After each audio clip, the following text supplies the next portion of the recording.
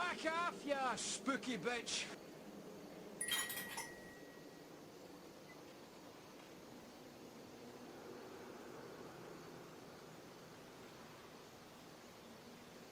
Fuck you! Fuck your family! And drink Whipple!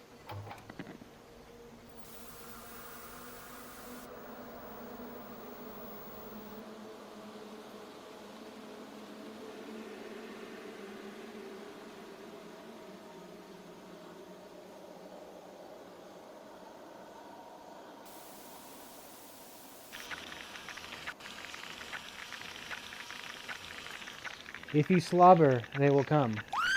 Boy, will they ever. I'm just here to tell you that I think you're doing great.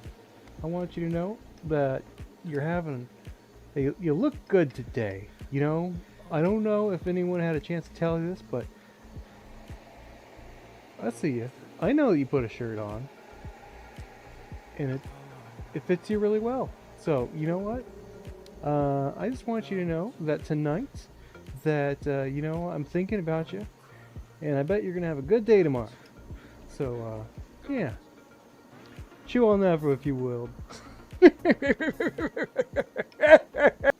see, is all the lighting in here okay? It seems a little dark, but it always seems dark in here. I don't know. I do live in a cave. A cave of magical wonder and mystery. There's such a cave. It's full of all kinds of secrets and pumpkins. See, look. He likes it. Anyways, let's bomb the fuck out of this body. Let's go. Let's go.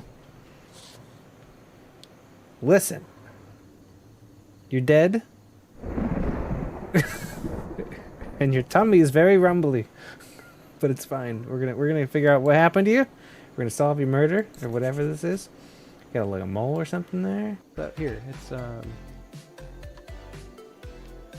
see. Let me turn my mean mug off here.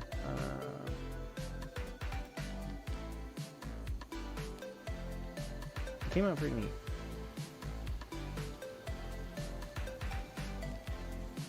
That's all off.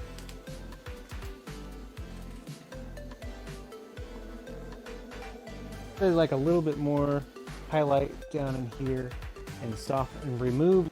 Have you heard from Chrissy at all? I haven't heard from Chrissy in a while. I every now and then I'll see her pop up in like on Twitter, but I haven't seen her in streams or streaming herself in a long time. Yeah, we've been playing Sons of the Forest. Oh, cool. Do you like that game? I think the last time I actually watched you guys both stream, you were playing the other, the previous Forest game. Tell her I said hi.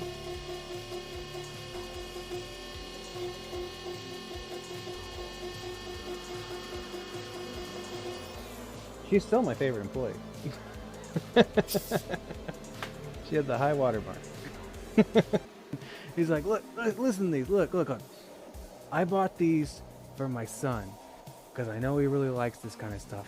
But it looks like you really like this stuff too. He's like, would you like one of these and to take a pic? And like, what it was, he had all of these little Nightmare Before Christmas stickers, and so like I got to pick this one. And it's like, fuck yeah. You reach a point of spooky bitch in your life where people just hand you Nightmare Before Christmas stuff. I think you made it. I think you made it. So. It's freaking bats. I love Halloween.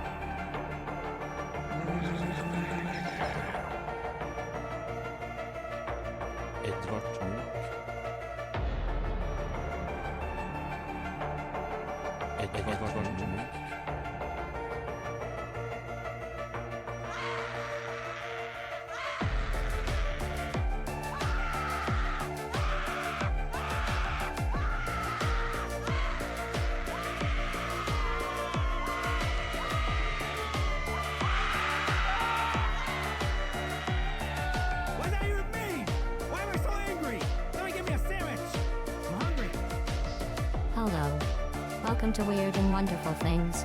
This is Joey Edwards. He wants to become an Adams but is not wealthy enough. He is a strange meat sack. Here on Twitch you can watch Joey Edwards carve intricate portrait pumpkins, despite it being nowhere near Halloween. I won't tell him if you don't. Thanks to an evolution in Halloween science and Halloween testing, the pumpkins he carves are artificial. They never rot and can be safely lit all year. Joey also makes other spooky art such as creepy wire sculpture and other unsettling things. This stream is not responsible for hauntings, curses, demon possession, spells and/or hexes. Your discretion is advised. Music accompaniment is brought to you by DJ Ken Diesel, your girlfriend's favorite DJ. Enjoy the show. Correction. It was previously stated that Joe Edwards carves pumpkins all year, even when it is nowhere near Halloween. That is a lie. It is now officially near Halloween, and therefore is contextually appropriate to carve said pumpkins.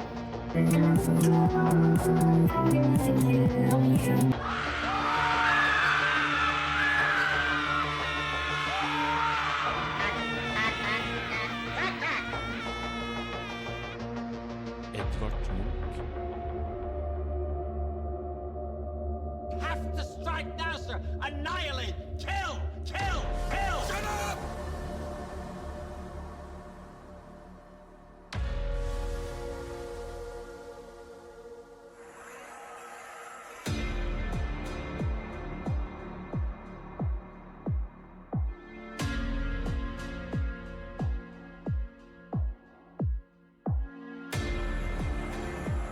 Hello,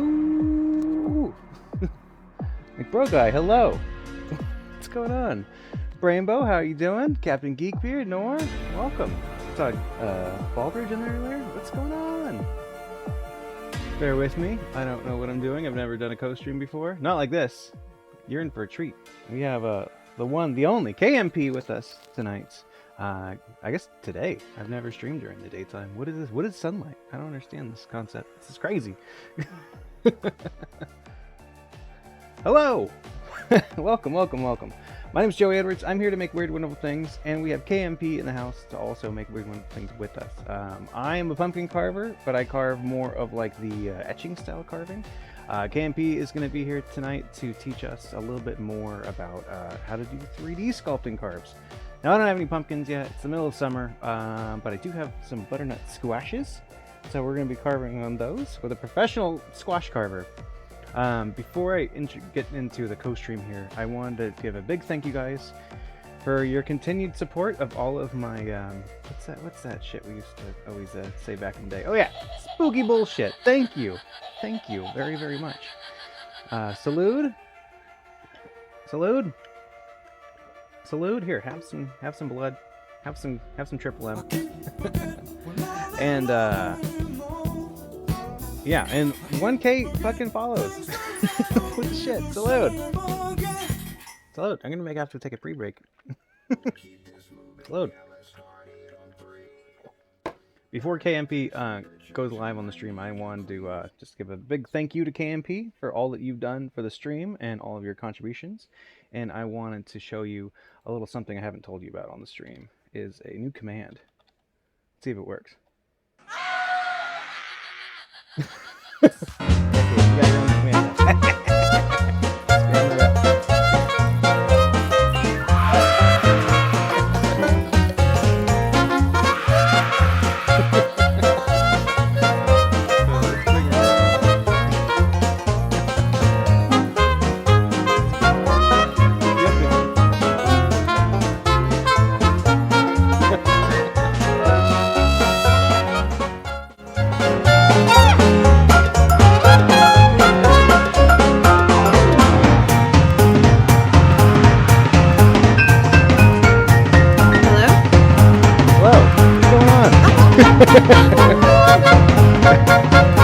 It's weird not being able to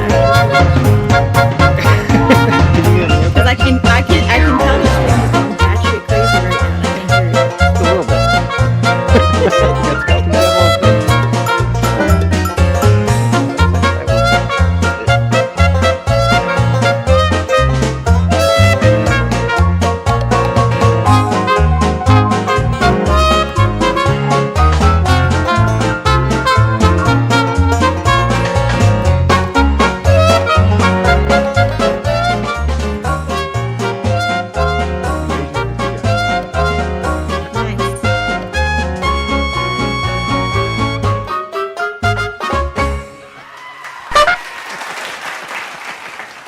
Well, welcome. What's going on? Okay, so this will be part of the stream where you tell us if anything's actually working or not, or what's terribly wrong. So can everyone hear me okay still? It was so long. Can everyone hear KMP okay? Jesus, why game. do I look so white on stream? Loud and clear. Okay, cool. KMP, can we hear you okay? Hello. Hello. All right, KMP, what are we doing today? It's the goth filter. Today, Yeah. we are. Hold on, let me do the switchy thing. At least it's Okay, good. It's a little low compared to the skeletons. Well, most things. we are going to carve well, technically butternut squash. We're gonna carve butternut squash today. Woo! Butternut scotch. Carbs. Yeah. So I have some here. Joey has some. If anyone at home, I know we had a few people who were thinking about carving along, have any. This is what we're gonna be. This is what we're gonna be working on today. That is true. This is my cat. This is Basil Maeve. She just got fixed. Oh my because God. she has this fun little Victorian collar on. But she just happened to be down here. I didn't notice that she was here until I started. So regal. Okay, is the music too loud or do we need to adjust any of that stuff? KMK, can you hear me okay? I can hear you. Okay, cool. Alright, I'm kicking this cat out. Bye, kitty. Bye. Alright, let me turn you up just a little bit, KMP. Let's see, I'll turn you up on here. There we go. That should be a little bit better. Look at So what are we doing? How do we even make this happen? Okay, so I was thinking that if you want, we can go sort of step by step. We can talk about like how to begin character design. We can talk about like how to look at the shape of your like gourd to see, you know, what might work best on it, kind of like the anatomy of the gourd, you know, sort of starter pumpkin deal stuff. Yeah, that sounds great. If you want to I've do never that. carved on a butternut squash before. I've seen enough of the awesome works that you've done, and also the, you know, the boys from doing the carvers and creators. But yeah, I don't know anything about this. So tell me all the things like I'm a complete noob, because I basically am. I think I've carved like 3 total pumpkins in the 3D style.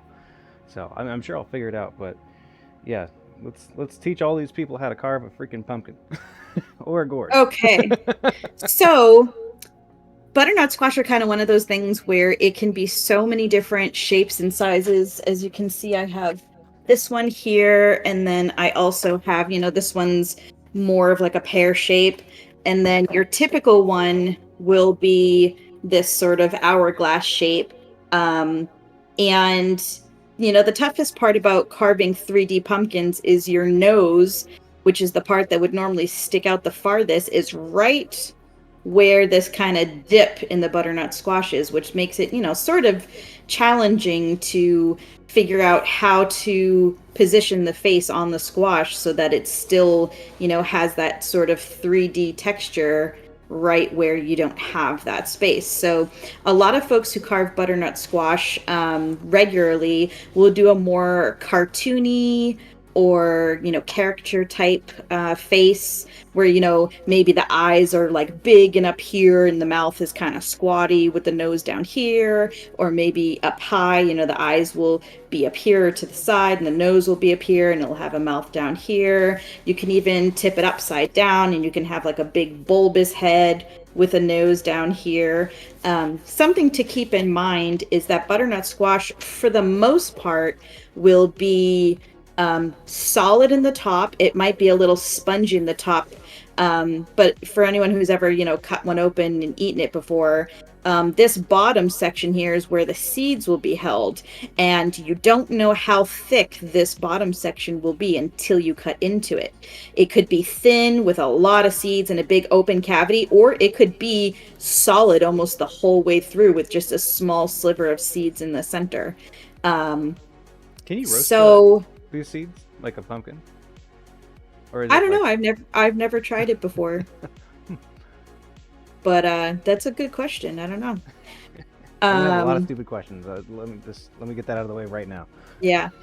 I mean, I know pumpkin seeds are really good for you. They're really good for like animals too. Like back in the day when I used to try to get early pumpkins way early in the season, I used to drive like 3.5 hours away into the middle of like East fuck nowhere, Texas, to this lady who makes goat's milk, and she has goats, and she would grow pumpkins year round to feed the seeds to the goats because they're a natural dewormer. Oh, nice. I know that like just pumpkin itself is really good for like upset tummies of animals and things like that. We do that a lot for the boy Yeah. and the cats on occasion. So today I'm going to go with this one here. It's not as heavy, so I can tell it's going to be a little more open. But I really like the shape of this. Sometimes you just look at your piece and you can just tell the character that's sort of inside. And, you know, a way to sort of get an idea of what type of character you're going to do is if you think about the general emotions, you know, if you have, you know, if someone is worried, they're going to have, you know, eyes that look like this. You know what I mean? Yeah, yeah. And you have to think about how that the shape droopy would eyes. play on your pumpkin. If you have someone who's like, you know, malicious or devious, you know, you're going to have a shape like this. Mm-hmm. And you got to think Check. about like what's going to fit on your pumpkin. You know, what type of person. You got to look at the squash and be like, what type of personality do you have? What's going to fit on you here? And you know, I'm Who looking hurt at you, this Squash? one. Who hurt you? Yeah. Who? Another thing to kind of keep in mind, and this is, you know, very particular for pumpkins, but you can do it for squash as well, is you want to start with the spot that is coming out the furthest. So if you look down, let's see if I can get in the camera. If you look down on the squash and you sort of turn it, you can see what area in the middle is sticking out the most. Like for me, my deepest sort of crevice is like on this side. But then if you Oh, look, like looking past the base and like looking down to the lower side, you mean? Like yeah, kinda like the you edge want right to here. see Okay. which part is sticking out the furthest. I don't know if you can Oh, yeah, tell I see what you mean. here, Yeah. I feel like it's probably but this side. you want to pick the side that's sticking out the farthest. Like I Okay. have this sort of So that like bump right here. I don't know if that you would be can the see face, right?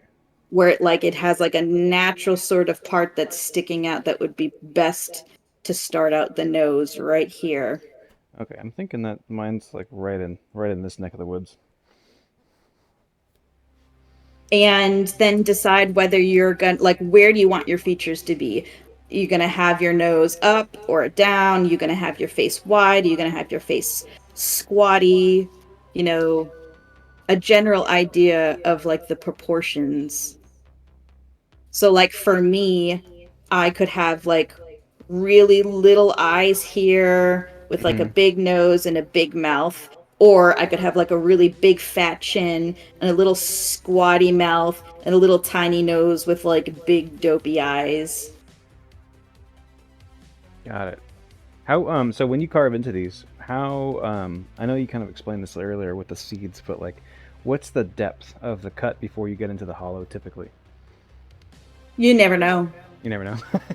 You never Okay. know. It's Like like a pumpkin. I've cut into butternut squash Yeah. where like I'll be right in the center of it and this side will be that thin and then this side's like that thick. Like you Oh, got just it. Okay. you never know. So it's just like bone pumpkin. You can kind of guess, like if you feel the weight of it, the weight usually tells you how dense it is. Like this one's actually quite light. So this is probably mostly hollow in the middle. Okay. Whereas like this one that I have here is like really solid. Probably most sturdy, yeah. I'm gonna raise this camera up a little bit. But I'm going with this one because I just like the shape of it. I wish my camera would focus better. Alrighty. Focus is pretty good. I think like you're using the Logitech C922s, so those have like a kind of an autofocus feature that'll try to latch on to like humanoid faces. So I think as you carve and it becomes more of a face, it'll focus more on that. Okay. But right now it's picking up the richer detail of like things like your spray bottle in the background, stuff like that. Yeah. But Cool. it's fine. So, typically when we peel the skin off of pumpkins, we would use this. This is a Sureform shaver. I don't even know if that's the right way to pronounce it or not, but so this here, if you look at kind of the shape, it sort of shaves it down into a smooth plane like that.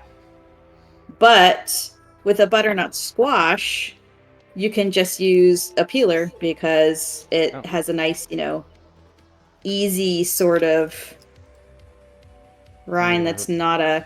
I've actually carved entire butternut squashes just using a peeler, like just kind of hacking away at it because they peel so easy. Death by 1,000 gourds. Look at him go.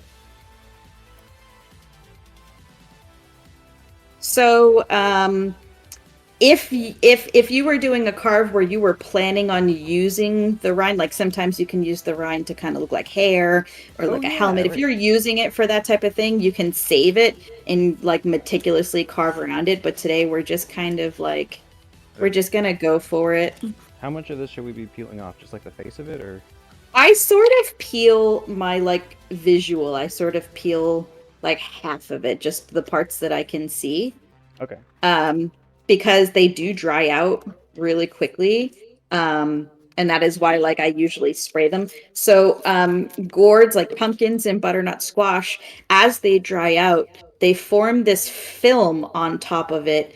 I call it marshmallowing because, I mean, think about trying to use a vegetable peeler on a marshmallow. Like, how is that going to work? It's going to like get stuck. It's going to pull. It's going to be soft and messed up. You know what I mean? Yeah. Gets, like, that's kind of what... touches. Yeah, that's kind of what happens to butternut squash and pumpkin. If you let them dry out, it gets a film on top that becomes difficult to carve. So if you have a spray bottle with water or like water with a little bit of lemon juice in it, it just helps keep your squash moisturized. And for people who carve pumpkins at home, I always recommend taking your pumpkins and filling up the bathtub, maybe with a tiny splash of vinegar or something, and soaking your pumpkins overnight before you carve them to help rehydrate them, because a lot of the pumpkins you get, on farms or in stores have been off the vine for a while and have already begun drying out, but the stem continues to draw moisture. So if you soak your pumpkins overnight, it'll help rehydrate the pumpkin.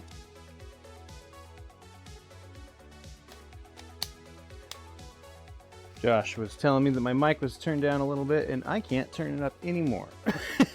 Oh, so no. I'll just have to make sure I'm projecting. Okay. I just need a better mic is what it is. Someday I'll save up and I'll get one of those fancy Bose things that It's Guy has. Those things were so neat when we were doing the IRL stream. This whole setup is amazing. Yeah, he knows his shit, for real. He does. I don't know anything about tech literally at all, so the fact that I was able to figure this out is remarkable. Just scream at us. Perfect. You're killer. Okay, so I'm gonna go through my tools real quick. You're way farther than I am. Jeez. Having good tools when carving is really helpful. But they're not really necessary. I actually carved an entire pumpkin with my fingernails once to show people that like you don't have to have all kinds of fancy expensive tools to get started. And to be honest with you, in the grand scheme of it, pumpkin carving tools really aren't super duper expensive for just the basics. So like this is for scraping the outside of the pumpkin. This costs like $11 on Amazon. This I get from my local clay shop in Austin, which you can buy them online. These are like $10 each. You know what I mean? And if you take care of them, they last a really long time. I actually resin over mine to just kind of protect that joint even more, to make them last even longer. So these are like resined over. So these two I use to smooth down my pieces. I use a wet dry sandpaper disc that I get on Amazon. You can literally get a pack of like 200 of these for like $5. This is like 120 grit. This is an 80 grit. Does the grit make a difference when you're working with it? Yeah, it just depends how much material you want to take away. So like obviously the 80 grit is more rough. It'll take material away a lot faster. And then if you're looking to not really take away material but just sort of buff the surface, you can use a lighter grit, you know. This is a surgical micro scalpel. These are like actually meant for like surgery. Actually, this is an old one. Let me grab a new one. So these, the clay shop that I buy my stuff from sells these. These are literally like $2. You can get like a whole pack of these for like $10. But this is what I call eye surgery. This is what I use to do like my really fine detail with. This is so sharp, you'll cut yourself with it and not even realize you cut yourself because the cut's so fine because of how sharp this is. Yeah, so if you think about it, I mean, for like $30 you can get started with carving, and those tools will last you year after year, so it's really not that bad. Good. Okay, and then a bowl of water for swishing these out. Like these get like, they'll get like a little gunked up with material, and I literally just kind of swish them out real quick. Okay, that's what the bowl of water for. Got it. Okay, so I should start with like the blacker, coarser one. Yeah. Well, right now we're just gonna we're really not gonna smooth until we get our shapes blocked in. Oh, okay. So if you think about kind of the shape you want to go for, and I kind of use my nails to sort of think about like how you want your shape. So like I start with my brow. Like my brow would be kind of like here, and then my eyes would be kind of here. Bridge of the nose will sort of come down this way. And then if I do like a big dopey mouth, it'll sort of be here. Literally, you're just sort of making a smiley face just to get an idea of like where your shapes are going to land. And you can use finer tools like this one just to sort of like, you're not really going to dig in yet, but just to get an idea of like where you want to get started. So like this essentially would be the brow. This line here would be the underside of the brow. And I actually printed out a paper to sort of like, so like this underside of the brow here is this line. And this is gonna be rounded out to kind of stay as the top of the brow. And then we'll continue digging this out to get into like the hollowing out of the eye. Oh, nice. Damn, I feel like I should have brought some reference material. Dude, I did so much prep for this, and mom life. I got so busy dealing with the kids. I didn't really end up being able to really print it all out. But you know what? It's fine. It's fine. It's fine. It'll be impressionistic. Fine. It's fine. No, yeah. Cool. What is big deal? Okay. Yeah. So then, if you think of the center point here. If your nose is going to be sticking out the farthest, you want to make sure that you don't pull too much material from the center spot too quickly. A lot of the times people will start gouging out the sides of the nose, and they forget that the nose has, the nose isn't flat straight down.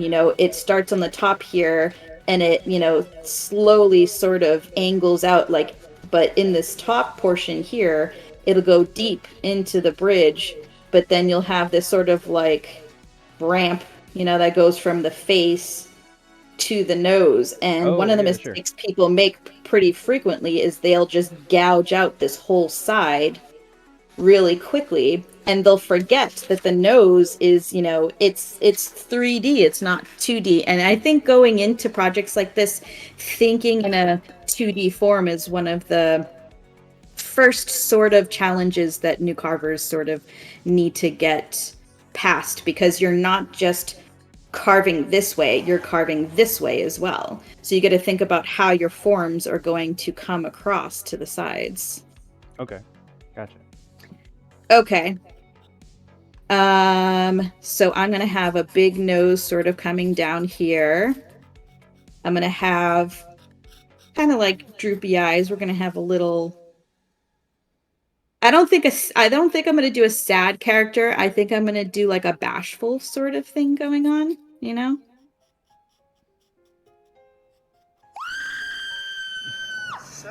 Sassy, Charlene, thank you for the follow. Welcome. And then for the face, I'm going to put my face cam on right now. Using your own face. Ooh, shit, that is bright as fuck. Hold on. Using your own face as a reference really is the best thing to do, or else you're going to spend hours online trying to look for a reference. So, fuck the online pictures. Just go in a camera, go in a mirror, take a photo of yourself in your phone. I have a whole folder of pictures of my face on my phone going like, making weird faces. So for this guy, I'm thinking a bashful look with the bashful eyebrows, and the eyes in his face is going to be like... So we're thinking about pulling that portion of the face up here.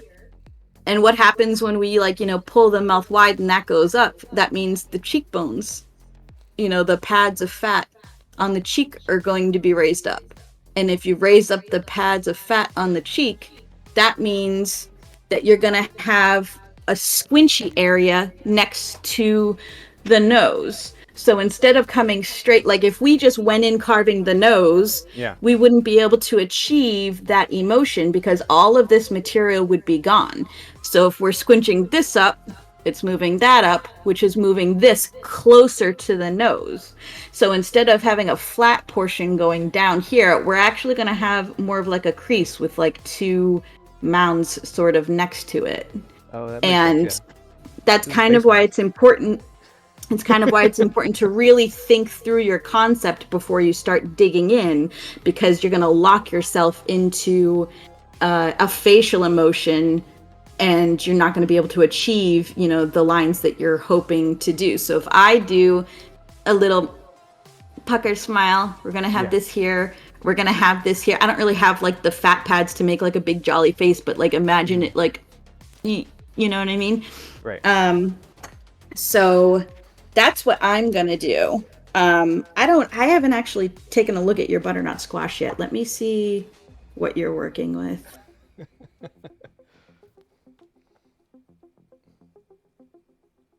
Kind of like the same shape as yours, for the most part. Yeah, I think we could probably do a similar character. That way we can kind of stay on the same course. Yeah, that sounds great. You'll be able to dig in deeper than I will. So me, oh wait, let me go back to my butternut squash. So me, I'll be able to use the size of my butternut squash more than you will, because I have size, but I don't have depth. You might not have the size, but you have the depth. So you're going to be able to fake it out by taking more material away to make those fat pads stand out. Oh, okay. I won't have to take away as much material because I'll be able to use the shape of my gourd, if that makes sense. Yeah. All right, let me put my light back on. Boop, boop. I haven't really looked at chat, but I do want to thank everybody who has come in to do this. This is my first sort of stream thing, and thank you for being here. Love you. Thank you. Yeah, thank you for doing this, KMP. Appreciate it. I mean, we've talked about it for a long time, and I definitely appreciate it.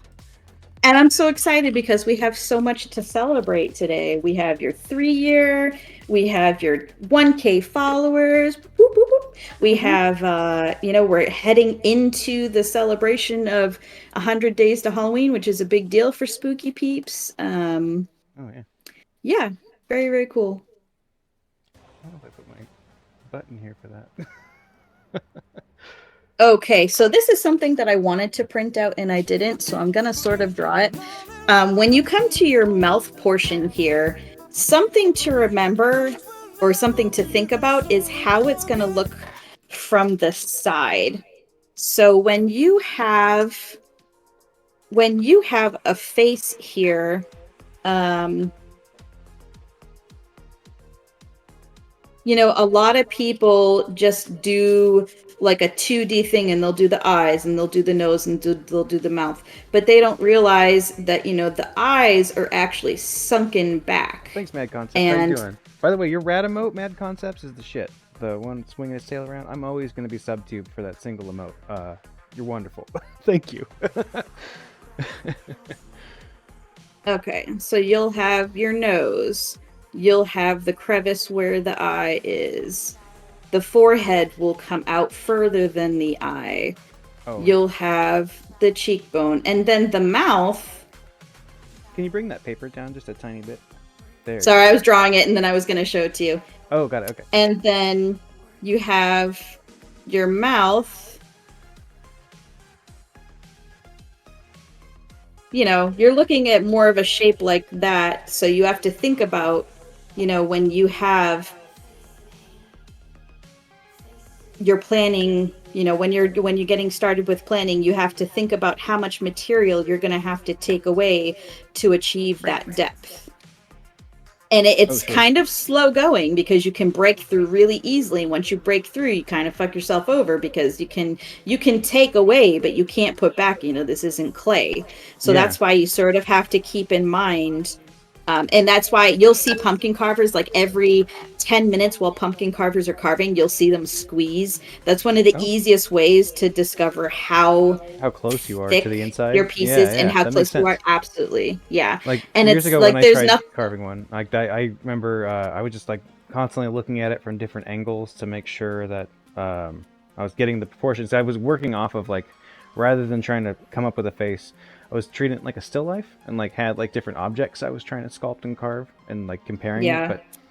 But yeah, going too deep, going into the inside of it was a constant challenge. I kind of understand how you guys work on such thick pumpkins, or how all thick pumpkins are so thick for you guys, but apparently not.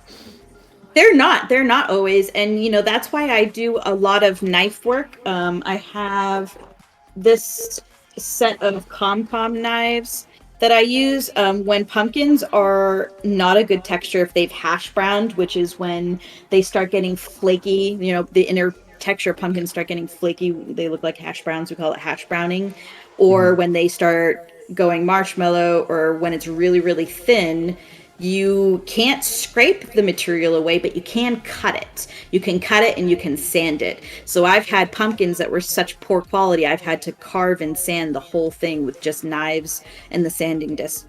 All right, so moving on, I'm going to start taking away. One of the first things that I do is I flatten just the top of the forehead, just to get an idea, you know, the front part of the forehead. I start working out the face structure. So this part of the forehead is flat, and then we work in the sides of the skull here. And what this is going to do is this is going to help us develop our brow. Okay. So are you going to go straight across, or are you going to kind of fold this flatness kind of over the top of the brow too? For right now, I'm just going to flatten this area here. And what this will do is this will start helping us connect this front part to the sides here, because we're also going to work in these sides a little bit.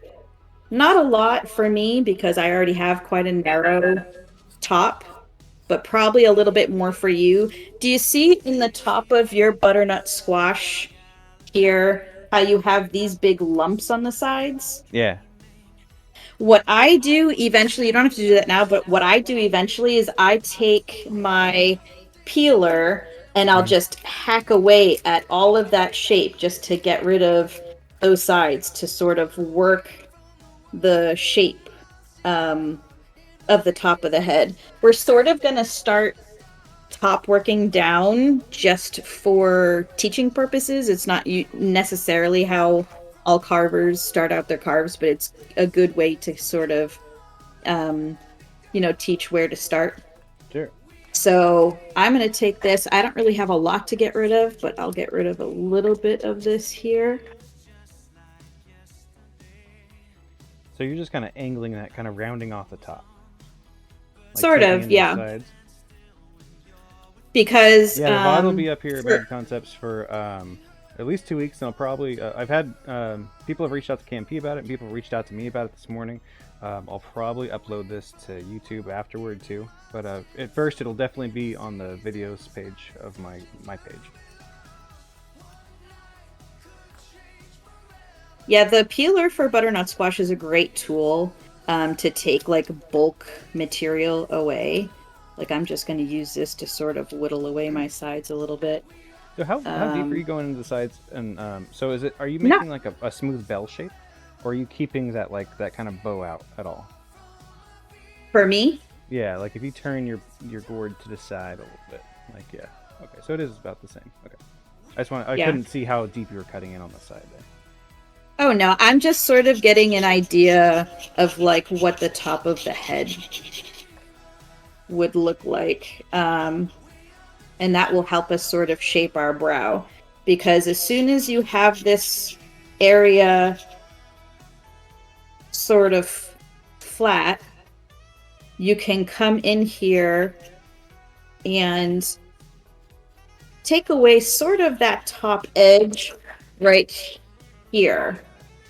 If you see this part here, yeah, how it sort of dips in a little bit before the brow pushes out. And so you're thinking like these corners here would be like where that crests in a little bit for the side of the head. I had it in my head like when you were starting to do this, like we were making these like downward cuts here, that these would be like bulbous, like big, huge, like round little chunks, and then the forehead would kind of come up over the top of them. But really, it's all going to flow directly into this, and this is going to go deeper, is what you're saying. Yeah. I think we're on the same page. Okay, if not, I'm horribly scarring this thing, and that's what it is. I'm taking away a little bit of material in the center here, just a little bit to sort of define the spot in between the brows. You don't want to take away too much because we're going to need some of this material to represent the peaks of the wrinkles in between the eye. But just to start getting this sort of round form here for the brow. And you're coming down into where the nose starts, right? Just a little bit? Yep. Okay. Just a little bit. And I don't know, let's see. You know, the thing about pumpkin carving is that it always looks like shit until it doesn't. And that's actually why sometimes I smooth as I go. Let me show you what... That's exactly the same with foam pumpkin carving. It just looks like meat as I'm slowly working in, because you don't want to bring out too much light too quickly when you're doing the etching style, because you don't know how that consistency is going to be throughout the entire pumpkin. And so if you make one part like really, really bright, and then you go to that, I don't know, there's like an expectation the rest of it will have like a consistent layer of darks, and you really just have to work yourself very carefully, working methodically, like step by step as you go through. So it does look like meat for a long time, and then it doesn't. Yeah. So if you look at my, come on, focus, you fucking piece of shit. This fucking camera, I swear to Christ. Okay. So if you look at my thing here, you can see we're just starting to get a form here representing the top of the brow.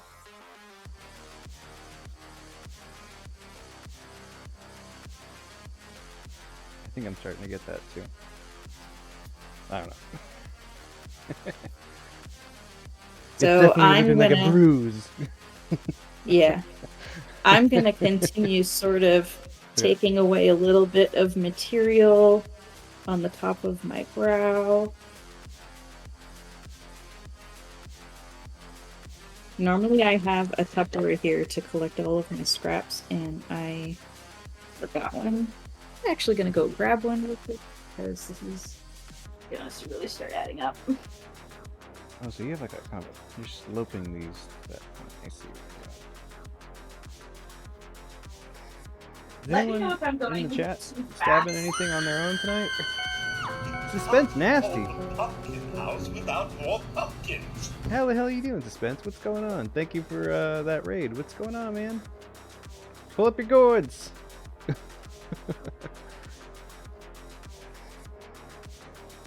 Yeah, let me know if I'm going too fast.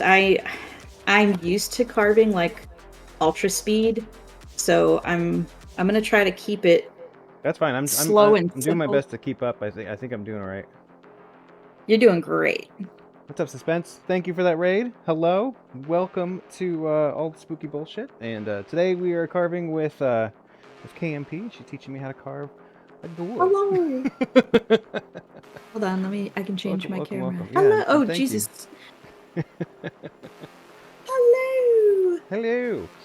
Hello.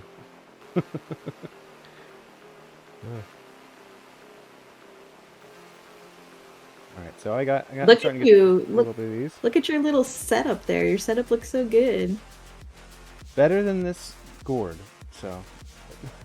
You know what?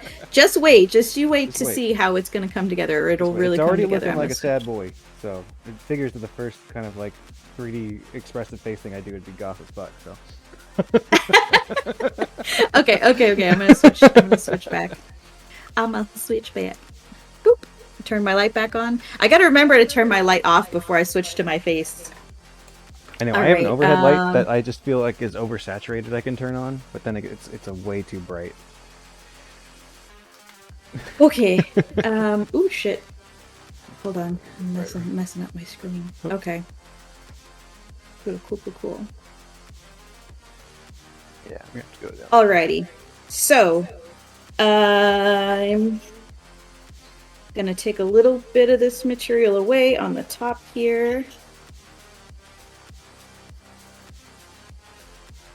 It looks about good. Now I'm gonna start bringing it down to the eyes. You don't want to take away too much at first. You basically just want to establish the underside of that brow. Can you tilt that my dog pumpkin a is little bit coughing. so I can see what you're doing there? There we go. Sorry, my dog is hacking up along. As they do. Okay. Yeah. He's an old boy. All right. So you don't want to pull away too much material, as I'll probably say that 100 more times as we go along. But I'm just sort of establishing this eye socket so that we can get an idea of where the bottom of the brow is and where the side of the nose will begin. Are you kind of hollowing out down from like where you put your lower cut? Like that? Yeah. So okay, like got it. if you see this here. Yeah, you're getting all of that area out. Okay. Yep.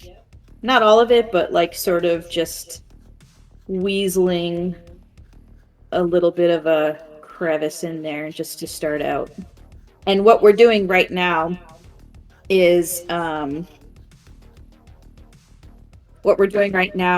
we're starting to force this bridge to pop out by bringing this in, forcing the brow to come over by working out some of this. And here's the thing about doing stuff like this. You will be naturally inclined to make them symmetrical. Yeah. But as we know, most faces and most expressions are not symmetrical, you know? So I don't know if you can see here, I have this brow a little bit higher than this one. This one's coming down. It's such a slight difference, but it's just enough. Let me go to the face cam again. Oh, let me turn off my light first. It's just enough to where if he has a sad face, it's not like equal sadness. I don't even think I can make my face equal sadness, because it's always going to be like a little one is going to be a little Jesus, I literally cannot make them even. It'll be a little bit different than the other, so he'll be sad. Have you ever sad tried face, to but he's not carve, actually like, sad, he's bashful. What's Have that? you ever tried to carve a face with like Botox? like a Botox carve? I feel like that's probably like what I don't most know if pumpkins like lead their way into before you actually get good at it.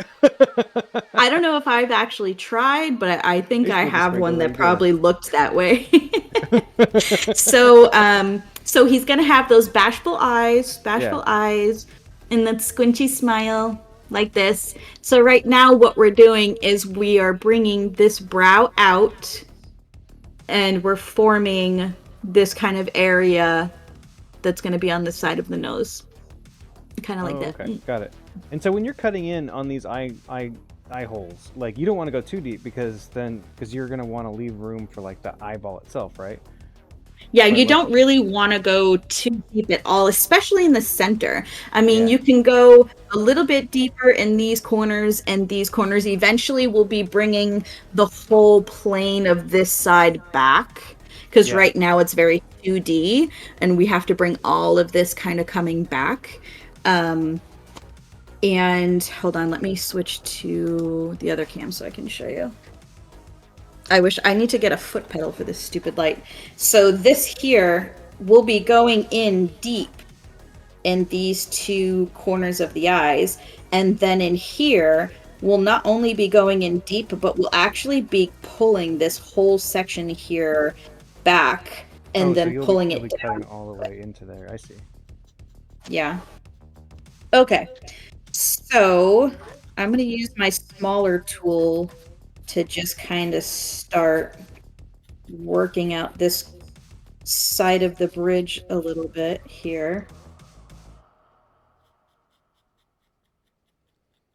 And you know, the thing about pumpkin carving is that everybody sort of carves differently. This is not really the type of thing that like is known and has been like studied, and there's been lessons, and you know, it's very different than sculpting. And sculpting, you know, you can go to school for it, and there's online lessons. There's really not that much for pumpkin carving. A lot of pumpkin carvers started sort of all at the same time, and we sort of just figured things out. Jumped on the scene.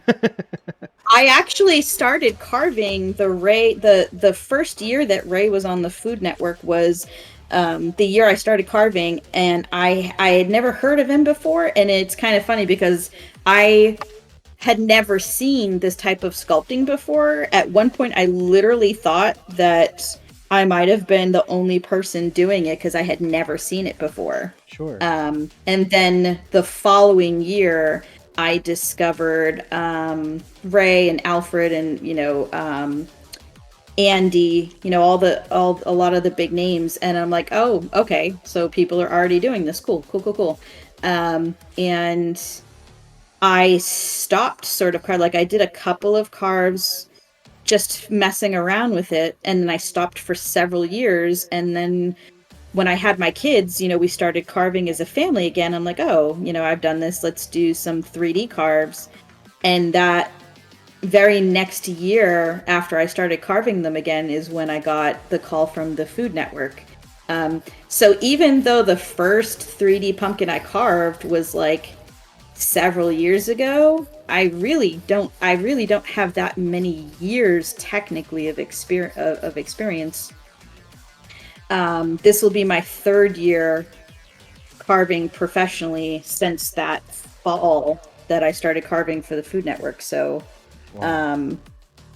So technically hasn't really been that long, but I do you have any background in like sculpting like traditionally, like with like clay or anything else, or you just kind of jump right into No, it's kind of funny. I sort of did it the opposite way. A lot of pumpkin sculptors are actual carvers or sculptors, and you'll find pumpkin carvers never do just pumpkins. They always do like something. Pretty much everyone they always do something on else. The Food Network has been on like they've been doing sandcastles and snow sculptures and all kinds of wood. Yeah, there's a lot of wood carvers. There's a lot of sculptors.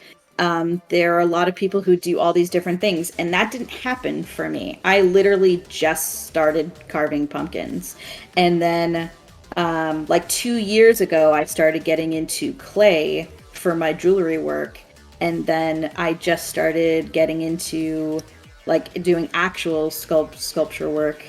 And so I sort of did things backwards. And it's kind of funny because when I meet professional sculptors or other pumpkin carvers are like, oh, you must have been sculpting for years. I'm like, not really, to be honest with you, because I started with pumpkins and then moved to clay, which is not usually the way that it's done. Yeah. So, but it's been really fun sort of taking what I've learned from doing this and applying it to other art forms. I mean, even drawing, like, you'd be surprised how you can take, you know, the techniques and just the knowledge of shapes and forms and applying it to other art forms. Oh, absolutely, yeah. And I think that's another reason why. Yeah, go ahead. Oh, I was gonna say that I would, throughout my art schooling, which was just like a community college, and then just doing like art in like a normal non-art college, just taking a bunch of art classes way too long and spending way too much money. I was jumping around from medium to medium to medium, and but all the while in the background, kind of doing my style of pumpkin carving, like when I could, like, but during that time it was all stencil based. It wasn't until like 2016 when I started really focusing on the 3D shading stuff. But yeah, I definitely feel that like with whatever medium that you gravitate to, even if it's not the medium that is your focus, like all of what you learn is going to kind of come together in the end and influence other things that you create and make. So if you're hitting a rut somewhere, like if you're an illustrator and you're like, ah man, I fucking hate drawing, I can't do the things I want to do, like take a break, like learn how to sculpt, make tinfoil, and then come back, and then the way that you look at things, the way light hits things and your brain interprets it, changes over time. It's true. And you wouldn't think that it would even cross over into digital work, but I've been messing around with digital work more, and I feel like it helps even with that.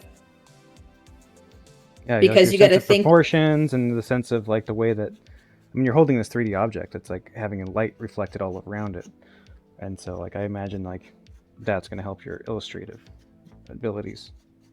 Yeah. So I'm getting my face more or less blocked out here. Looks like you're pretty much on par. You got a good brow structure formed already. Now we don't want to come too far down here, which normally I would take these sockets and I would take them right down to, you know, where the cheekbones sort of run down the side of the face. But I'm not going to do that because we are going to have this guy smiling, which is going to push up it's going to push up this part of the face into this fat pocket, which is going to push up the cheekbones higher than normal. So if I come too far down with this socket, we won't have enough material here to make the fat pocket for the chubby cheekbones, if that makes sense. Yeah. But we do need to start carving out this nose a little bit. Okay. And here's another common mistake that new carvers make. So they'll carve out their nose and they'll go to these sides here, and they will start gouging out these sides of the nose.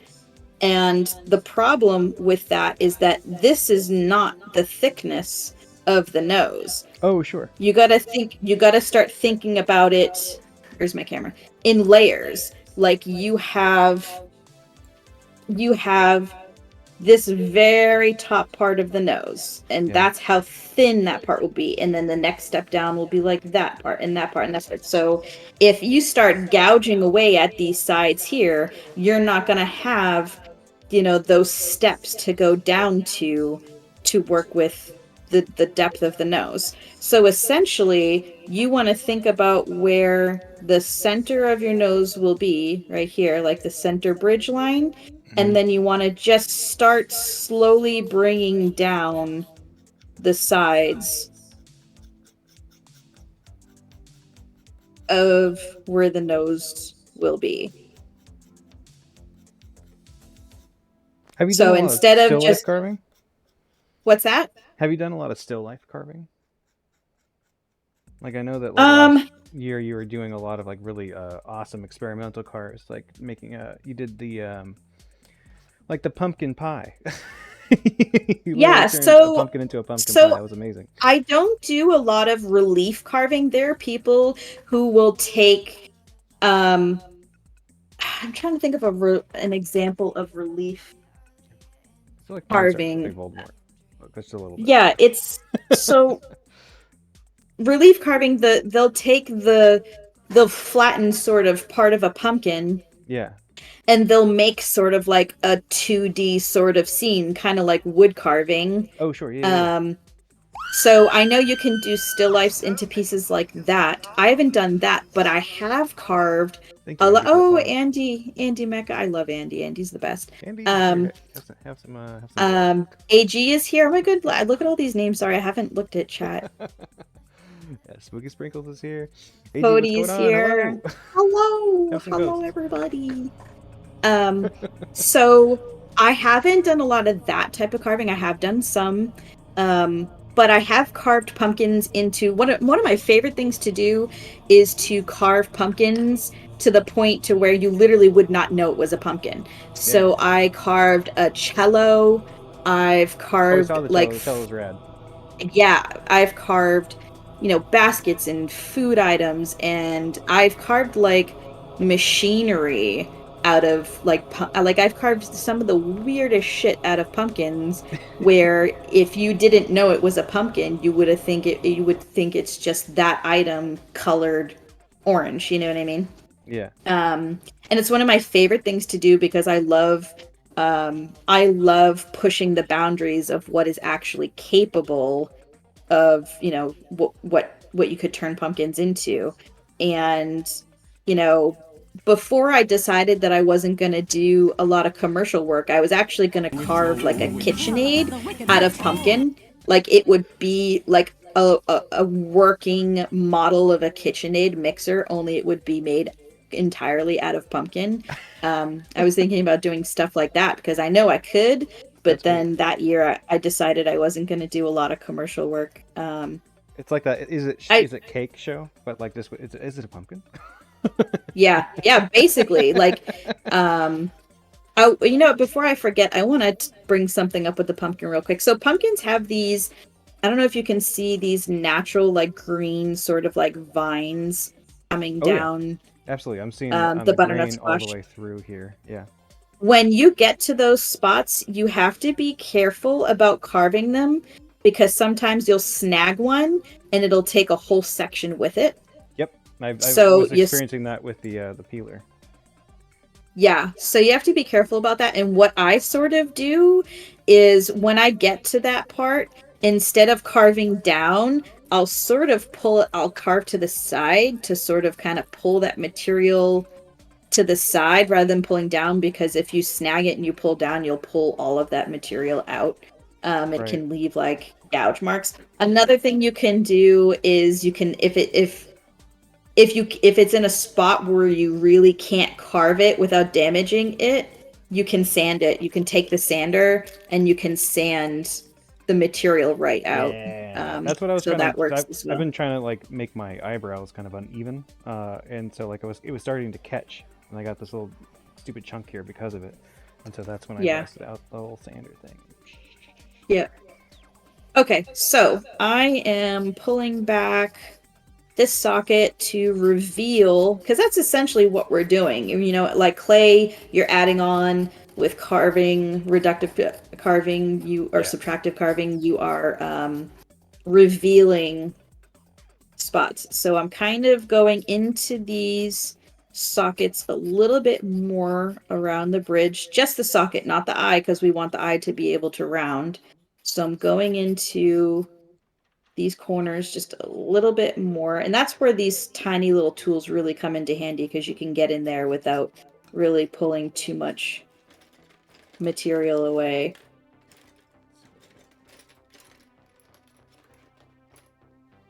And just sort of rounding that bridge. I don't know if my camera's in a good position. There we go. Boop. Okay.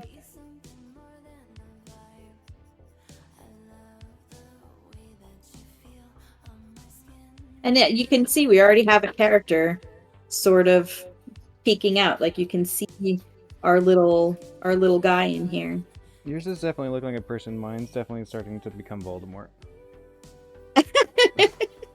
You'll get there. I You'll get definitely there. got the Voldemort brow, the big long. Yeah, like I said, they kind of look like shit until they don't. Oh, mine will continue to look like shit. Don't you worry. Once you get it all smoothed out and you get like your facial planes in, you'll see it'll really come together quickly. How deep are? I guess it's you're leaving a little bit of room for the bridge of the nose to kind of come up the middle, right? Yep. Which will eventually push that back, but it's not really something you want to do yet. Yeah. How are you feeling? Can I see your carve so far? Yeah. Here, let me turn down this light a little bit. It's so there's looking more shade it's or looking shadows. good. I think it's looking good. It's looking like Nice. something. Alrighty. Okay, and you're gonna have a big long nose leading down to the mouth.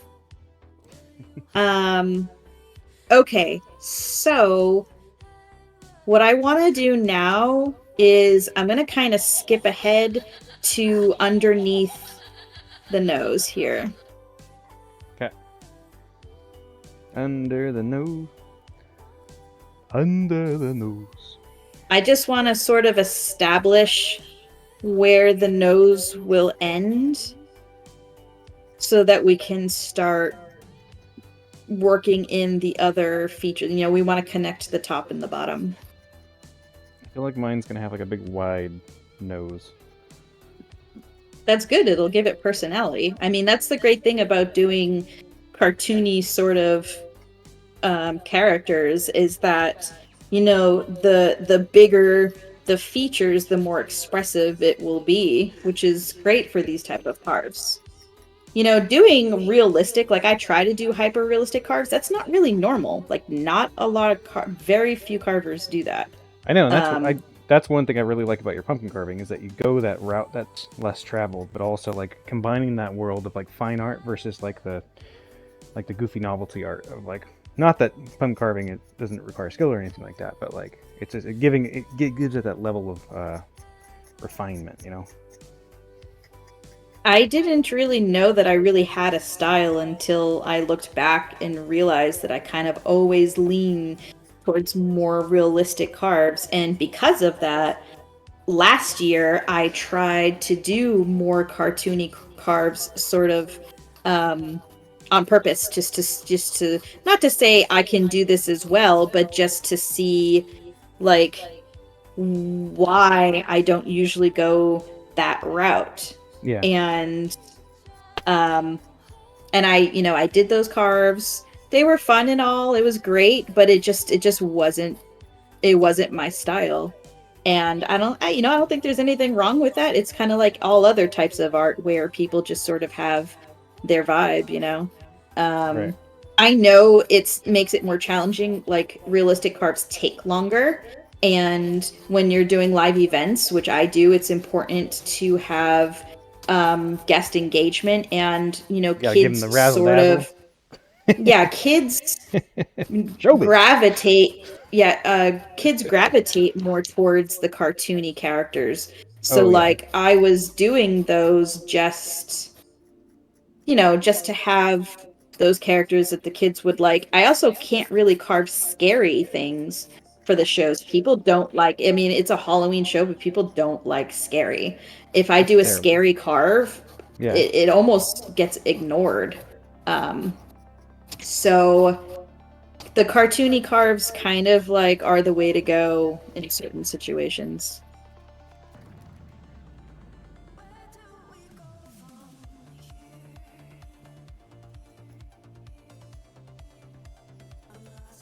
So as you're coming in on the sides of the nose, like how much should you be worrying about like going in and leaving room for the cheek? You know what I'm saying? So what I'm going to do is I'm going to make sure that I'm leaving this sort of shape here.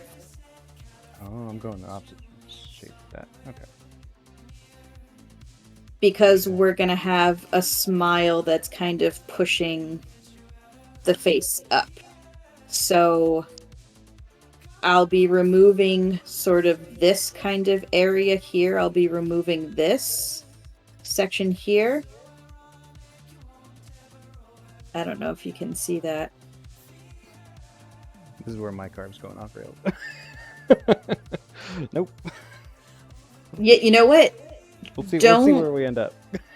I would say don't try to copy what I'm doing because obviously we have very different shaped pumpkins, but just take the general idea of the emotion and see what you have available in your shape to achieve that emotion. It's not going to look just like mine. It shouldn't look just like mine. It should look how your squash is vibing. You know what I mean?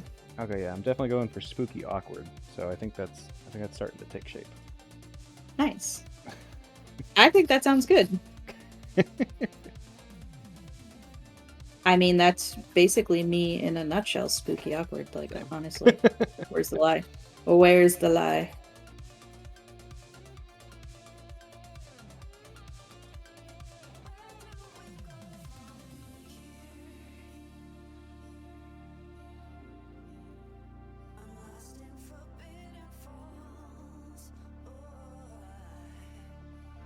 I'm doing Give the old yeah, God I'm of War. doing a The old God of War. yeah, I'm doing good for depth so far.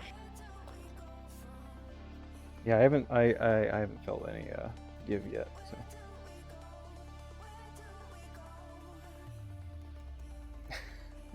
Raynor, hello. Welcome, welcome, welcome.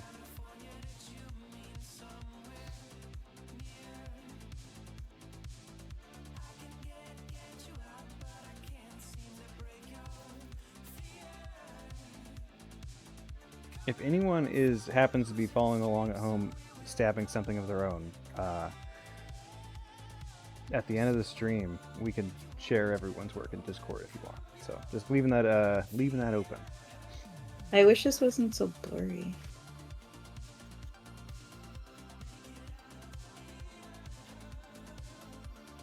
Does it look good enough to sort of follow along? Can you see any of the detail at all? I am seeing.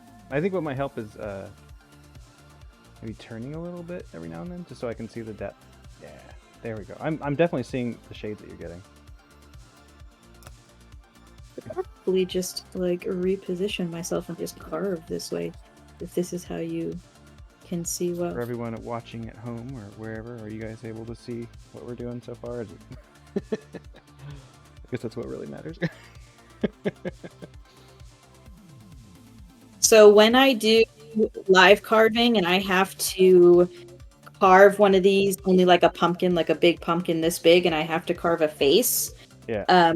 A lot of the times I'll have to carve an entire face beginning to end in 20 minutes. So you're very heavy-handed as you work, I imagine. Yeah, so normally I would take this and I would just be like scraping out full features like as quickly as possible and then like sanding them, working in a couple of details and then done. Like, well, you're also doing production, right? You're 1, 2, 3, just knocking these pumpkins out left and right. Yeah. I try to do like 6 to 8 like display prop pumpkins, and then I'll do like 2 to 3 quick carves, and then I'll spend the rest of the night doing like a showstopper piece, like for people to see like real, real intense detail. I've been invited to do a few things, like not a lot by any means, but I've definitely had some invitations to do like live carving. But one, since I have no like proficiency in this kind of carving, that it's like I don't know if I just want to get in front of a bunch of people. How? Like as I say that on fucking Twitch. That's why I brought you in here. Dude, I literally think you would be fine. Like you would be surprised. The level of skill. I want to work with like the type of carving that I'm accustomed to. Like, and that is just not something I've figured out how to do live yet. I think that's probably like the next step to figuring that kind of stuff out. It's in the cards. How to do that live. Yeah. Yeah. You need like a dark box, like they're like scientists who do like live stuff in dark boxes and shit. You'd have to do something like that. The dark box. The dark box. Dark box. Yes. We study All right. darkness. Darkness is our science.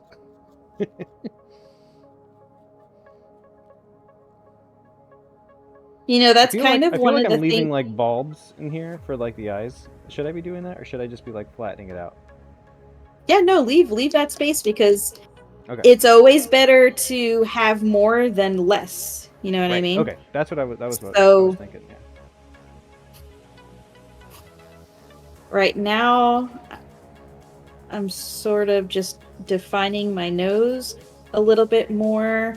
My cheeks are starting to stick out here. I'm starting to sort of define where the top of these cheekbones will be here.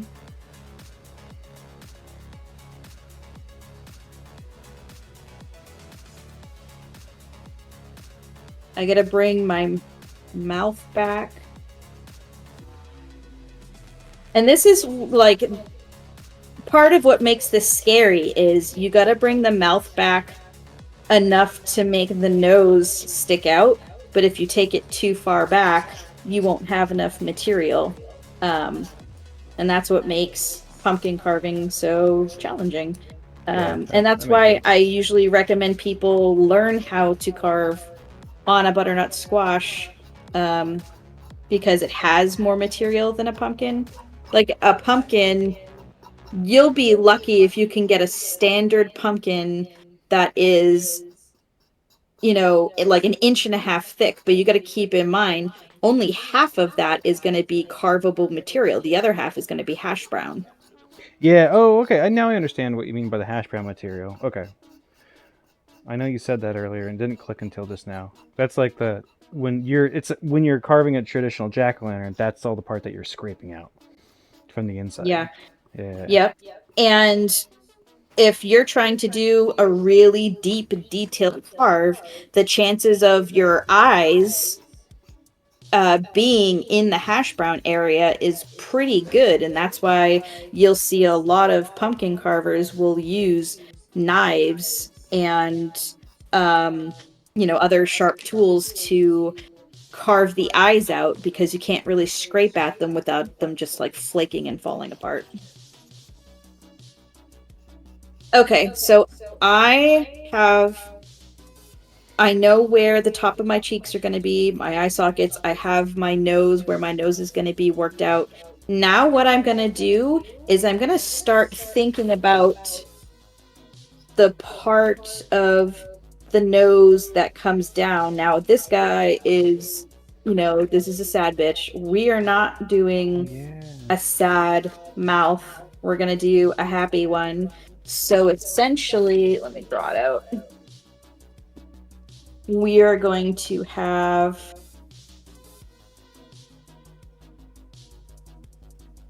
a face that looks like this.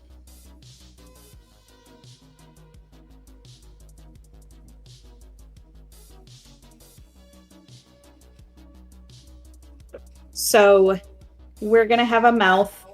We're going to have our smile lines that, it'll come down a little bit here into, some fat pockets, but we're going to have this part that the lips are pushing into. And then this is going to be pushing up, which is going to create this sort of area that's going to push up. It's going to be like rounded like this. Oh, okay, I see. Yeah, this is making my brain hurt. This is going to be rounded like that. Okay, yeah. It's going to be rounded here. Then we're going to have this spot, like the lips are going to come down like this. They'll go up like that. You'll have this spot where the mouth comes down, and then this will be underneath the lip. And then we'll have this like chin, this little like button chin kind of coming out. You'll have your jowls here, Yeah, you gotta have the gel. essentially. Gel yeah. is critical. I don't know if any of that makes sense, but I think, yeah, overall, makes a butternut sense. so what I'm doing is I'm gonna start thinking about where hold on. I'm gonna start thinking about where those smile lines will be the first ones, the small Like the ones that are ones. coming up under for the mouth or for around the bottom of the nose there? The mouth, like where Okay. the lips are going to Oh, I see. be Yeah. Okay. heading into.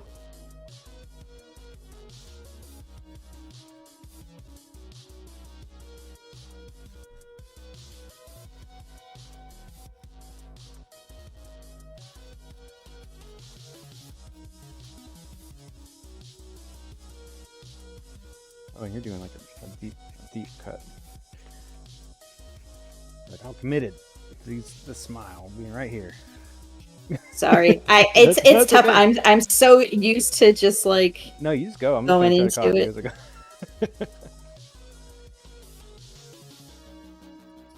And so you're removing material from below the cut, right? yeah. Yeah. Okay. Is that that 'Cause- goes down a little bit? Okay. I see what you're doing.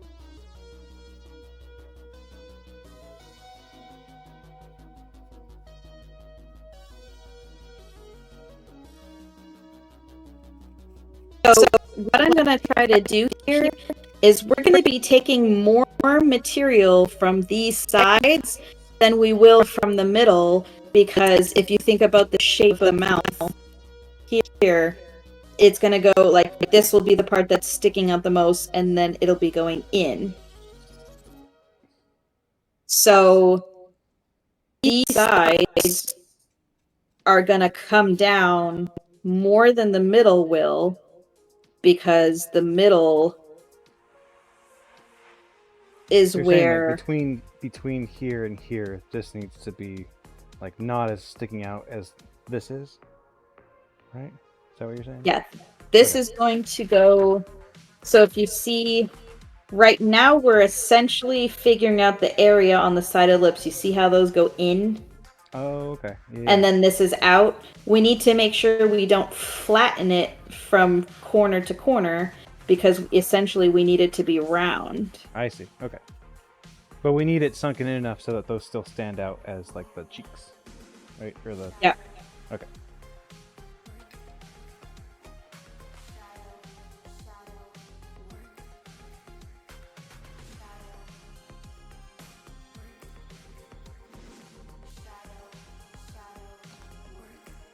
And then here, I'm going to start working that form to start connecting a little bit with the side of the nose here.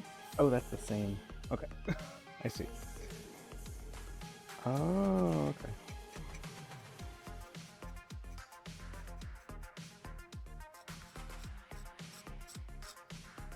And then what that's going to accomplish is that will give us an idea of where we're pulling material away between here and the side of the nose. And then we start going in deep right here where the bottom corners of the nose are.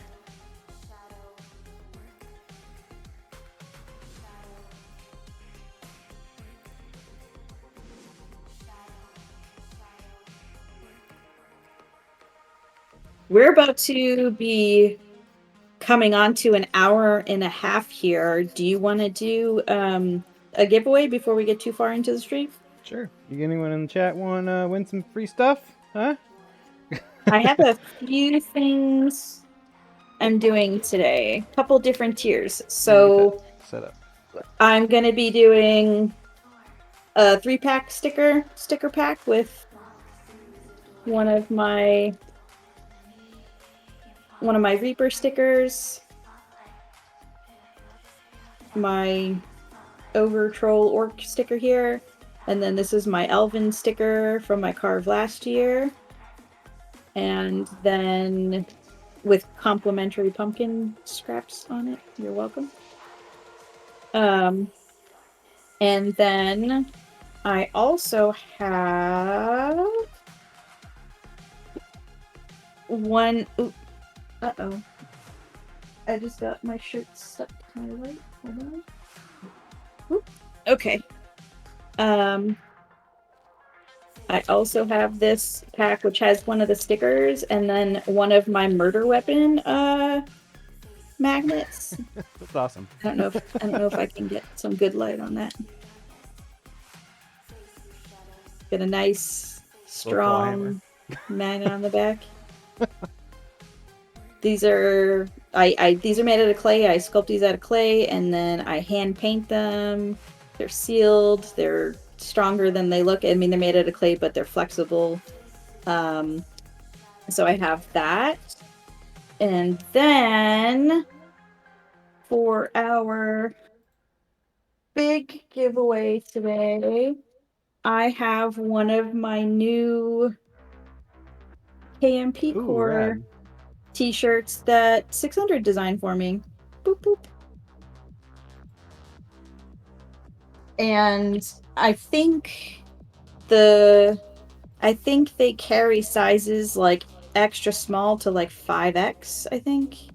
So, and it comes in a bunch of different colors and styles and all kinds of shit. So that's what we've got today. I think the first one, you want to start out small and work our way up. We could do the stickers and then the magnet and then the shirt. That sounds great. Nice. Nice. You want people to start entering now?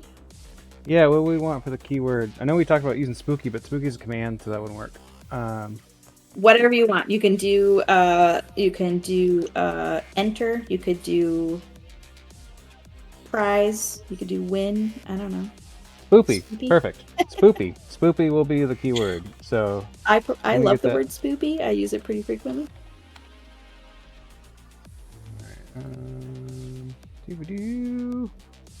All right. What I'm doing right now is I'm just starting to pull down the sides of the nose just a little bit.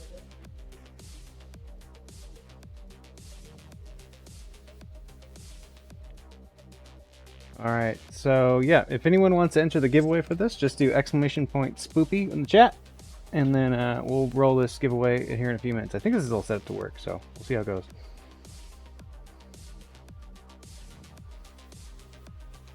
So how are you feeling so far? Are you feeling confident? Is all of this kind of common sense so far? Have you learned anything new? Yeah, no, so far this is great. It's a whole new direction. Like, I'm used to like thinking about all these concepts of like how facial structure works and how light reflection is dealing with like why it's showing up the way it is, but my carving is the complete opposite of this. But it's nice to, but I think working like this will give me a little bit better understanding of how that light needs to be carved in my other form of carving. So oh yeah, I mean, light is literally the most important part of pumpkin carving, because if you put a light on a pumpkin, you can't see anything. Everything just looks orange. You can't see any detail. You can't see any light. You're essentially carving shadows, and that's why sometimes what you're carving is so different than sculpture, because you're carving it so that you're going to be able to see the shadow. So if you look at this and then look at this, you know, you can see the face coming out in the shadows.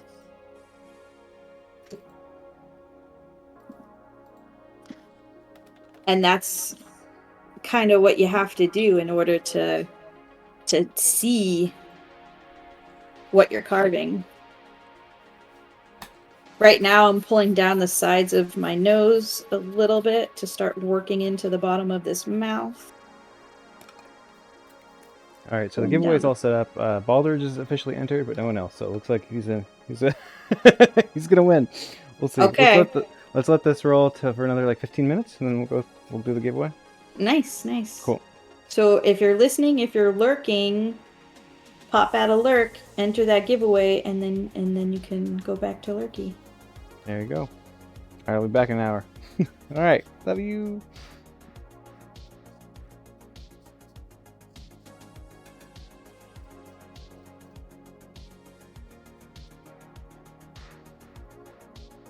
right, so you're taking the corner of this mouth and you're bringing it right up to the front there.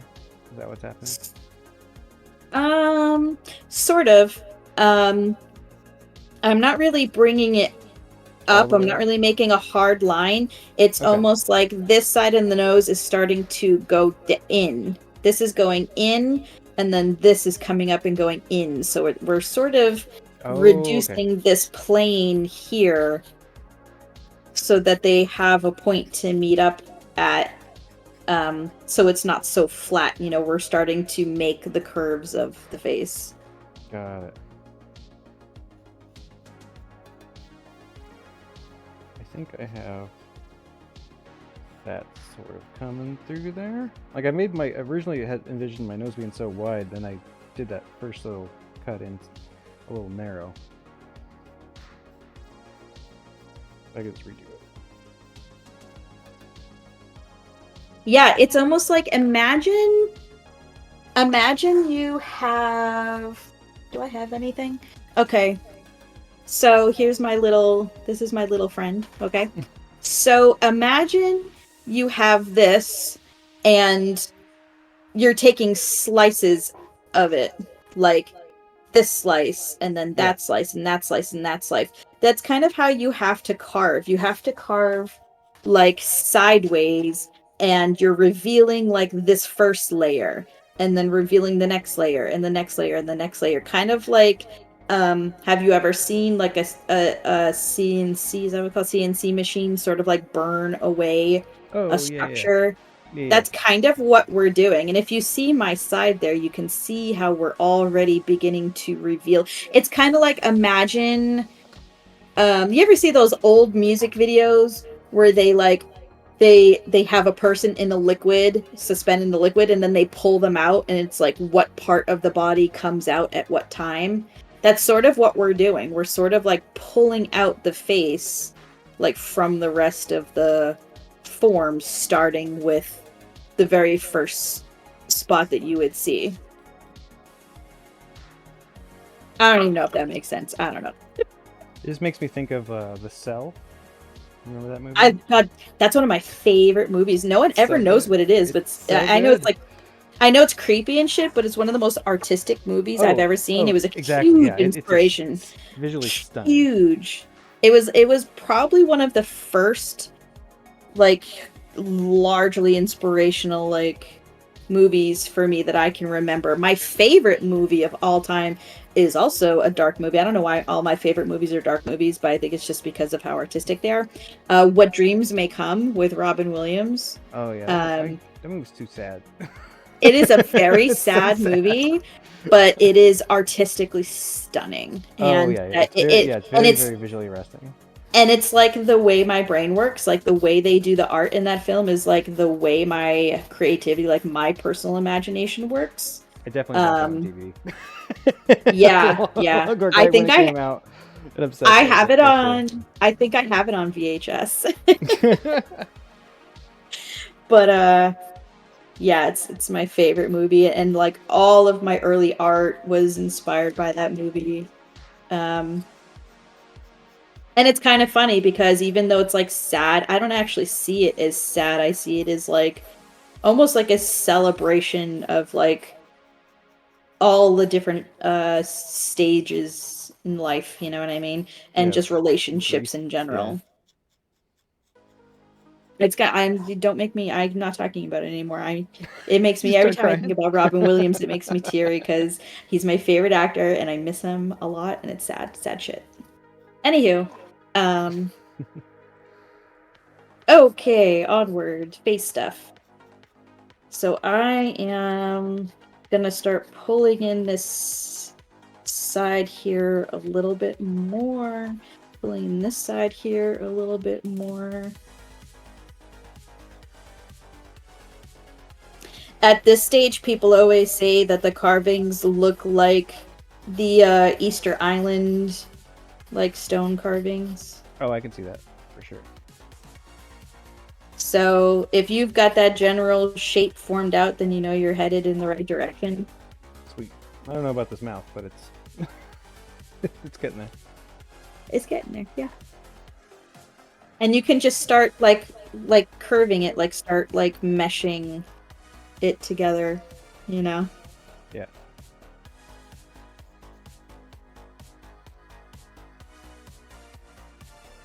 Like here you can see where I'm sort of saving this spot to kind of be that cheek pocket.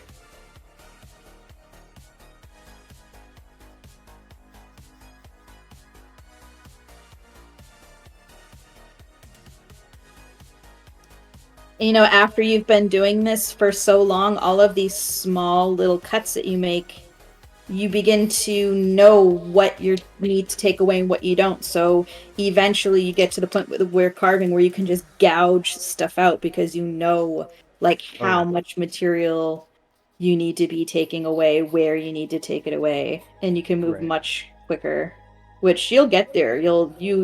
I think you're going to pick this up really quickly and you'll get to the point where you'll be able to fast track your carvings.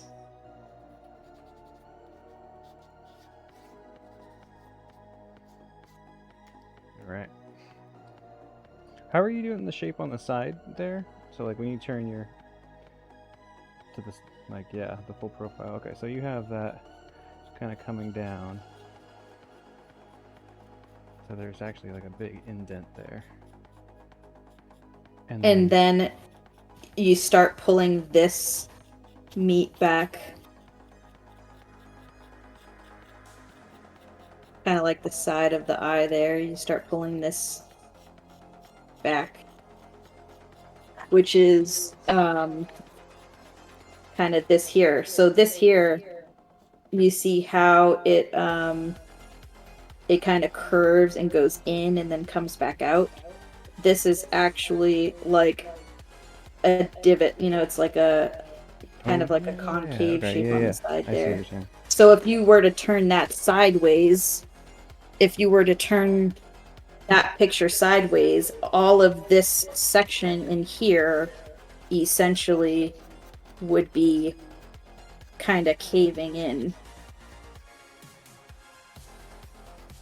I do sort of jump around a lot, which is useful because you're kind of, just like we talked about, you know, the facial features, you know, being exposed at different times and different levels. Jumping around the piece is important because, hello. Jumping in... Sunshine. What's going on? Jumping in different spots will keep you from getting down too far in one spot and then screwing over the depth of everything around it, you know? Yeah, totally. So you are kind of like a little bit here, a little bit there, a little bit there, and you're just kind of constantly going like, it shouldn't around. surprise me how similar this is to, like, just the pumpkin carving style that I do, like, with the light. Like, you can't just go... I mean, I guess you can just move really fast, but... Yeah, benefit and that's taking your time. That's where it differs a lot from certain art styles. Like I recently, you know, I watch Demi and Dylan, the photorealists. I watch them draw a lot, and I just recently got it. You know, did some realistic drawing type stuff like that, and they work on one complete part. Like they do one whole part all the way till it's done. Oh yeah, and then they move on. Yeah, and that I've seen a lot of painters work like that, and I can't handle it. Yeah, it's very stressful. I did, like, when I did the Charles Lister challenge, I tried to do that. Like, I tried to work mostly on one part and then move on. It was like the first time where I really like tried to do that type of work, and it is like really challenging because it just naturally I want to sort of jump around. Like, I get bored of doing one spot and I'm over it and I want to jump on to the next spot, but you really can't do that with the type of work that they do. So What's that the was spoopy? interesting. What's that? Sunshine, we're doing a giveaway. You're welcome to enter. KMP is going to be giving away some stuff throughout the stream. So the first giveaway, what was it? It was a sculpture and a sticker pack. Is that right? Yeah, a sticker pack for the first one. Yep. Let's see. So it's 12:43 on my end, Pacific Standard Time. So do you want to do that at 45 or do you want to wait until the hour? We can wait till the hour. Okay.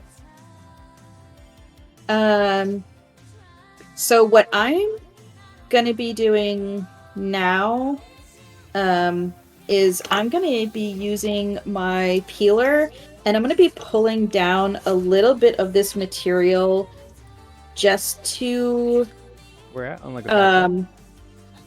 yeah, just to kind of like, if you look here, this side, like all of this material here,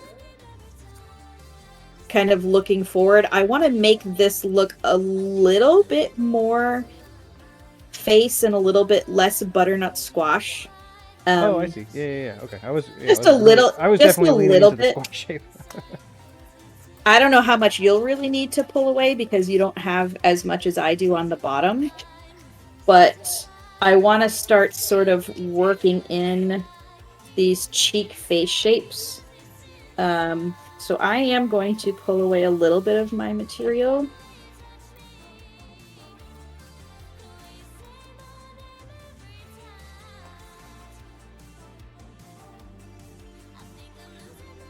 And as you can see, you see this part here, how it's turning white and how it has a funny texture. You see that funny texture that it has? Yeah. This I'm is getting what that too. Yeah, this is what happens, and that's what makes things begin to be difficult to carve. I really haven't been spraying worth a shit at all this whole time, so. But I'm also, aware. I know that I'm going to be taking that material away, so I'm not like that worried about it. Oh, But yeah, if you're doing definitely a pumpkin, you have to worry about it. That's a big you gotta deal. be real conscious about it.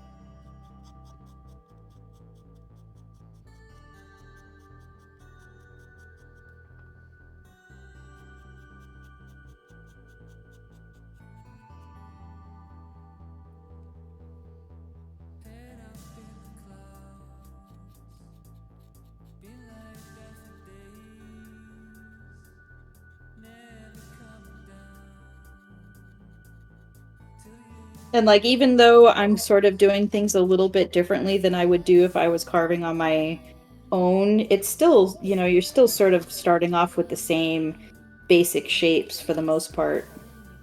Right.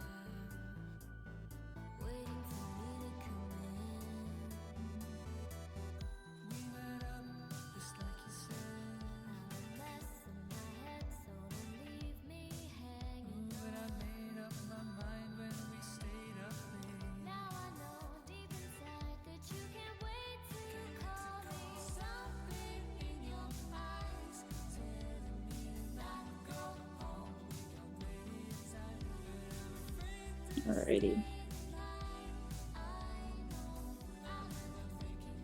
Alright, at this point, I mean, it's good to stop and just really look at your piece and try to visualize a face. Like, really look at where your shapes are going to go, what type of face you're looking for. It's good to stop every once in a while and just make sure that you're still kind of on the right path. Sure. I think It'll- my brows and stuff are coming along pretty good. Getting my little forehead tones out in there. Got my little side tones. Just trying to figure out how to start bringing out this nose as wide as I want it to be. Yeah, so you can go right along the side of the nose, kind of in this way, and you can start bringing down the side a little bit. You don't want to come too far out, so like you see, you're just sort of working this little way because you don't want to take away too much of this material yeah. here.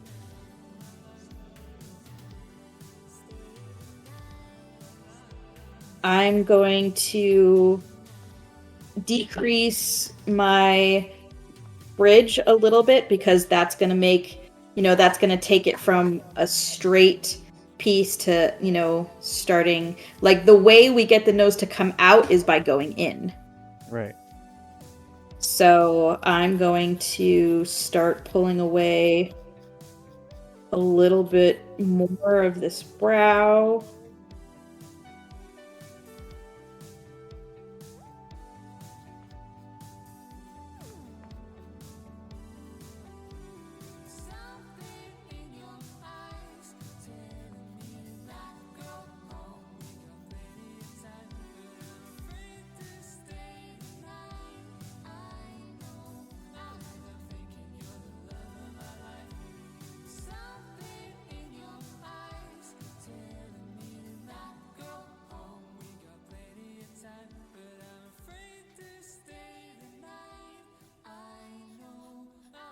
And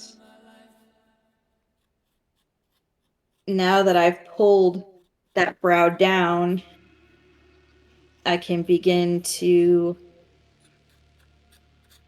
push in the corners of my eyes a little bit again to bring out the kind of top of the bridge of the nose there.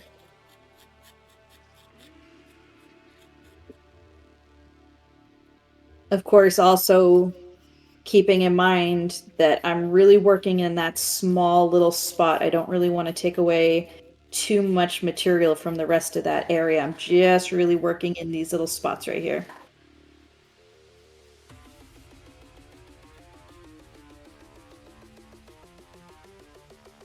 And then you can bring that down on the sides here for the nose.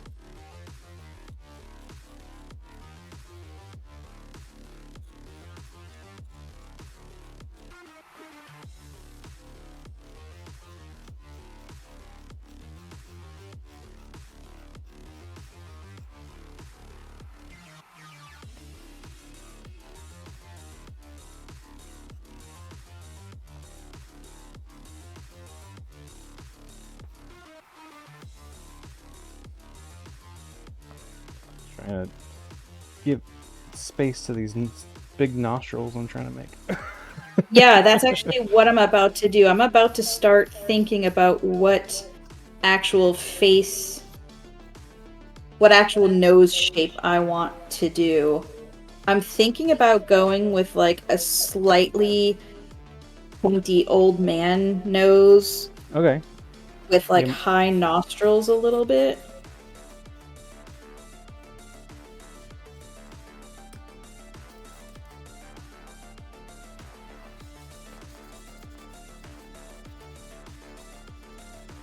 I'm definitely starting to see the form of what I'm doing, so that's good. Yeah. You can see the Easter Island head structure. Yeah! It's coming along. McBroguy, did you enter the... Oh, you did. Good. McBroguy is in the giveaway. We got about 9 minutes before we close the giveaway, so any lurkers out there want to jump in on some sweet, sweet giveaway action. Now's the time.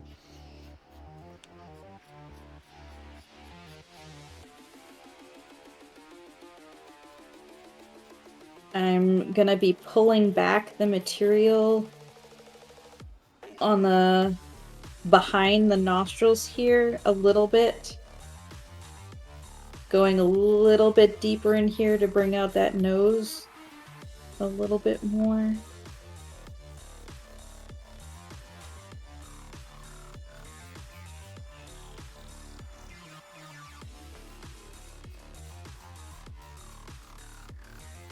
And I'm also gonna start working in the top of this cheekbone a little bit more.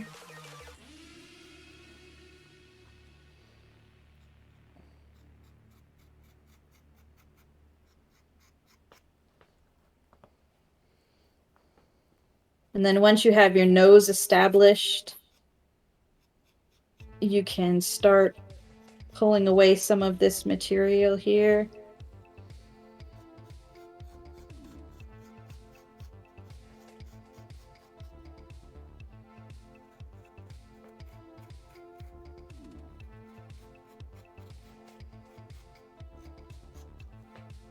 And something to keep in mind, like if you look at the side of my face here, something to keep in mind is that, where's the paper? Something to keep in mind is that essentially from the nose to the chin, we're working at this sort of angle down. Oh yeah, I have so Which much is- material. Should I just cut this off? Yeah, use your... Ooh, I'm gonna sneeze. Oh, false alarm, false alarm. Yeah, so what I do is I can... Oh, look at that. He's got a little goatee now. Yeah, you can use your peeler just like this, and you can start establishing like the hilarious. bottom of that chin. I have to be more careful than you because I'm probably more hollow than you are. But yeah, you can start creating that sort of angle down from the nose. And that's another like common mistake that new carvers make, is not seeing their sculpt in a 3D form, and they'll keep everything all on one plane, you know? Yeah.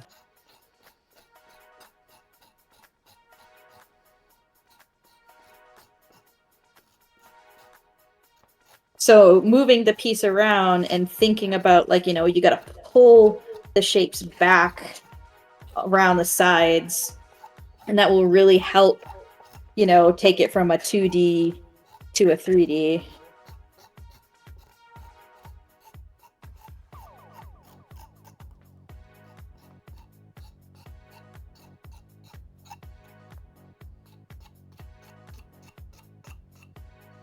Definitely getting some of that marshmallow when you're talking about. I think it's just the parts that I haven't cut in as much as the other ones are really starting to stand out.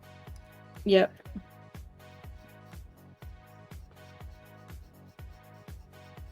So if you see now, I have I have my nose, and then I'm starting to get that angle going in down towards the chin.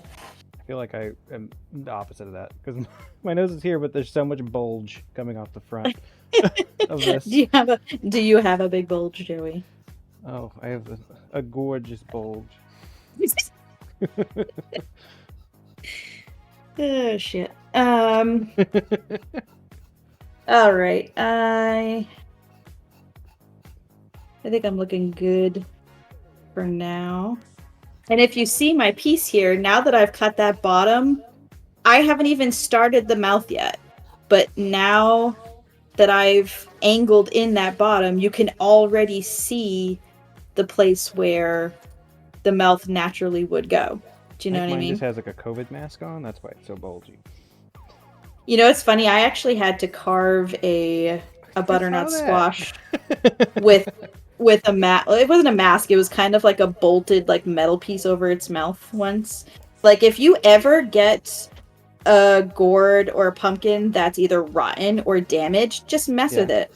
I've had multiple pumpkins where it'll have just a random rot spot, and like I had to make it like they had like a scar, like a slash pirate eye, or like you'll have damage in the middle and you can just like, you know, make something over their mouth, or just be creative with it, because you know, you could just stop and quit and give up all of that other carving you did, or you could turn it into something and still use it, you know? Work with what you got.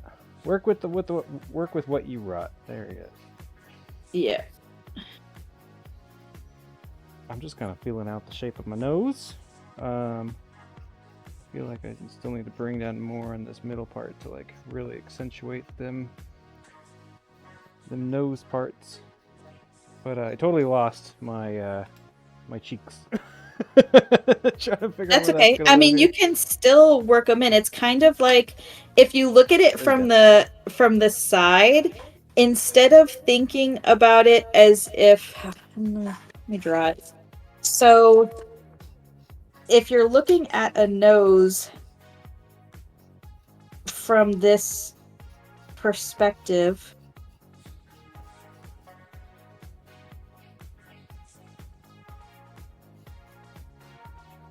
it's kind of like, if you're looking at a nose from this perspective, a lot of the time carvers will do the nose and then they'll carve the face down this way, whereas it's actually more like a V, like you're carving in kind of like a valley almost, you know? Oh yeah, see my nose is like tilted down. Like I should probably have pointed it up, huh? Because it doesn't really matter. No, this is like I'm talking about this portion right here. Oh, that one. Okay, yeah, yeah. If you're looking at it from the side, like if you're laying it down and you're looking at it, you're not really carving the nose and coming straight down the cheek. Mm-hmm. It's more like you're coming down from the nose and then going up into the cheek. Oh, okay. I see what you're saying. Yeah, yeah, yeah. That makes sense. All right, I got 12:59. Last call for any lurkers out there want to get in on this sweet, sweet giveaway.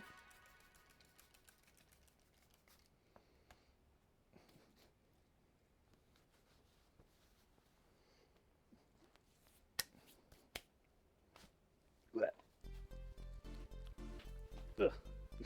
Sneak around here. Cody, how you doing?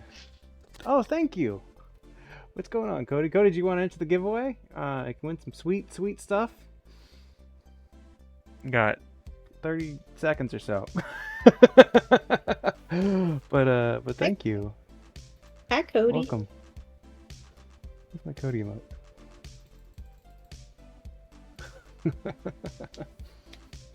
All right, I got 1 p.m. Pacific Standard Time. So, you want to count it down? Let's see. We'll do 10, 9, 8, 7, 6, 5, 4, 3, 2, 1, and rolling it.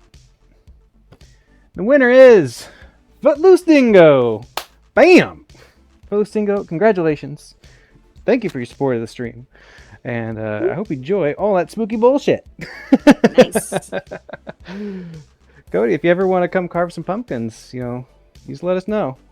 Right now we're just working with these gourds, but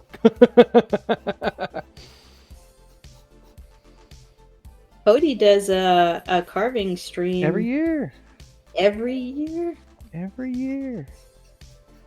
I have a little Cody We'll have piece. to hook him up with a good pumpkin this year.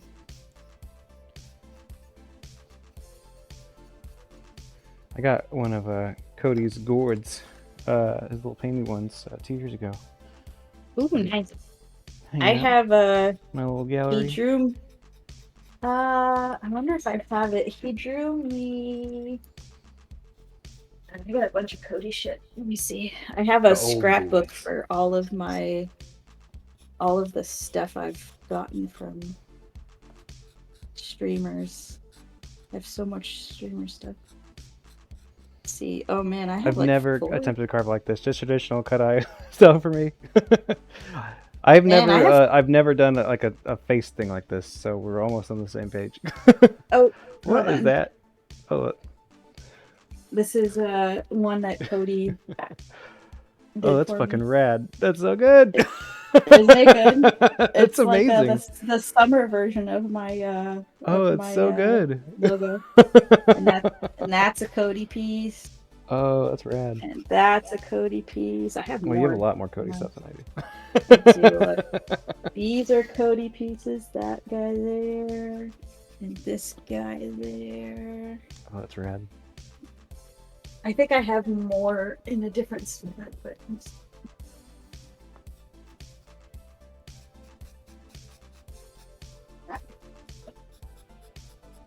you know what, Cody? I don't know if you're still here, but I actually think you would do well if you tried this type of carving. And if you ever want to, I'd be more than happy to hook you up with some tools, get you the right tools for the job, so you can give it a go.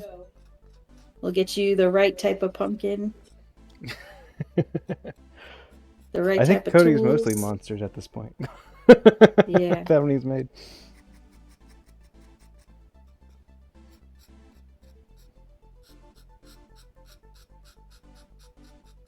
And the great thing about the tools that I have is that it supports a local small business, because supporting local small businesses is super, super important to me.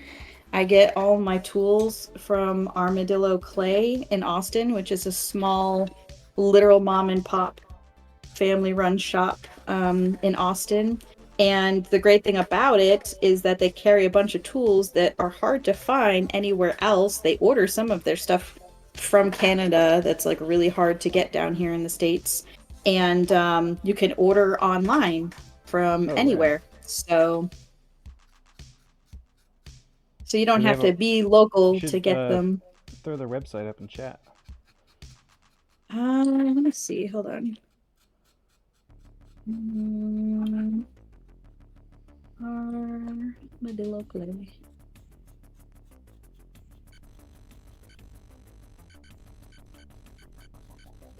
Oh, where are my manners, Cody? Here, have some ghosts.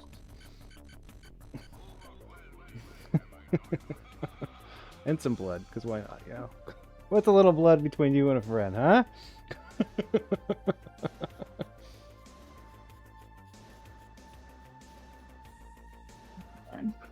Why didn't that work? Oh well. Let's see. There we go. Okay. There they are. I have a pumpkin carving kit through Armadillo Clay. It's one that I curated, and it's like in its own packaging and has my little pumpkin face on it and everything.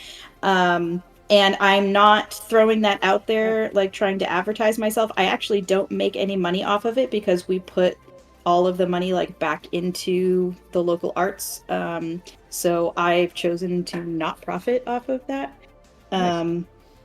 And I do I can sell them, I do sell them on my own at shows and everything like that. But so you can order if you just type in pumpkin tools or whatever on their website, they pop up. Right. But a lot of their stuff is listed. A lot of the pumpkin carving tools are listed under hand tools on their website. The type of tools that these are, they're actually called clay ribbon tools. If anyone's just looking them up in general, they are sharp-edged clay ribbon tools, because not all of them have sharp edges. Some of them have rounded edges. Some of them have wired edges, for scraping clay. So these are sharp-edged ones. And my favorite brands are these ones that, I don't even know how to pronounce it, ZM tools, and then the Kemper tools. Are they Ed Kemper tools? What's that? Nothing. Yeah, they have Kemper tools, and they have they have a shit ton. They literally have a whole freaking storefront full of tools. I go in there like a kid in a candy shop, let me tell you. I don't think I've ever been there and not spent a ridiculous amount of money. Because I just want everything. And the most ironic part is that I buy all of these tools, but actually, I carve almost every single pumpkin with just these 4 tools. Just this. This is it. This is what I carve with. Well, for this size, at least. Giant pumpkins, obviously, because they're so big, you have to use a whole different set of tools for that size. What do you use those curie knives for? Or the what? I forget the name of them. They were Thai knives? Is that what it was? Oh, the Thai fruit carving knives? Yeah. What do you use those for? So this is my COM set, and this is a more traditional style one. So these ones are used for, you see the curve there, and they're really flexible. These are used for flowering fruit and stuff. The round barrel allows you to really turn this as you carve, and because it's flexible, you can get the shapes of the leaves and the flower petals and whatnot. Like the carve you did for Kimper Day, like the watermelon. Yeah, the watermelon. Yep. But also, I love this COM set because so this one you use for flowering, but this one here is great for smaller details. It's basically I use this tool for the small pumpkins. This knife here is the equivalent of this tool for giant pumpkins. Oh, interesting. Okay, I get it. And then this knife is hella sharp. I use this just for cutting. This is basically my pumpkin carving kitchen knife. This thing will hack your arm off. It is way sharper than it looks. I really I like these knives. They're obviously not the best, sharpest, most professional culinary knives out there, but for the Yeah. price, they've really done me well, you know, because I go through tools so much. Sure. Like I lose I them, break like I lose tiny bit them. Like, every stream, so. oh yeah, yeah. I lose tools so much that like I don't want to buy like a $300 knife for pumpkin carving. Oh, that makes So, sense. Cam, will you show Footloose Dingo what they won? oh, absolutely. And then if you want, you could set up the next giveaway or whatever you want to prompt, and then we'll Yep. just let that run for the next hour. So it's a 3-pack of my stickers, my Elven sticker, my like ogre sticker, my logo sticker, and then the next giveaway is going to be one of my magnets that I make. I have a line of magnets and keychains and jewelry called Murder Weapons, and it's actually a line that I originally started for Father's Day. I'm like, how can I make a spooky Father's Day line? And I'm like, well, what do Father's Day themes revolve around? Well, it revolves around tools, you know, dad's tools, Father's Day, whatever. So I'm like, what if I did like horror, like spooky tools for Father's Day? And the funny thing about it is that I sold out the first collection of those I did, and every single one of them except one sold to women who like murder mysteries. So that was interesting. I found like this whole See, the money's like, really in true crime. oh yeah, yeah. I found this whole like unventured part of like spooky niche handmade items for women who are into true crime stuff. So yeah, so and then actually I can show you what the chain looks like.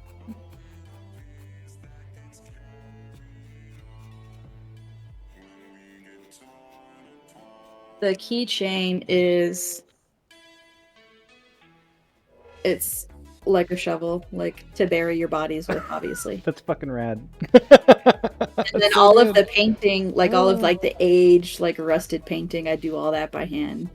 The Cool. wood grain and everything. So those are a lot of fun.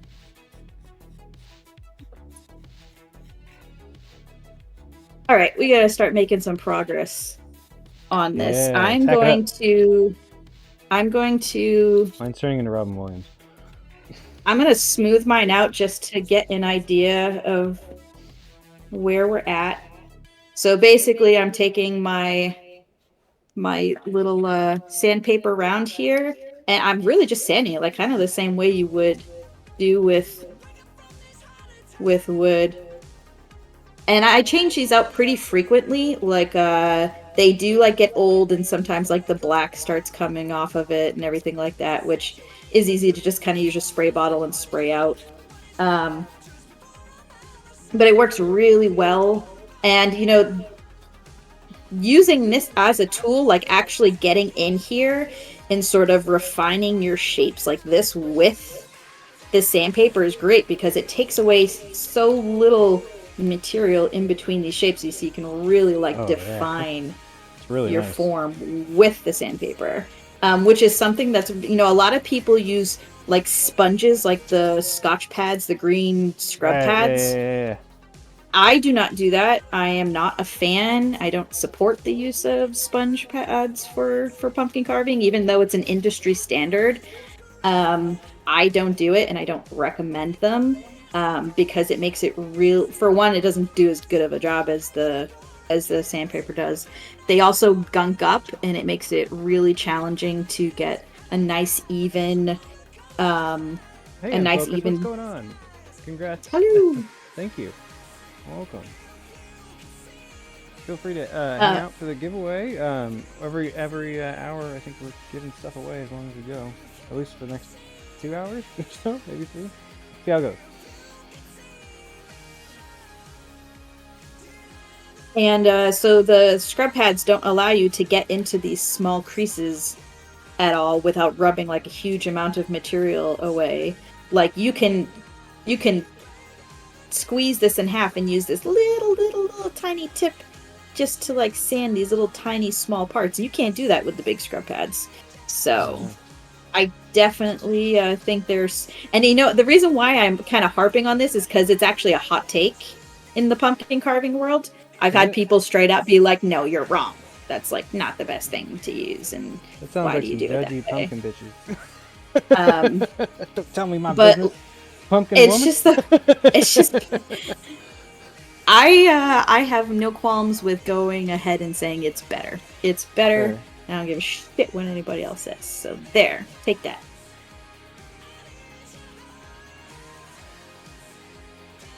I have no idea how to go about starting to form my my mouth yet, but I feel like I'm starting to get some nice brows. Oh, some hey, eyeball holes. what did I say the other day when I said just wait till you start carving the 3D pumpkins? What did I say was going to be like the hardest part to start figuring out? Oh, the lips, right? The lips of the looking mouth. Lip It's the time. hardest part. It's the hardest. Do you feel me now though? Do you feel me? No, well, I haven't approached my lips yet. I don't know. I hate noses for like doing the style of carving that I do. So we'll see how it fucking goes.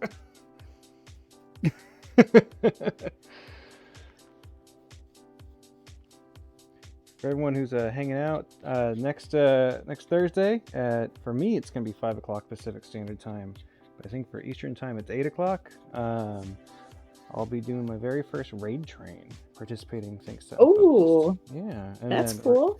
I think we're getting raided by Jay Roke, who's an amazing musician, and then we're gonna carve some pumpkins, and then we're gonna go raid Gibson Lind, who's just a wonderful piano player. When I was working on that Mona Lisa carve, I was I was listening to Unfocused play music, and then she raided Gibson Lind, and I just like sat there and listened to him serenade me with some Tori Amos. it was delightful. That sounds wonderful. This is also a great tool to kind of get in the middle of this area here. You know how I said it's kind of like a valley, but you really don't want to take away too much from either side. If you take this and you sort of like in the middle, to the side, it sort of helps you define that nose without taking away too much material. You can see Right. the difference there already.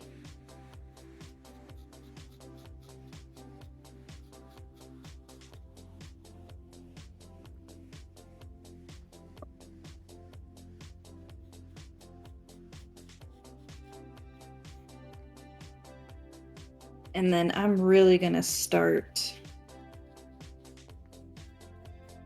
shaping out this area here under the nose and start shaping out the nose.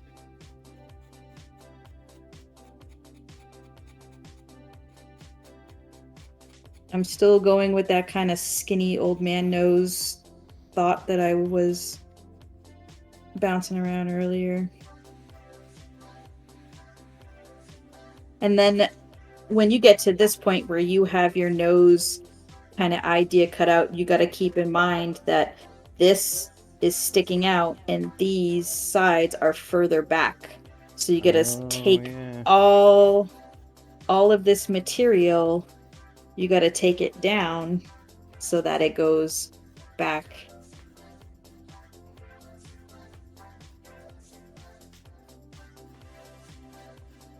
And that's essentially why we start out wider with the nose. Because it's hard the to nose get will that look skinny. to stick so much further out when it gets thicker toward the bottom of the gourd there. Yeah. And the thing is, though, is that you're not actually trying. I mean, it depends. Like, if you are doing a live event and you want your piece to look completely 3D, you can attach a nose separately. You can use super glue, attach a nose, and carve a nose that's really sticking out. But if it's just like this and you're just going to take a photo of it, you can cheat that kind of like foreshortening. Like, you can cheat the depth of the nose to look like it's a lot deeper than it actually is. which is pretty much what we'll be doing. I have a lot of sculpts that I did where it looks like there's a big honking nose on there and there's not. How is my workstation so fucking disgusting, but yours is like pristine? Like, where are you hiding all of your? I just, you know, I think because I carve in my workspace, I can't really like I just got this like get it super dirty. Now they probably ruined. That's right. You can wash that. You should be able to wash Oh, that in the sink. Like if you fill the sink with soapy water and you kind of wash that by hand and then lay it out to dry because it's full of like a high quality poly bead. So there's nothing actually absorbent in it. Excellent. It's gonna have a lot of like orangey ghosts. Okay, so that's where I'm at right now. You get a pretty good idea of what our fella's gonna look like. Gonna have his little droopy eyes here. Got his fat pads already forming right here. He's gonna have his smile kind of right here.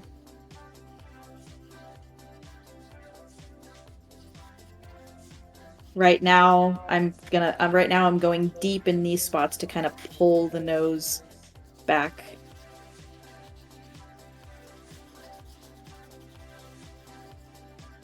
And this will also help establish like the parameters for the mouth.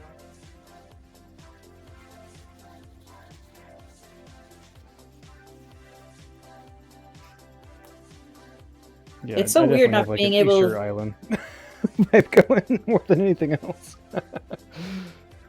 So your nose, you see how your nostrils are kind of like on the same plane? Start like carving them down, like start kind of pulling those back. Like right here, this spot, start pulling that back. You know what I mean? Got it. And don't be afraid to use like the sides of smaller tools. Oh, sure. I have like a handful of stuff I've just been picking up at random.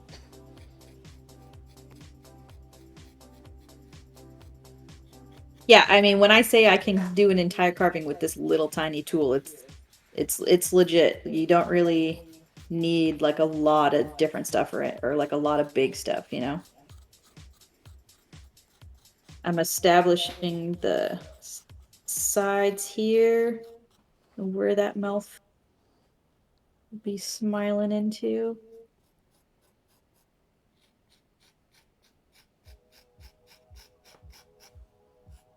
Let's see. I'm wondering if I should have him smirk. You know, I think I'm just going to do like a big, open, dopey smile. I don't know if I want to do a smirk. Yeah, what's your strategy for like blocking out that mouth? So you kind of decide where you want the corners to go in, and then you sort of start shaping like a muzzle, sort of. So like you'll have the top kind of crease of the chin, underneath the nose.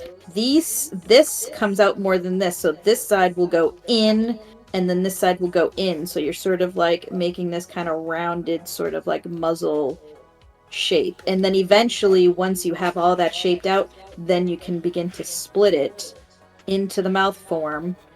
The lower lip will be sunken in a little bit more than the upper lip, unless you wanted to have an underbite, which is a thing. You know, you can have it have an underbite. You can also have it have an overbite, you know. And then once you have like the line of your mouth formed, you can go even deeper into the corners and then start rounding out that mouth, rounding out the lips. Oh yeah, it wasn't until I started scratching some like lines on here to kind of tell me where these parts are, then now I'm starting to see it.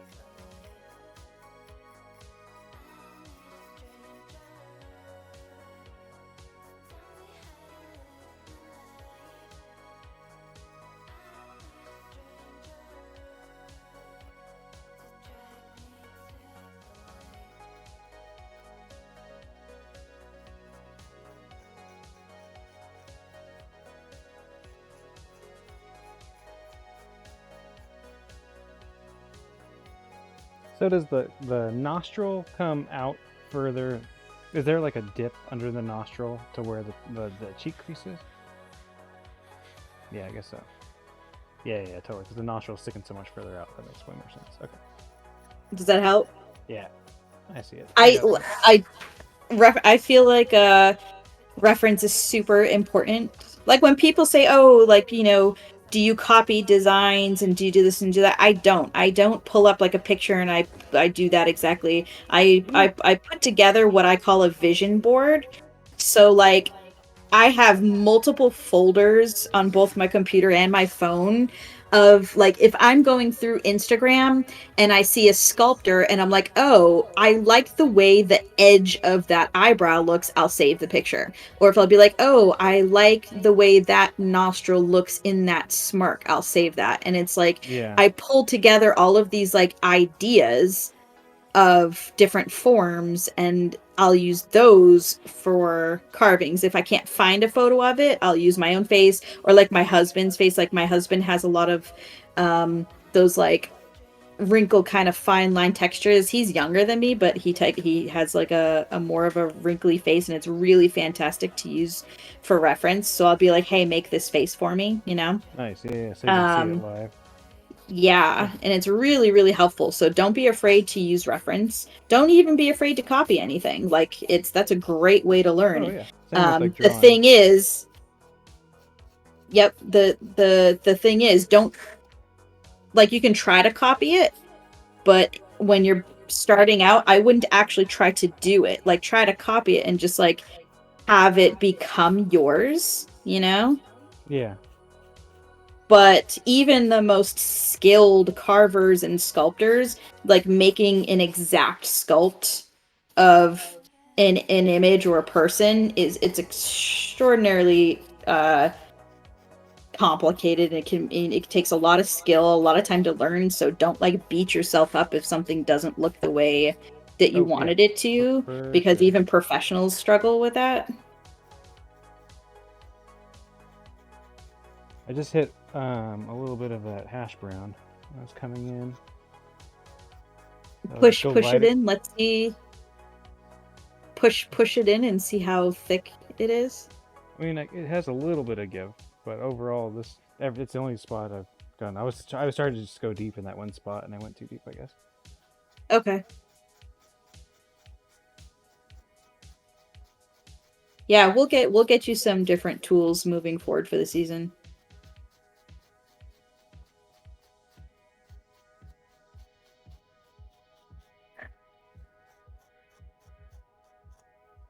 And feel free to, hit that restart button, like take your sanding pad, sand that whole area down. It really helps with clarity and like seeing, the shape of the plane you're working with and, knowing where to move forward. Right.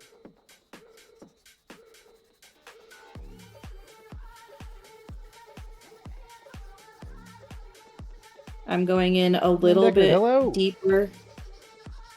A little bit deeper in my corners here.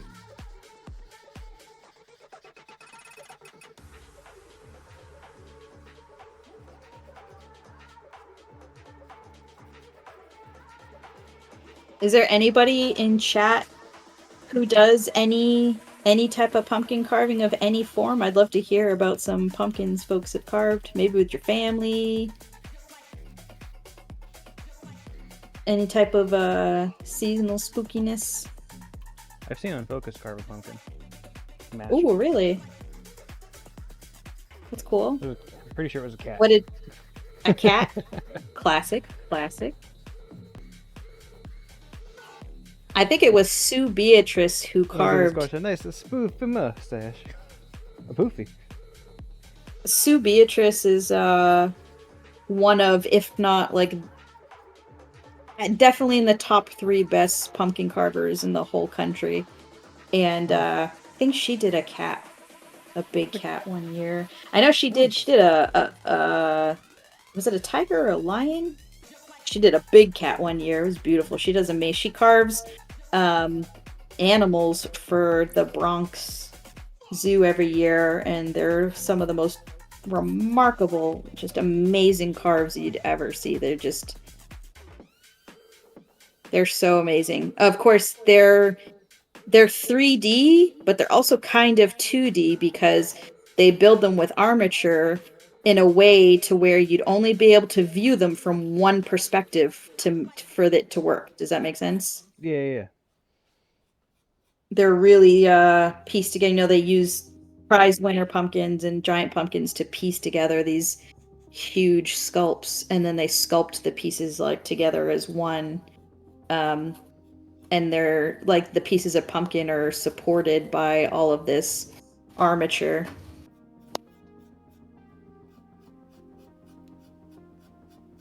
And it's just crazy. She did like a free hanging giant bat once, like the size of a person. It was crazy. Like hanging upside down. I don't think I've ever seen any work before. Yeah, it's I'm pretty sure it's Pumpkin Sculpt USA is her company. She carves with her husband and like assistants and stuff. Wow. And she did that. Have you ever seen Ray Villafaine's his sand carving of the giant elephant playing chess with the mouse? Yeah. I believe she carved that with him. Oh wow. I believe she's the one who assisted him with that.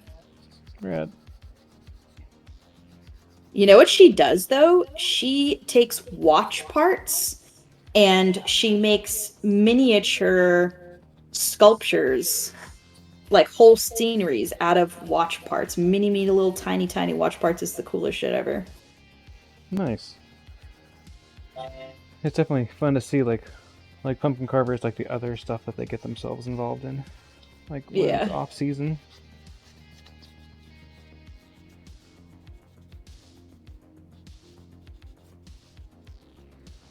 I could sit here and talk about pumpkin sculptors all day. Like there's so much cool shit that they all do. It's great. And so much like unique types of art, like Brandy Davis, who was a finalist on season 1 of Outrageous Pumpkins. She does micro paintings, like hyper realistic micro paintings on feathers. Oh wow. I feel like I recognize that name. Yeah, she's amazing. I mean, there's so many different types of art. And the wood carvers, there's so many freaking wood carvers. Just do. I mean, it's kind of like you though. I mean, look at you and your wire work. Where your wire work is fucking dope. Oh, thank you.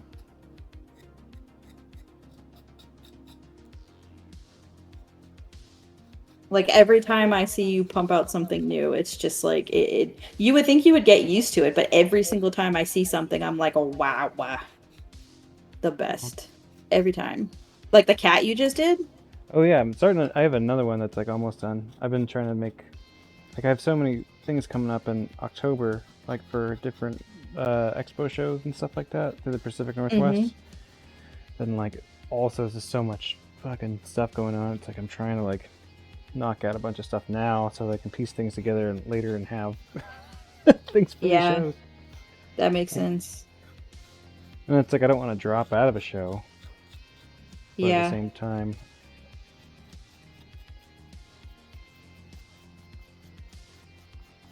All right, so I have like, you know, all my shapes kind of worked out here.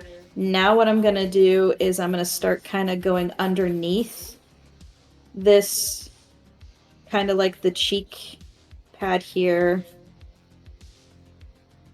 And I'm making sort of like an indent to kind of be like, you know, you have this part here and then it kind of goes in and then comes out again right here.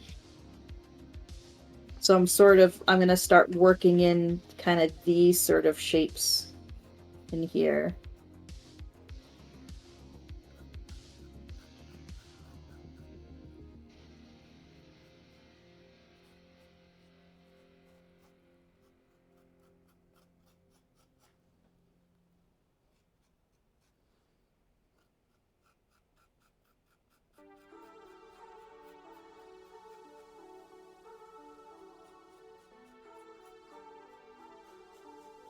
Ooh.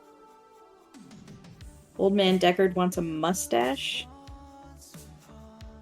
I don't know. I know I still have enough material on mine to make a mustache. I don't know how yours is looking.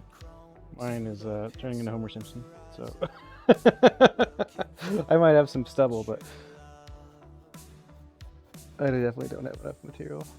I'm like button up against the hash brown. So wait, let me see your piece. Where are your lips going? Just have like these big fat lips right across the front here. It's like almost a closed mouth. Yeah, I actually love the overhang you have going on. I mean, you mentioned The Simpsons, but you know how their mouths kind of have that... Hold on, let me go onto my face cam real quick. This is so gross. My bag is sopping wet. Yeah, it's normal. That's normal. Okay, so if you have a mouth where you have your lip and the mouth is like... That's what I was trying to put in like these like little spots here to bring in the lip structure. Like the lips are like here and then come up and then this would be the turn. Yeah, so essentially you're only going to see your top lip. You're not actually going to see your bottom lip. Oh, I would do that whole piece like... Yeah, that's kind of what I was thinking. I can't do it. I can't do it. Nice. Okay, Fair. yeah. So like this. There. Okay. Yeah, just hold that still. Right? I love where yours is going. I think this is actually going to be great. So don't do a bottom lip. Just do that overhang. But the thing is you need to make sure if it's going to overhang, you need to make sure you kind of get... Which it looks like you've already really gotten in these spots here. Yeah. I got this, and then I'm gonna round this out. But then and then the bottom of this. This is just gonna go around. I just let it just kind of go. Oh, yeah, just let it go around. Okay. Cool. So look on that bottom part there. Hold on. On that bottom. So like pretend your lip is overhanging. On that bottom part, just kind of round it out like it's sort of like the bottom underneath the mouth. Okay. And then you could do a little tiny like button chin, just kind of like right... See that part that... I'm pointing to my computer screen as if you can fucking see me. Yeah, so that would be the bottom. So start working your way underneath that top lip. Down... Like through here? Right there, yes. That's going to be the bottom of your like top lip. And then that little part that's sticking out in the middle, kind of round it out like this. Hold on, let me draw it. I kind of see the shape it's taking. It's like, so here's where the bottom of that lip would be. Yeah. And then just do a little... So you're going to have a shape... Oh, shit. My fucking camera, hold on. See, this is where I'm going to fill the hash. Yeah, so you're going to have your bottom lip is going to be hidden, and then that spot in the middle, you can just kind of turn it into a little derpy chin. Yeah, okay. Yeah.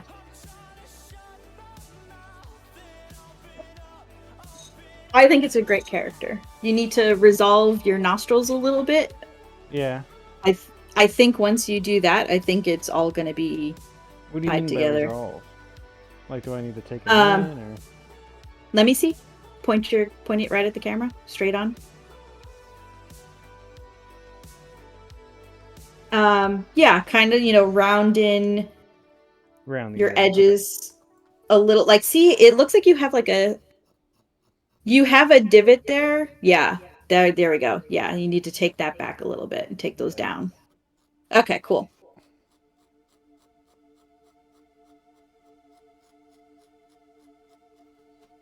There we go. Oh, it will. It's going to be very nutty to clean this up. See, this is the one thing nice about carving on vegetables is that when it gets in your mouth, it's, not nearly as dangerous. It generally tastes better. The freaking foam pumpkins. What? What?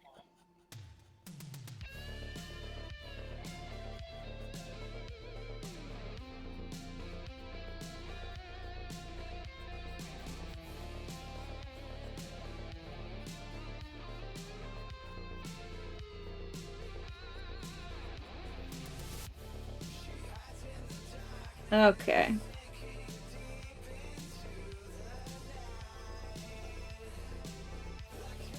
So I just made the line of my mouth, and what I do now is I take the bottom, I kind of knock out that bottom edge because the bottom lip is going to be pushed further back than the top lip, so I'm going to take that down a little bit. Actually, mine's going to look a little bit like yours, essentially. With the plan I originally had, I wanted to have kind of like pursed lips, so it'll be a little bit similar to yours. Yours will definitely be more cartoony, which is not a bad thing. I gotta take these corners in. You know, Andy Berkholtz did a pumpkin carving class for Stan Winston. It was a great class. It was hella long. It was like 6 hours long or some shit. And he carved Pumpkinhead from the movie Pumpkinhead. Oh, rad. And it was a great, I would highly recommend it. It was a great class, and I love him. He's amazing. I think he's like one of the best pumpkin carvers.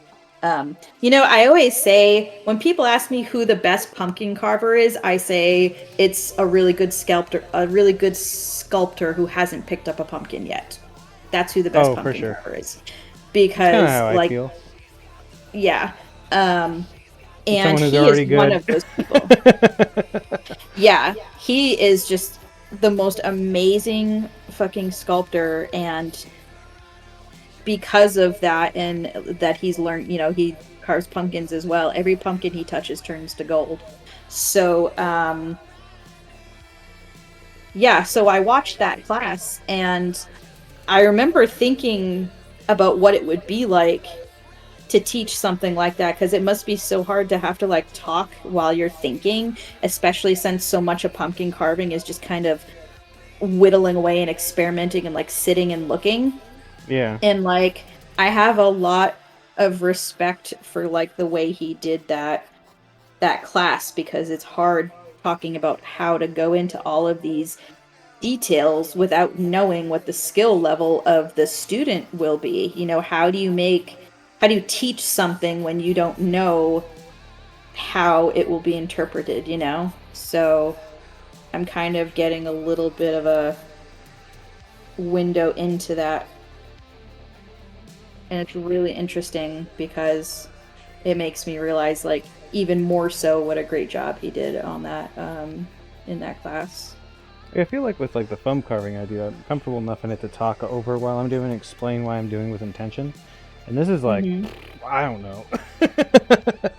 We're gonna spend 25 minutes carving this little tiny part of the nose out, and then we'll probably undo it in here in a minute. Yeah. It's like, when I carve live, I'm not actually teaching. It's more like answering the same 7 questions over again. Yeah. How long have you been carving? What's the heaviest pumpkin you've ever carved? What is this pumpkin gonna be? How long is it gonna take you to carve it? And you just do that again every 10 seconds. Like, okay, people well, let me just ask you this. Like, how long have you been carving? And you know what? The funniest thing is that it's not really an easy question to answer. Like, I've defaulted to, like, I've been carving professionally for almost 3 years. You don't just give people a different answer every time? Yeah, and then people are like, well, what makes you a professional carver? You're like that I'm getting... That's a really good question. Getting paid. Getting paid for it, you know? So there's a lot of really, really talented pumpkin carvers out there who just carve for themselves at home. And I feel like it's really unfair to have them not consider themselves a professional carver. Yeah. On the flip side, I know carvers who carve professionally. They have a business. They go around who have skill sets far below people who just carve at home. So it's like, who should be able to call themselves the professional carver? You know what I mean? Totally. So I think it's a weird balance between getting paid and like your skill set, you know? All right, I'm pulling in the corners of this mouth here, getting this ready to sort of be formed into lips here. Looking old manny, hopefully. For the Adams account. Those are the balloons. Thank you, Josh. Thank you for this. Ooh, ooh, Woo woo. ooh. Love me some Josh. Josh, ooh, ooh. He puts the ooh woo on his skin. He gets the hose again. His Monday night fights that he does has become like one of my favorite parts of the week. You know, Mondays are usually pretty boring and like you're back to the grind and then he comes in with his thing and he's like, nope, we're having fun. We're having fun today. It's Monday, we're having fun. And it's like the best. It's the best. And he brings on awesome guests. It's always funny. It's always a good time. I love Twitch. Thank you. Yeah, you know what? Have I ever formally thanked you, Joey, for forcing me to come on Twitch? I didn't do anything. You just, You'd start dude, messaging you me like, after I was on Carver's. You're like, what are you doing? I'm like, I don't know, come on Twitch. Check it out. Check it out. And you dude, I like it. Twitch has literally changed my life. I know that sounds kind of sappy and horny, like but once you start streaming, like my next stream with you will be your partner stream. really? I don't know. You know, I would love to stream, but since I leave for so many months out of the year and sometimes like without warning, I would feel obligated to, you know, people pay to watch streams and like, you know, they subscribe. And if I weren't able to be there, I'm not sure how that would work. Like, I don't know how to make sure I'm because it's a tough balance, especially when you have other stuff going on in your life, but then you feel like the need to like also be here and like want to succeed, but also you want to have that balance between like all the different things going on in your life. Yeah, like I'm gone all of fall, so I'm gone like most of September and then all of October. Then I have one gig that I do after October for Thanksgiving, and then I leave 2 or 3 times out of the year.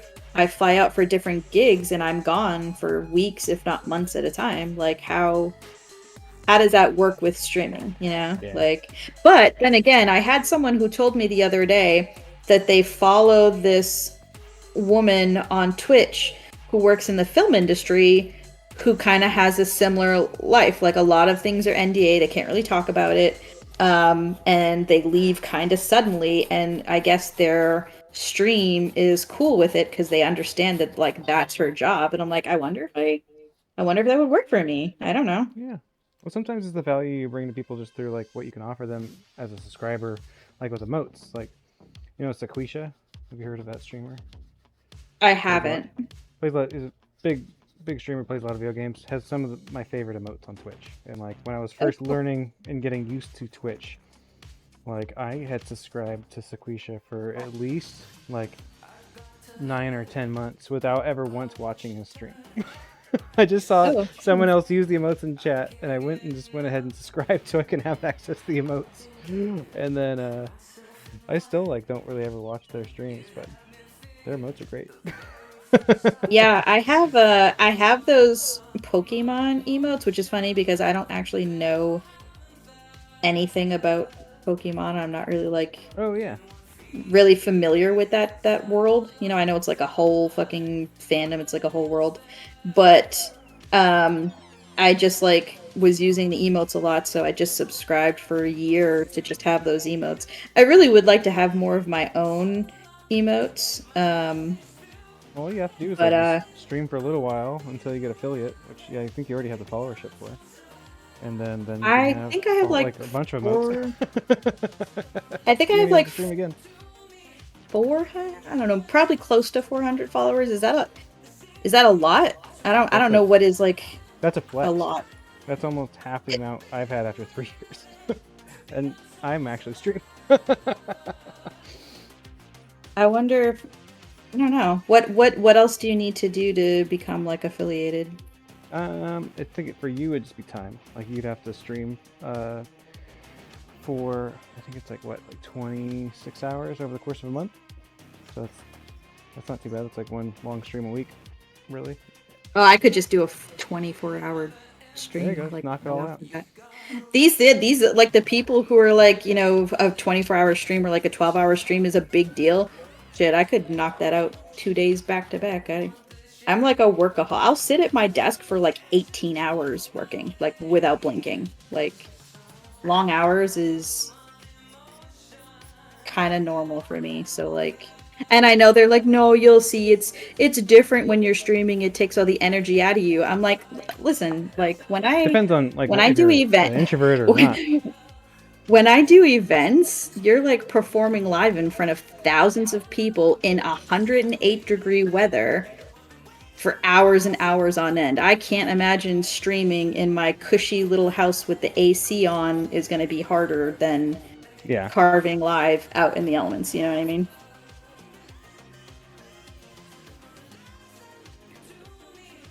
Because that's hard. Like there was a time last year, one of the first days we were setting up last year, I literally almost passed out because I got so overheated. It was so hot.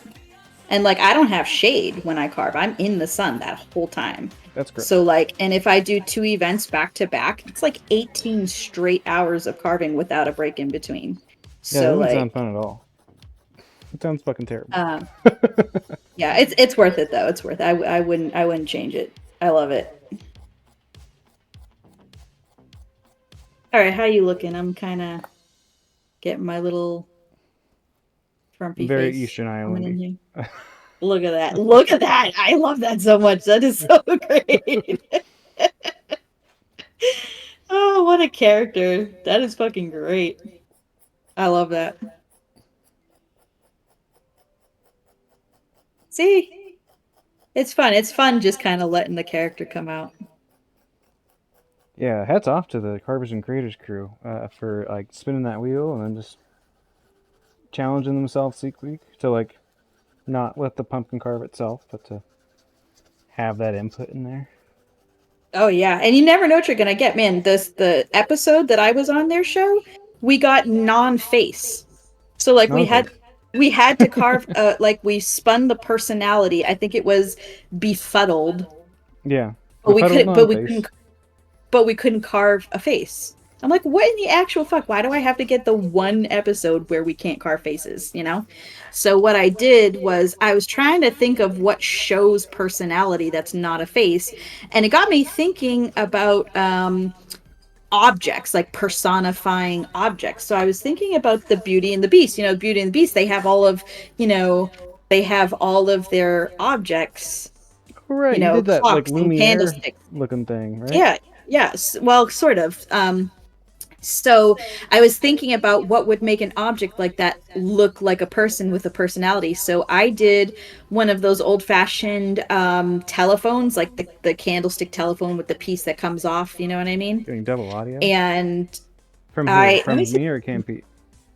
Let me see if I can pull it up on my phone. Well, I didn't change anything, so if it just started coming through, I don't know what could be causing it.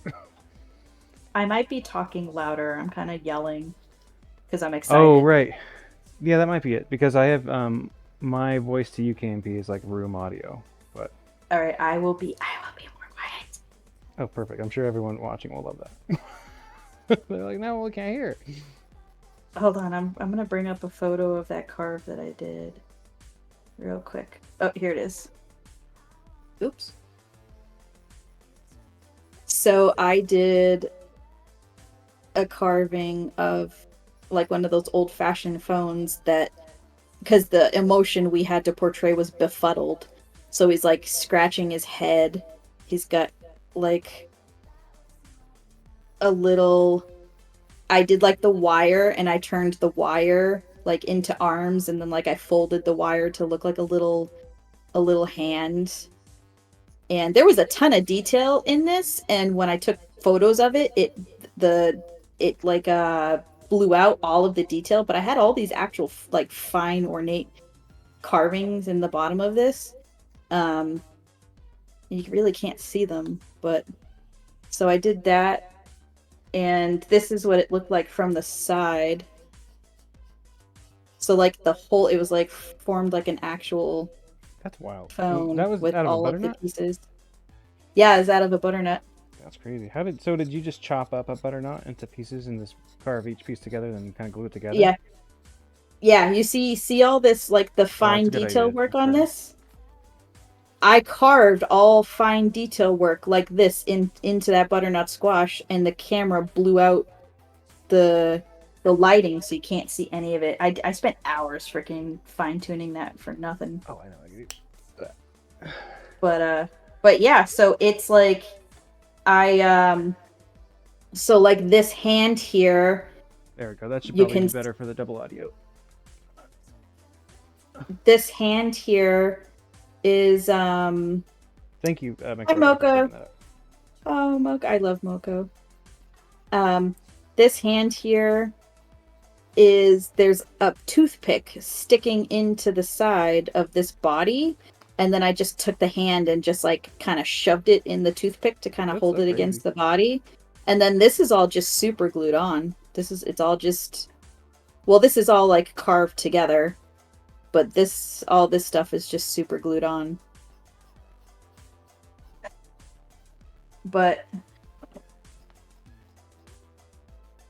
yeah, so yeah, that's what I got for carvers and creators, and it really goes to show you never know what to expect going on a show like that, because you could have crazy shit thrown at you. What did you have to carve? You've been on that show. What did you have to carve for yours? Oh, I don't know. I didn't participate. Oh, you didn't? I just did the interview part and talked to him.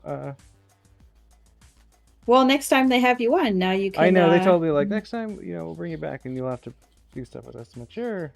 Yeah. Learn how to do this first. Well, I think you'll have a better idea of what you're doing for next time. Yeah, definitely. Well, a little better.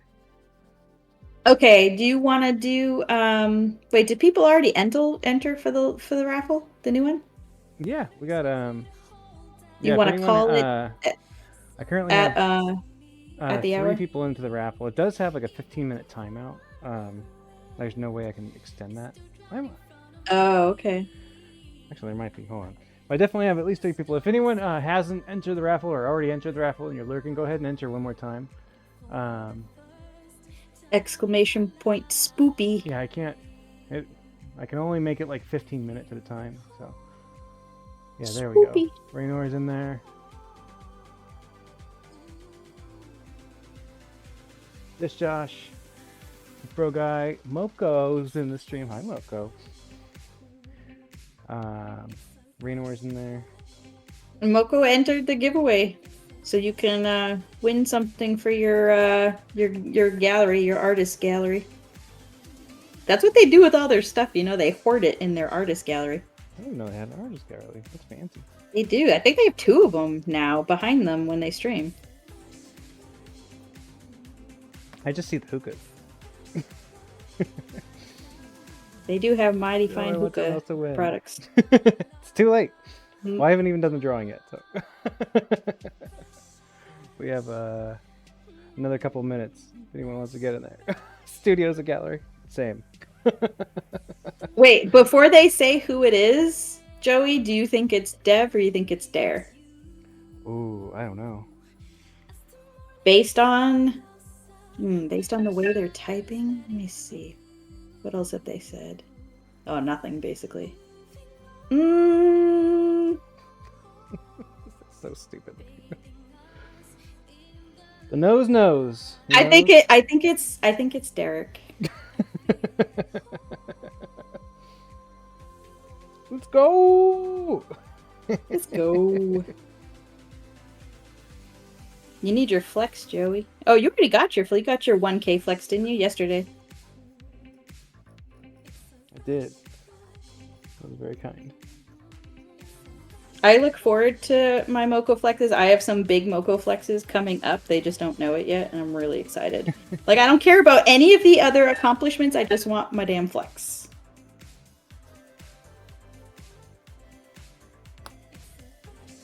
I have screenshots of all my flexes. I'm gonna print them all out. I'm gonna write down like what the flex was for, and I'm just gonna have a wall of Derek flexes for all of my accomplishments. Like, forget awards. It's all about the flex. All about the flex.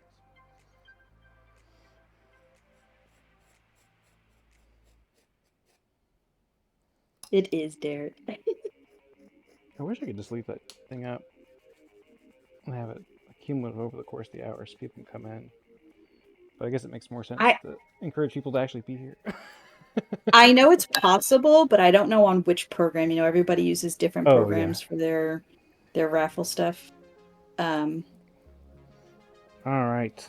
What is it? Is it 2 o'clock? 2 o'clock. Time for some giveaway time. Derek always wants other people to win. That's why every time I win something on stream, I always gift it to Derek because he never gets anything for himself.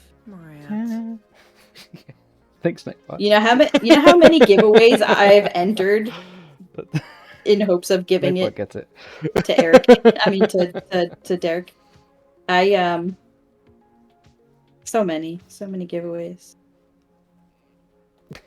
Okay, giveaway time.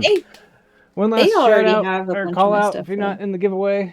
Give it away now. All right, I'm gonna count it down. 10, 9, 8, 7, 6, 5, 4, 3, 2, 1. Giveaway time.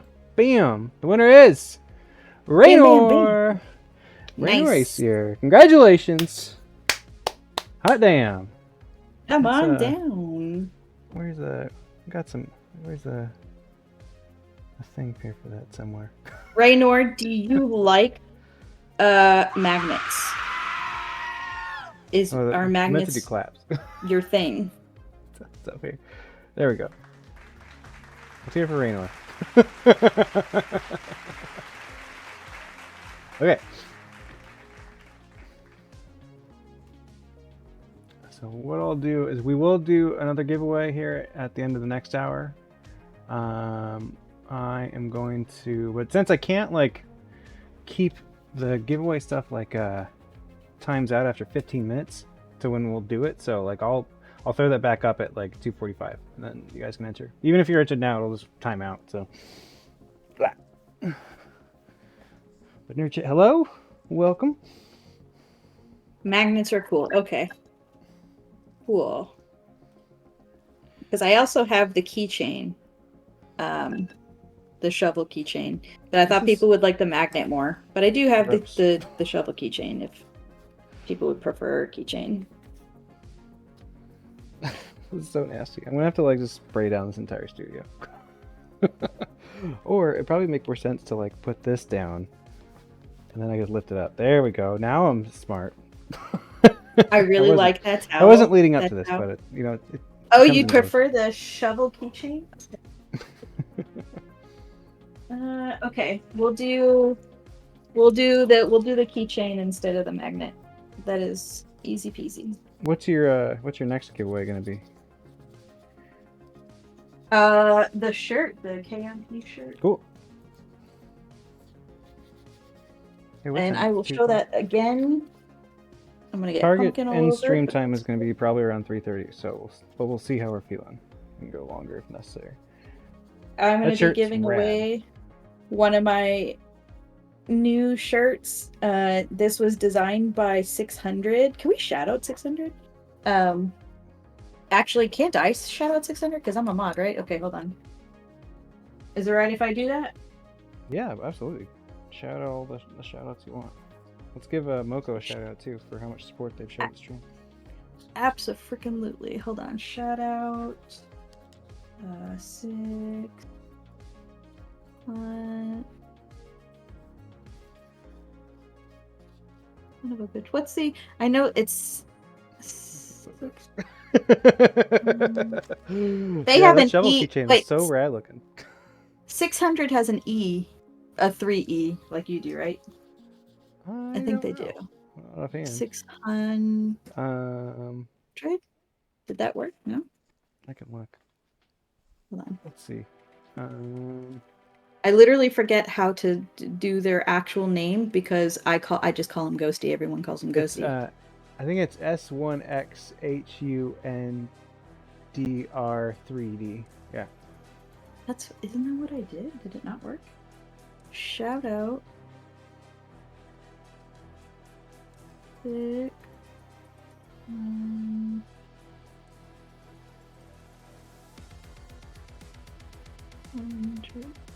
I think I'm doing it properly. 100. This is just Oh, you know what? I very did Eastern exclamation Island. point that time. Hold on. Shout. Third time's a charm. Shout out. Sick. Dread. This better fucking work. Hold on. Oh, it's not working. I'm like entering it and nothing's popping up. Oh. Oh well, I tried. So everyone go follow 600. Copy and paste. Worst mod. Oh, you know what I understand can? how the Twitch shout out stuff works at all. So everyone who's Hold been on. shouting out stuff for me in the past, thank you. You're doing the Lord's work. 600.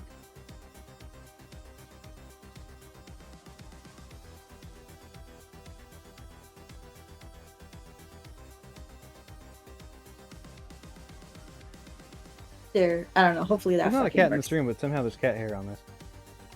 There was a cat in here earlier. Actually, it's probably Bonus. Kingsley Bonus cat hair.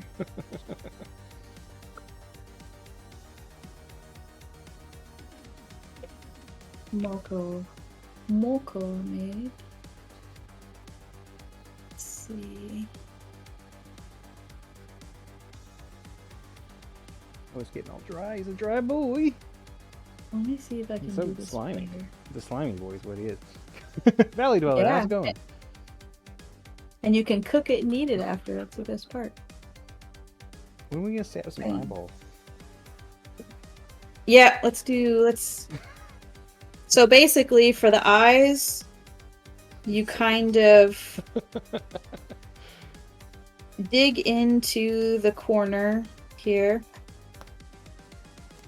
And that's like where your deepest part is gonna be.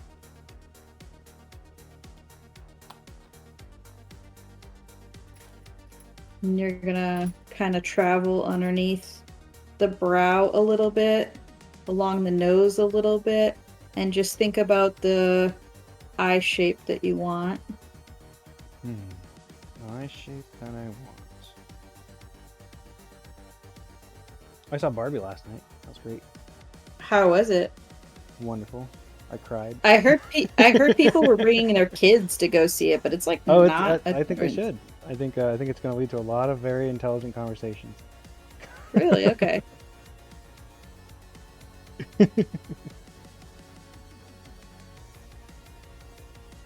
All right, there we go.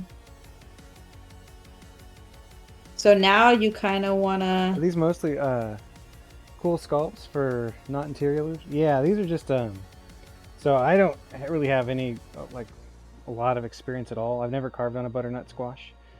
And so we thought it'd be fun because KM is so proficient in her 3D sculpting that I was going to just try a different kind of carving tonight or today or whenever this finds you, I guess.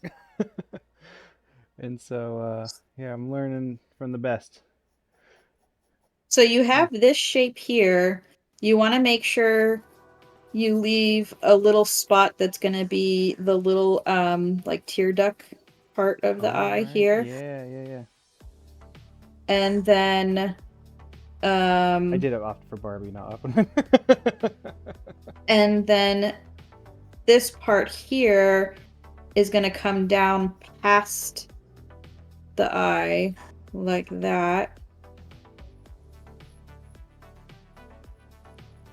For this face shape, just because we have our eyes kind of downturned. So this guy's got kind of like got that droopy, like melted face.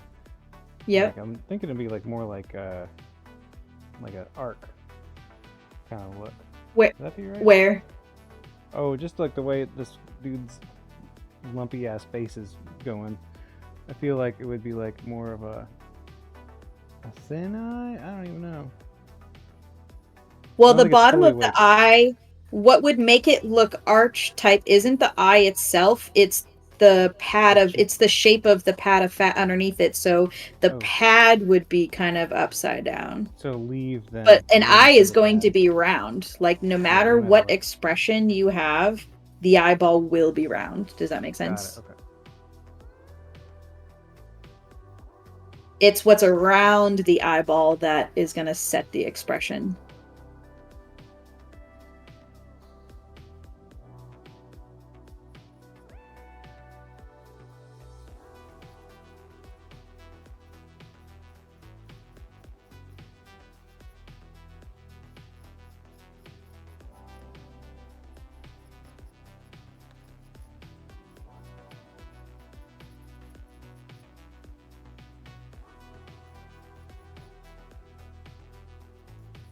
And so you're kind of Right leveling now, out that area where the tear duct's at. yeah, I'm kind of making, what I'm doing is, so we have our like round part that's going to be the eye. Right now, I'm making the area that's going to be like underneath the eye Oh yeah, I here. see what you're doing. Yeah, okay.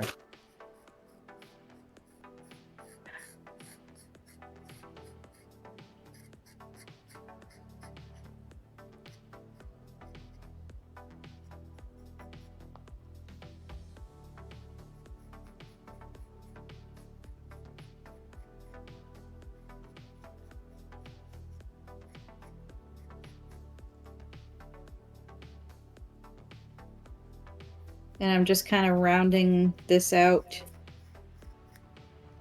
here a little bit. Oh, I see it. You're doing it, Peter. You're doing it. I'm starting to see it. It's like he's sleeping. He's just a lazy ass pumpkin. Wake the fuck up.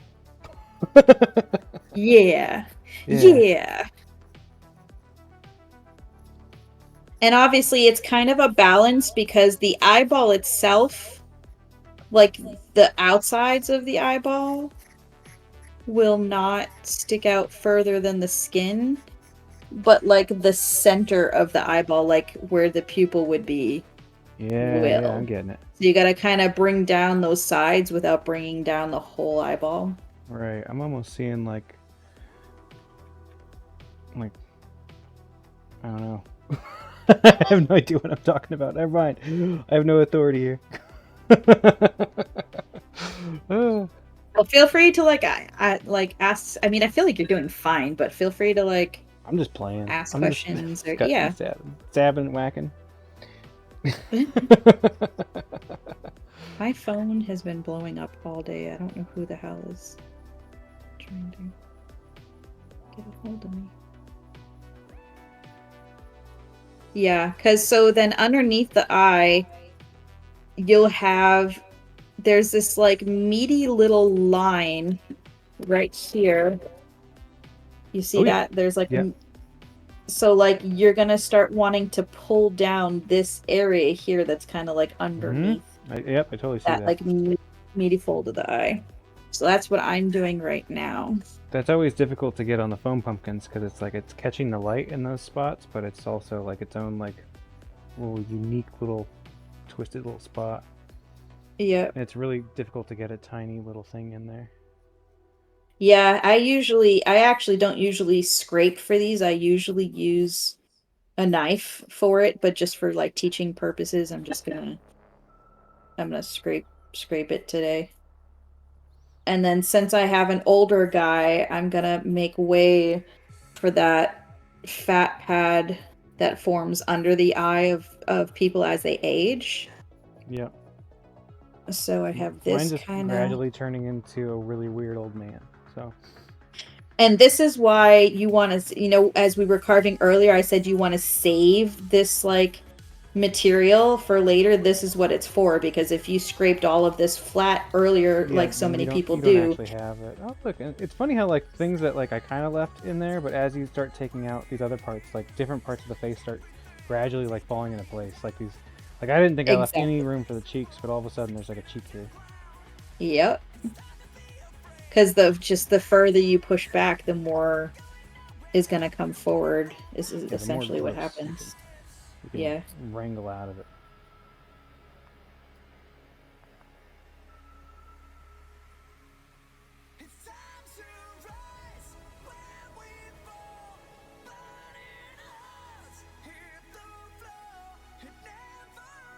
And obviously we're working with like way less depth than you would normally like on a full carve, but I feel like this is more than suitable for just like kind of learning how to rough out the shapes and kind of, forming a character initially.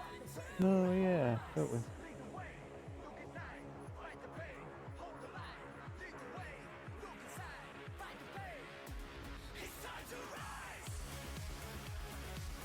And learning about anatomy can help with this a lot too.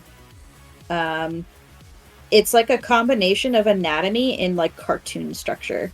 So like if you It's like at least like 1/3 Homer Simpson, and then like some yeah. old men.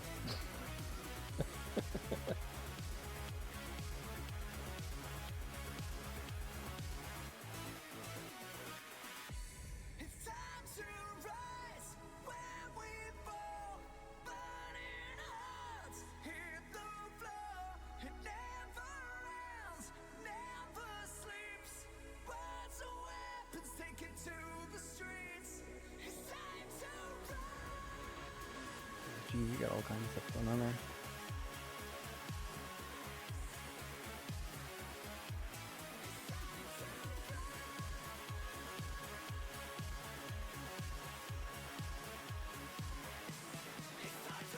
Like the way that you're moving that around, it's like clay. Yeah. That's wild. I think I'm gonna go ahead and get out the knife.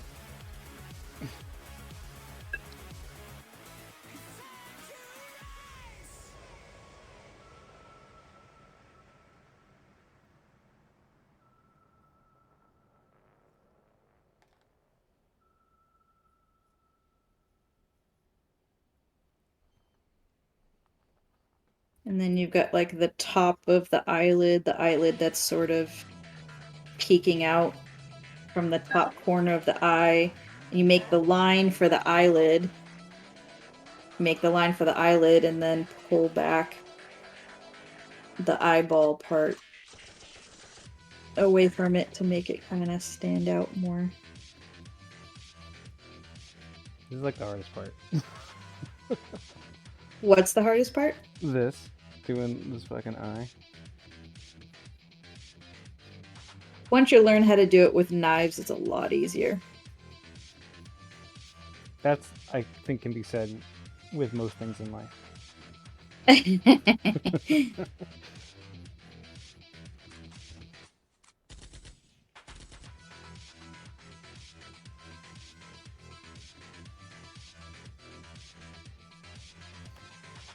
Ordering Bedlam, hello! Welcome. Happy Saturday-ish? Depending on where you live.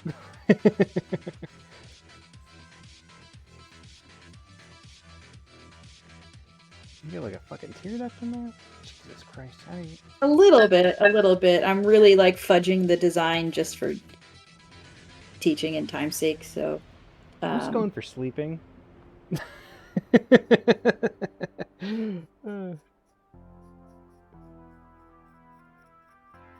see if I can get some of these crow's feet over here. Come out. Yeah, the best way to do that, like I'm actually doing that right now if you want to watch me. So Yeah. you pull down the deepest part of the line there, round it a little bit, and then you're gonna pull away the material underneath it to make it stand out. I don't know if you can see that. And then you pull that one down to make that flatter, and then you can pull another one out next to it right there.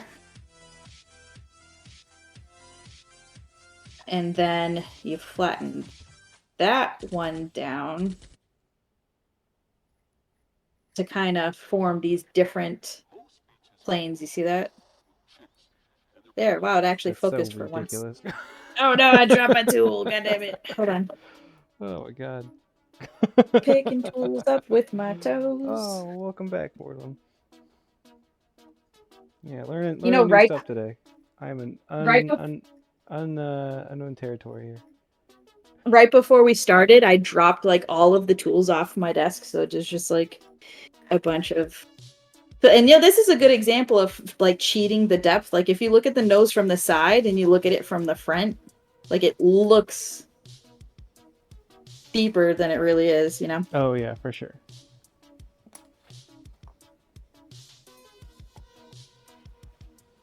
There's a little lines on the side. I actually do need to do more. You know what's funny is that I'm so used to having to save the work I do on my noses for last, because when I carve in these elements, everything dries out so quickly that like I've learned to save like the eyes and like the details of the nose and the texture and stuff for last, or else it'll dry out to the point to where you can't carve it anymore. Oh yeah, do you take a squirt bottle with you to try to keep it hydrated while you're working? I do, but the thing is it's so hot out that the water in my squirt bottle gets like boiling hot, and then it makes the squash soft. Oh. So like, unless I'm working an event where they can like bring me a continuous flow of cold water, it can be really challenging. I'm not gonna lie, and it's funny because I've had fellow pumpkin carvers like see my carves and message me and be like, why don't you do this? Why don't you do that? How come you don't do this? How come you don't do that? And they don't understand what it's like working in the heat and how you literally have to carve differently to compensate for it. And some of them just started doing some carving in the South and are messaging me like, okay, I get it now. Because I don't think it's I've ever hard. had anyone Like reach out to me and told me what to do. yeah, no, like It seems like I know a mansplaining. I know a carver who just pumpkin-splaining? recently moved. I know a carver who moved to the South, and it's like it's changed the whole way that they have to carve, and I'm like, it's true. It's like it's so different, and they're like, well, tell me all your secrets because this is my life now.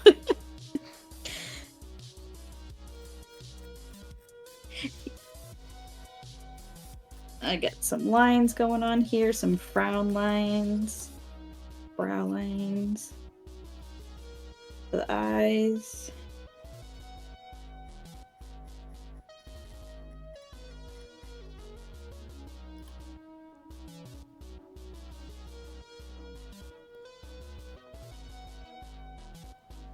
How are yours looking?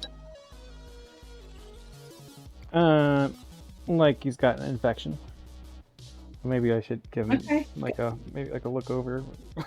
Okay, we can work that into the story. Yeah.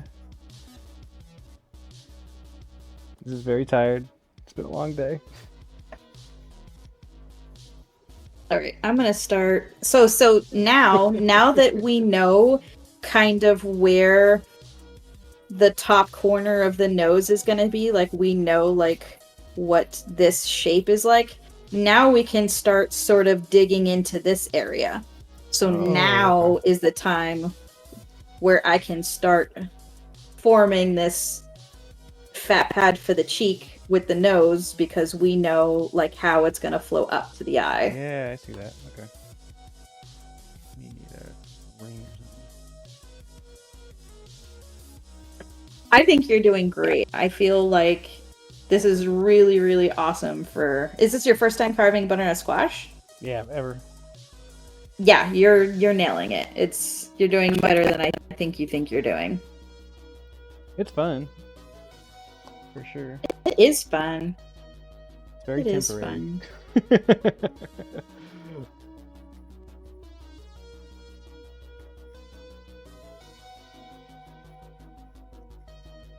I think that's what makes pumpkin carving special, because if you were to do this out of clay, it just would be like any other carving. It wouldn't be that big of a deal, you know what I mean? Yeah. But it's doing like, it out of pumpkin is what makes it special, essentially, Right. you know?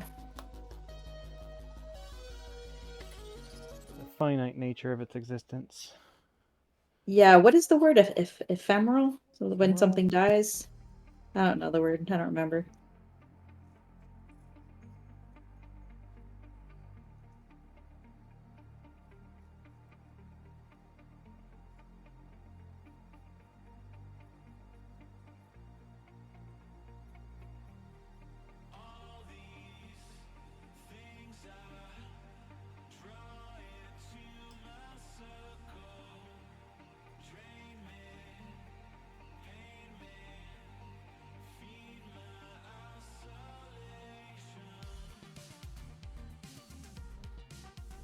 Ephemeral is referring to temporary, yeah. Thank you, McBroguy.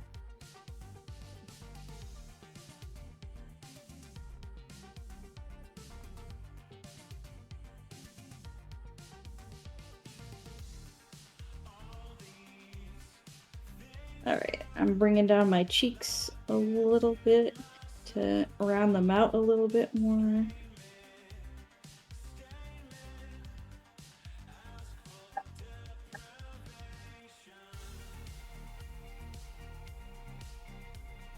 Gonna start working on my nostrils. My nostrils. Oop, that wasn't the move.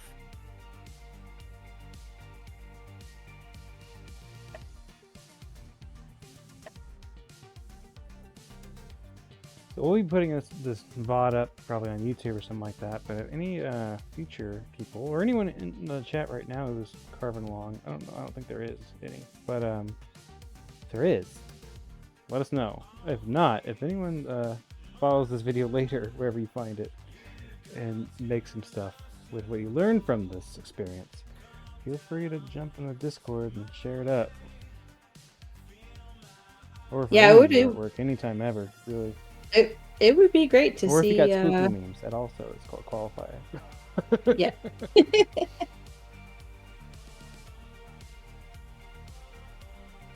Yeah, I see the marshmallow thing you're talking about. Like, I've been not working really on the forehead very much, and so I'm really Yeah. seeing that Dude, you stuff should coming see out how there. bad it gets on giant pumpkins. On giant pumpkins, it marshmallows like an inch at a time. You have to remove so much material to get past it. It's the worst.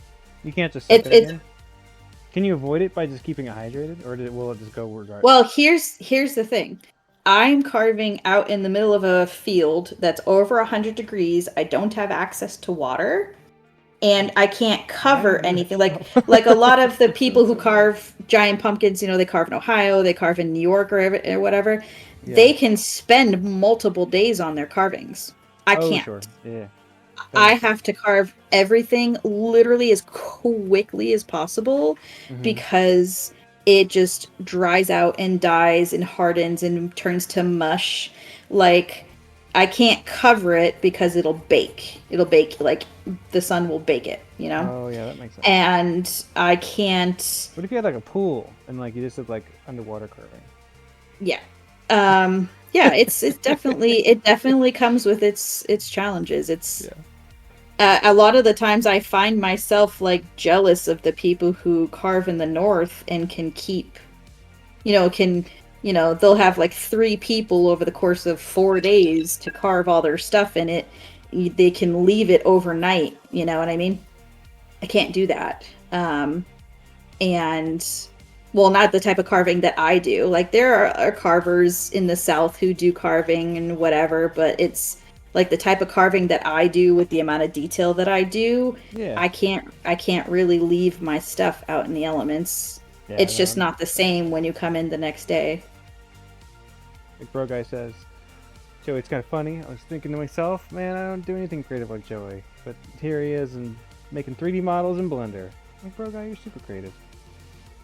That's awesome. I've been peeking at all of your those whatever you're working on. I keep seeing it in the voice dump over in this guy's Discord. As a video game maker. That is very cool. I want to learn how to do. I want to get like Nomad or ZBrush and learn how to do that type of stuff. I think I downloaded ZBrush and I just did not even bother trying to learn it. I think I'm gonna get I also Nomad. bought an airbrush and I haven't even turned it on yet. Dude, But I I did hardly like ever get use everything else I mine. needed to do the actual things with it. Yeah, It's tough.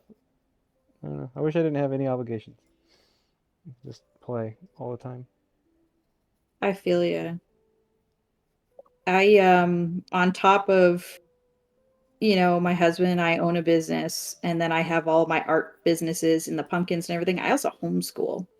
So there's always there's always a lot to be done in managing everybody's schedules and everybody's activities and everybody's appointments and keeping on top of the house and keeping on top of the businesses. And I don't have a social life. It's a lot of fun, That's another reason why I'm thankful for. Hold on, I'm gonna let the dog out real quick. That's another reason why I'm thankful for Twitch. Come on.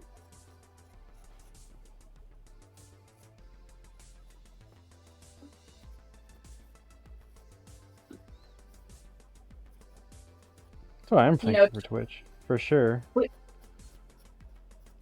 Twitch has allowed me to have people without having people because I don't have time to have people, Yeah.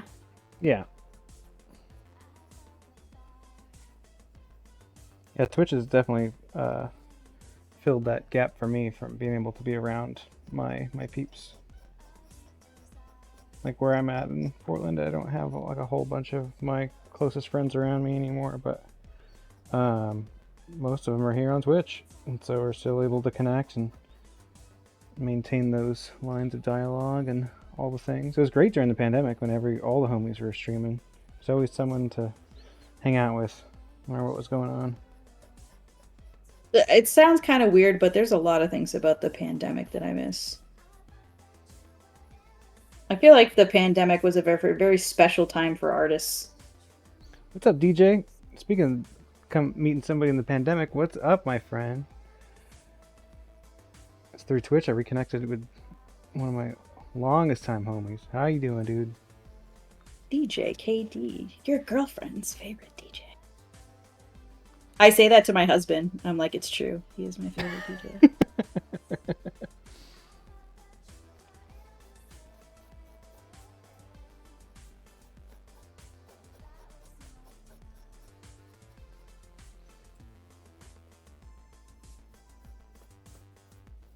Yeah, because I had moved up to Portland like right at the end of 2019, and so I didn't really get out of the house enough to like go out and like explore the city very much, or kind of figure out like what the hell I was doing, or like what the city was like, or what the city had to offer, and all the things, and then everything shut down.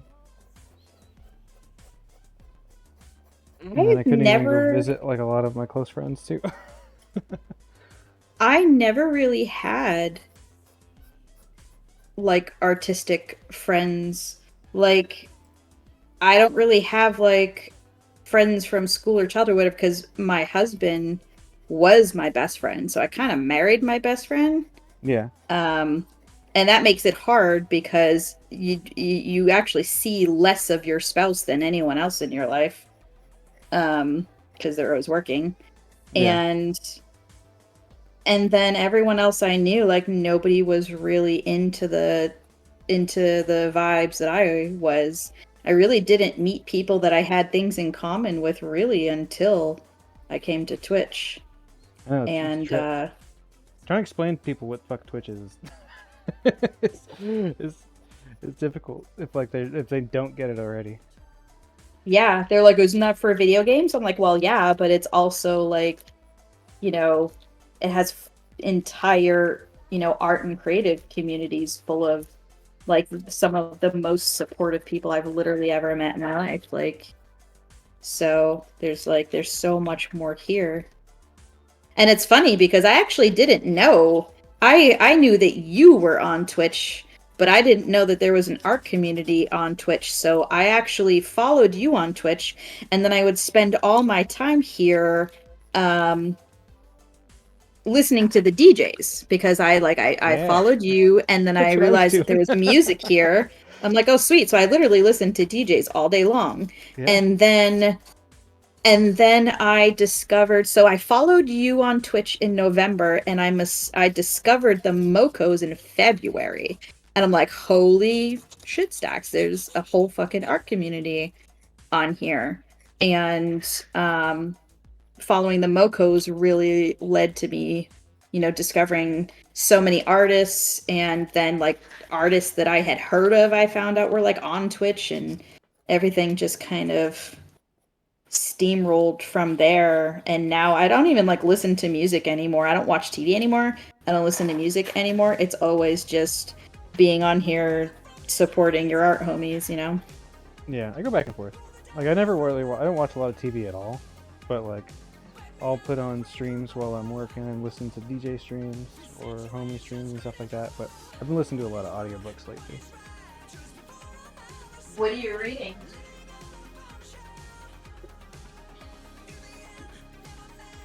Sorry, I might have been too far away from the microphone for you to hear that. I was asking what you're very reading. Old man now. Look how good it is, though. It's so good. You actually could do a big old mustache on that. Big old fucking sheriff mustache. That'd be dope.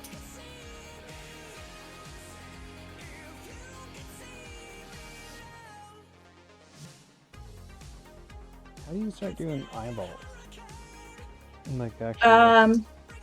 So you get in there and you really make them round. Like you make the actual eyeball form like as if it was a round ball actually in there. You try to get it as round as possible, like it's a big, like a bead or like a big bouncy ball.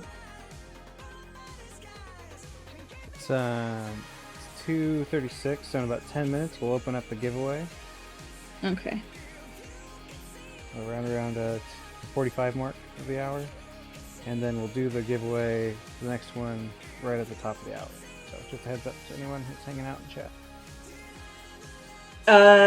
Do you feel like you're close to that point where your eyes are round? Yeah, or as round as so. you plan on making them? I just been aging, doing age marks and stuff like that, and kind of just making it look nasty. Trying to figure out how to make the nose. Alright, let me finish up a couple of details that I'm gonna do here, and then we'll move into that.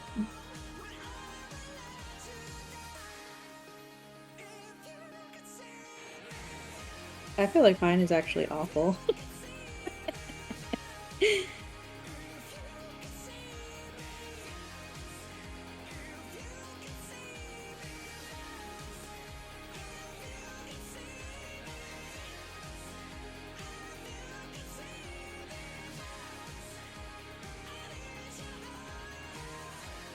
It's like, when in doubt, just do crow's feet.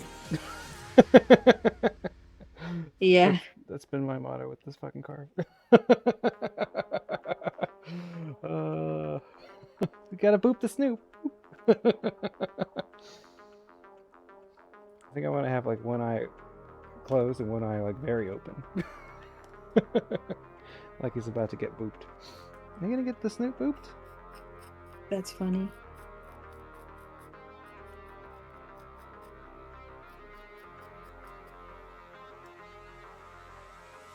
Oh, I could do this. Alright, This might be a bad move. Which way does this go? I'm shaping out my nose a little bit more. There we go. Giving him some 5 o'clock shadow here.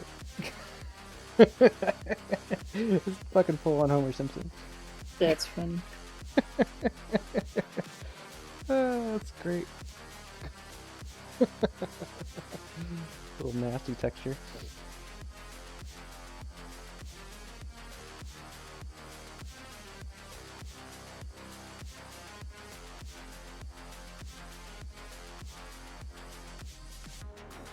Alright, I'm say- picking the nose.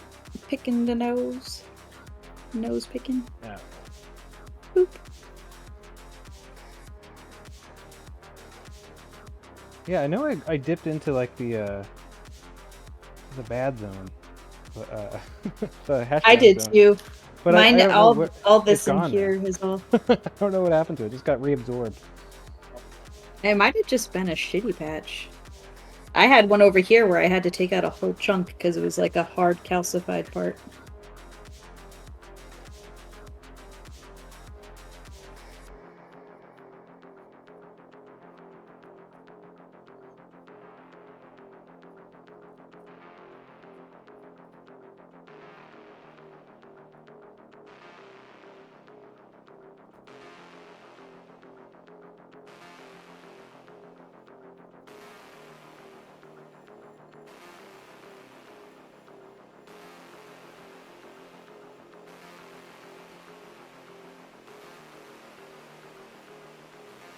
Okay, so this eye is definitely going to be all the way open. I think that I'm going to make the eye on the side. This one's going to be kind of a sleepier eye, but this one's definitely bulging. Like he's an old man. He's got some regrets. Don't we all? Like, did I shave today? I don't even remember. Where am I? Picking I'm the going to open up that tear duct, nose. right? Tear duct! Oh, I fucked up my nose a little bit.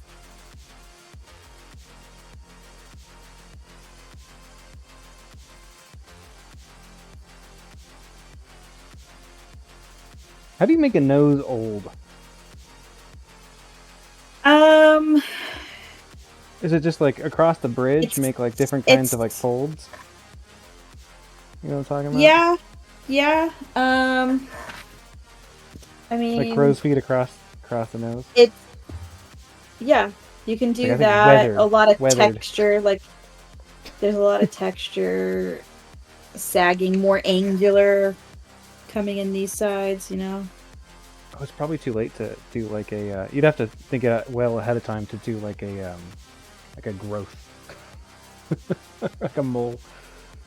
Well, realistically, you could just you could do a circle and just carve around that circle and remove the material away from the outside of it a little bit, and it wouldn't be like too noticeable. Or you could cut from the back and just super glue it on.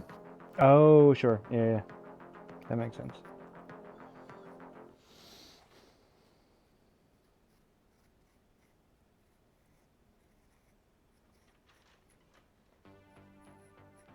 What are your regrets in life? My Pumpkin regrets. person? Oh, just pumpkin carving wise, or like life wise? Oh, I was talking to my pumpkin. Do you have regrets you want to share with the class? You don't have to. You know, it's hard for me to talk about regret because I feel like we learn equally from things that go wrong as things go right. Yeah. So, like, you could regret something, but in my mind, the word regret means that you wish it didn't happen. And I don't know that I could say that I wish that things didn't happen, because if they didn't happen, then I never would have learned anything from the experience. That's good. I think the only regret I have is kind of like letting things linger, like letting things bother me longer than they should have. Oh yeah, fester, for sure. Yeah. And I've gotten better about that. I'm a lot better about saying, fuck it. It is what it is. Learn from it and move on, and, just mark it in the calendar as shit that happened and go on to the next day. I'm a lot better at that now than I used to be. I used to overthink things and go through things in my head again and again and again. And that happens a lot on shows. Because I'm a Libra. Yeah. That happens a lot when you're on shows, because when things don't go the way you wanted or the way you hoped or the way they should have, it's not like you can keep it to yourself, Oh, yeah. The entirety of America is seeing this shit go down. I still haven't watched a single season of the show that you were on, because I don't have access to the Food Network. But when you were doing that, like, did they have those like breakout like reality things where they're like, well, what did you think about that? And, like, were they trying to make drama behind the scenes and stuff? Oh yeah, I mean, it's a TV show. Like, I actually got fucked over a couple of times on that season, and it's like, you can't really talk about it, and obviously the people watching will have no idea what actually happened. Oh, sure. They'll just look at it and they'll be like, oh, they're sucking, or oh, they fucked up, and they don't know what like actually happened. Yeah.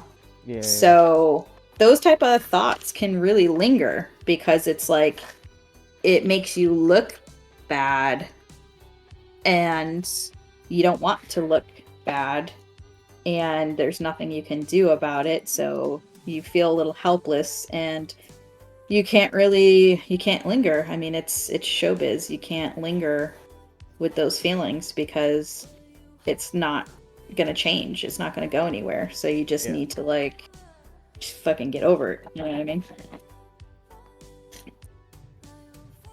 And then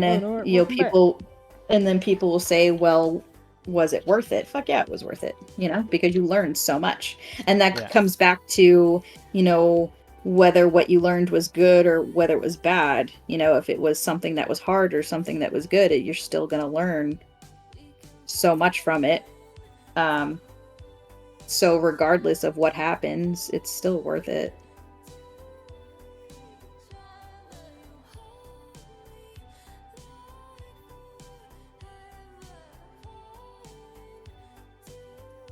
This is definitely not the best carve I've ever done, so I'm in the same boat.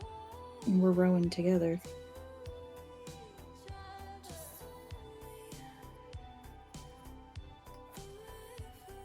Well, this is looking a lot better than my cat that I did. I think yours looks great. Meow. It was a good cat. It wasn't a real cat. It was based on a Halloween decoration, all right? I don't remember. Did you ever show that to me? I don't remember if I've ever seen it. There's like a clip if you do like exclamation point cat or meow. Okay. I'll have to check it out. Meow, meow, meow, meow.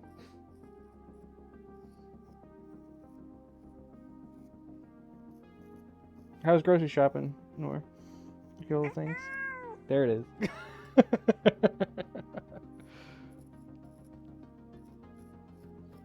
Yeah, that was 2020. That was the last time I'd ever really carved anything 3D.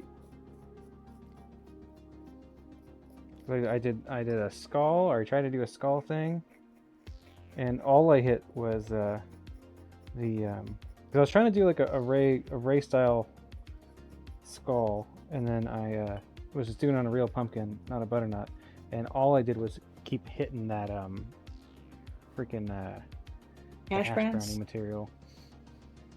You need a very specific type of pumpkin. Hello.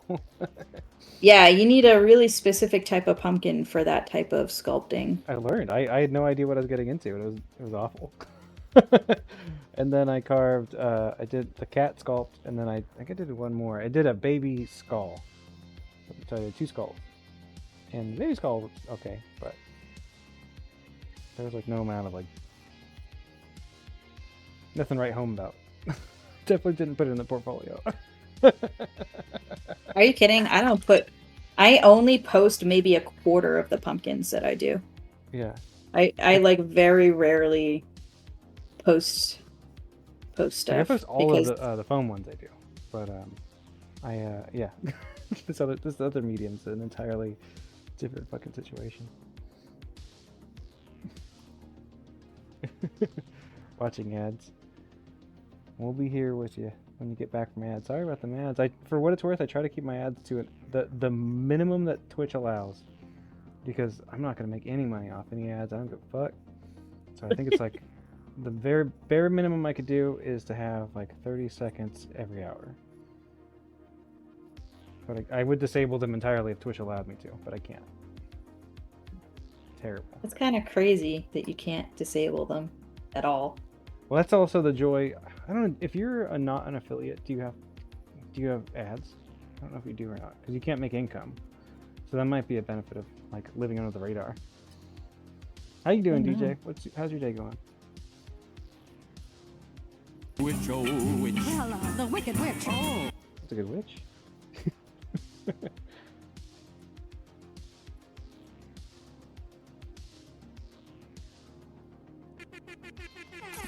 You're listening to your girlfriend's favorite DJ, Ken Diesel.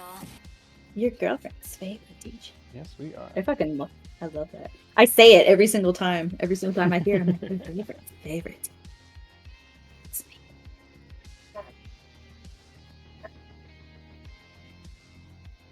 I am the girlfriend. Yeah, like this more lip-like or like lip lines. You know what? My diet's so dried out. I haven't been spraying. You know, when I'm working like by myself, I spray every 5 minutes, like on the dot. Thank you, Balleridge. Thank you for that gift sub. Ooh. Let's see here. Hi, let's DJ. get Bedlam on the subkin. I'm sad I didn't get to meet DJ this year. Ugh. I know. Hopefully, next year we'll be able to hang out for more than 5 minutes with him. He promised I could buy him dinner, and I'm There we go. holding him to it. He said I could buy him dinner. Okay, deal. All right, hold on. Your speed's gonna cut out. Actually, I think your feed will be fine. Behold, the That was so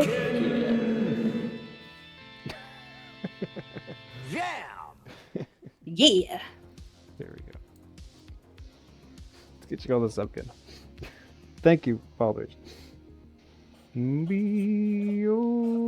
This is gonna. Oh, this is all gross now. D-R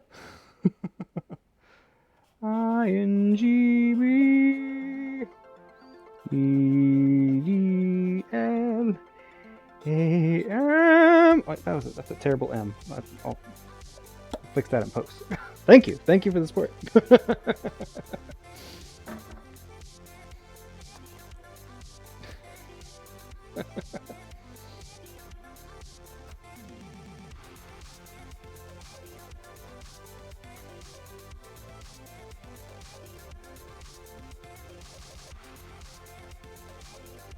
It's been nice having DJ kind of back into the mix again. Nobody really plays like quite like him. He's kind of unique on Twitch. You gotta get your Toxico Tuesdays in there when you can. Yeah, at least from what I know, like for who I follow, he's very unique.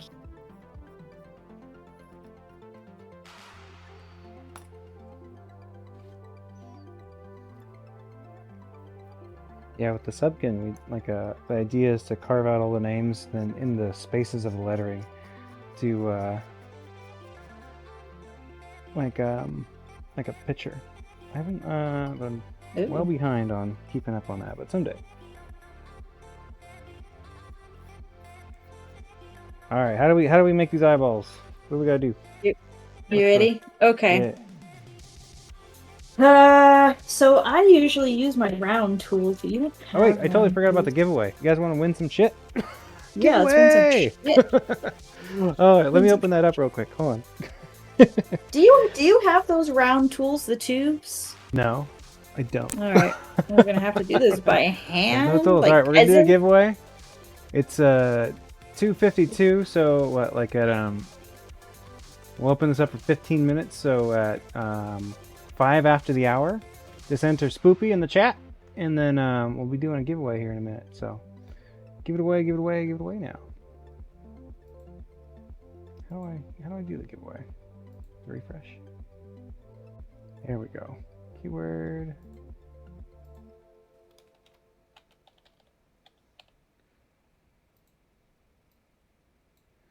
All right. This is open to everybody. Just put. What can we win? What are we giving away? Are you giving away a T-shirt? I'm giving away. Are you gonna give away another one of the something else? No, I'm giving away my KMP Core T-shirt that 600 designed for me. Rad. And it comes in all different Good Monster colors TV, and hello. sizes. What's going on, man? Welcome. Hello. Good Monster, get in that giveaway. Oh, I got all the way through. I'm throwing in a couple wrinkles really quick.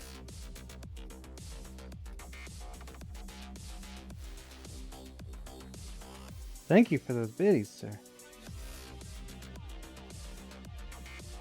All right, you ready for your eyeballs? Yeah, let's stab some fucking fire. Let's stab some eyeballs. Okay. Up. So let me. Please, mister. I don't want my eyeballs stabbed.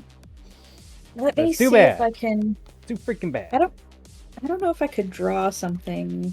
So you have, like, I have my eyeball shape like this. And then I have, like, the eyeball inside. So what we're going to do is we're going to cut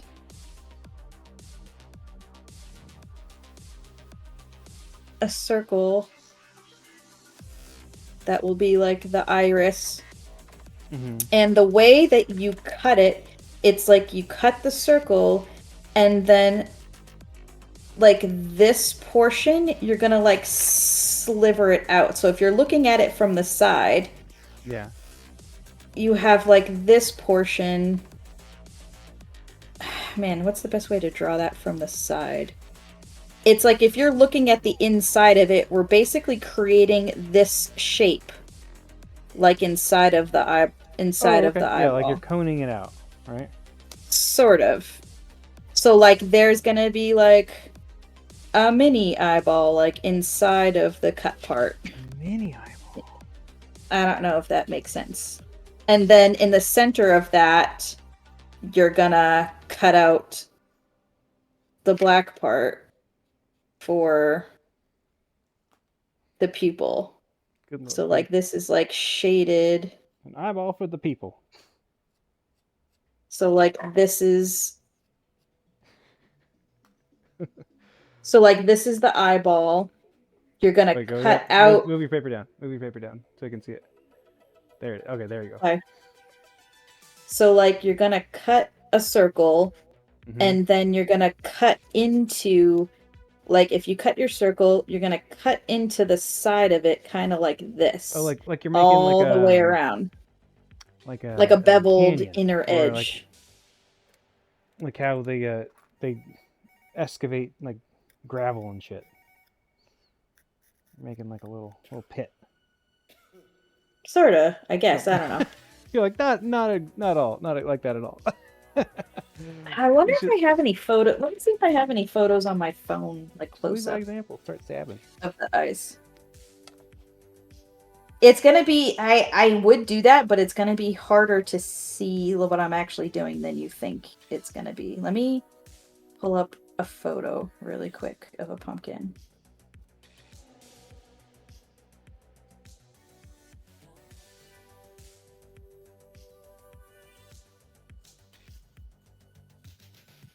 I'm just gonna hatch up, get those skin tones on here.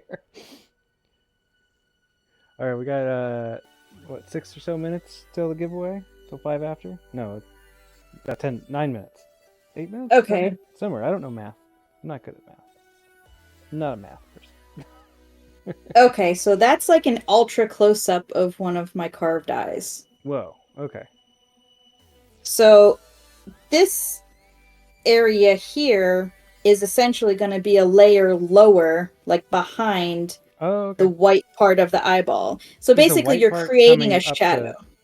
The white part's going to come up to the surface level of the round? Don't worry about this highlight. We're doing that after. Okay. Don't pretend it's not there. Don't worry about it. So this part, so the iris part is basically a level lower than the white part of the eyeball, which making it deeper creates the shadow and it creates the color. Right. Okay.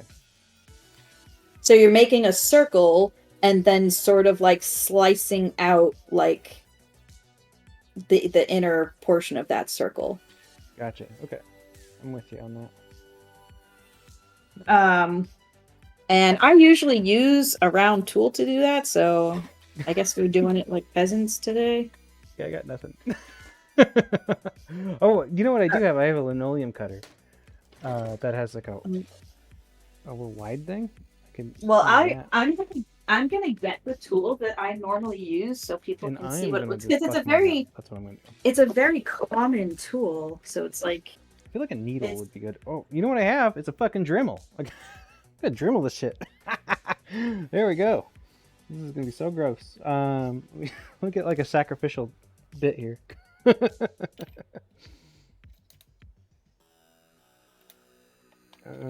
Sacrificial bit time. We didn't need that bit anyway. Bump a bump. Okay, here we go. Where's the pedal? Where'd my pedal go? all right. So this is what I use, and these are just brass tubes. And Armadillo Clay, where I get my tools, they sell these sets. and it's just all different sizes of tubes. Yeah. like needle So puncture. like, so like for this one, I would just kind of find what size would sort of be the best for an eye shape. It looks so funny when you stab it right inside. So you're just making a round hole, right? I'm not even making a hole. I'm basically just pressing it in there just to make the outline. Like, Oh, okay. Well, maybe I should wait to carve this out. and you before I gotta calculate keep you have to pay attention to where you want your eyes to be. Like if you want them looking down, if you want them Right, looking yeah, up in yeah, the yeah. corner. Yeah. it. That makes sense.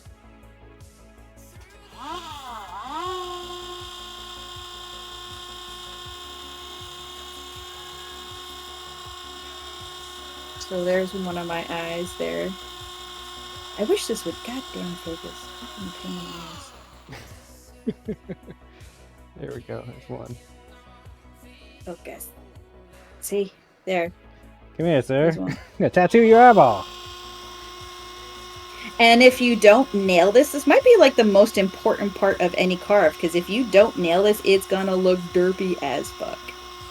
Derpy as... What's that? I've had to redo entire eyeballs because they look derpy. Like, that last carve that I did, Yeah. I showed it to Charles Lister, and he's like, oh, your sockets aren't even. And I'm like, Yeah. what? You're like, And then "Your I looked at sockets it, aren't and I'm even, like, you monster. oh How my dare god, you you're right. question And me?" I had to redo the whole fucking...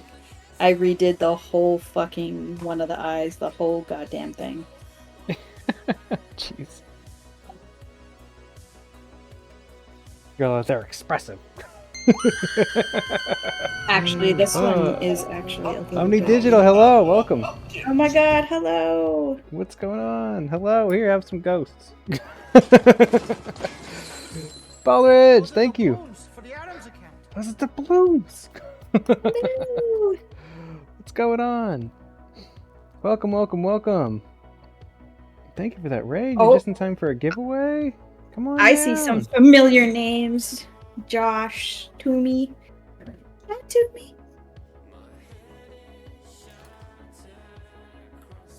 Okay. We got about 3 minutes until the giveaways ended. So whoever just showed up, you guys want to win some shit. Yeah, Spoopy in the exclamation point spoopy. You're just in the nick of time. All right, do you Welcome. have Thank your you for that circles? raid. What's going on? Are you already working on them? I'm just gonna talk about what I'm doing. So I made my circles. Yeah. I'm gonna cut around the circles like Okay. that.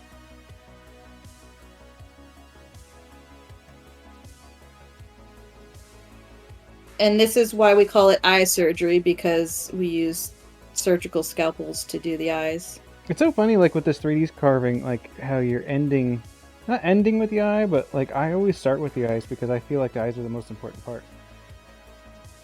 You know, a lot of other carvers do start with the eyes, but I'm so used to not being able to start with the eyes because they dry out too quickly Oh yeah, that makes in this sense. heat.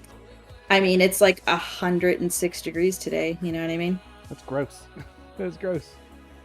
Okay. Everyone that came so- in, hi, my name is Joey Edwards. I make weird, wonderful things, carve pumpkins pretty much all year long, mostly foam pumpkins, but today, special day. Doing a Streamiversary special co-carve with the legendary KMP, teaching me how to do 3D carves.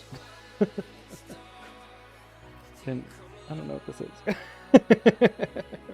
But you're just in time Yep. to stab some eyeballs, so that's great. Do you see what I did there? What did you do? I made my circle, I cut my circle, and I see. then I do see it. Okay. and And then you're doing I that like rounding it out so it's like a round surface on the inside of that? at the moment, I mean, you can flatten it a little bit more to give it more depth. So see, I'm just kind of carving at an angle to take out those pieces. See that there? It's freaking bats. I love Halloween.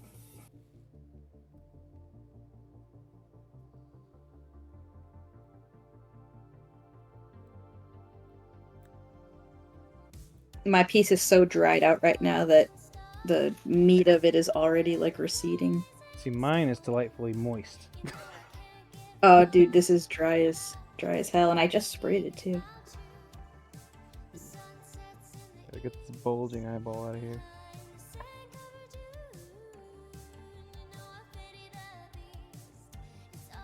A lot of people do their eyes differently. Like if you look at the way Ray does his eyes versus the way like Dean Arnold does his eyes, versus the way, whomever. It kind of everybody sort of has, like it's all very similar, but everybody kind of has their own way that they sort of do it.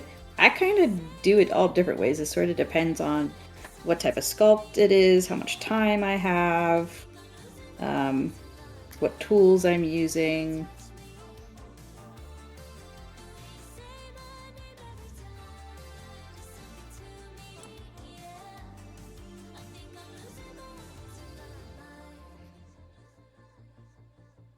This is the weirdest fucking thing I've ever made.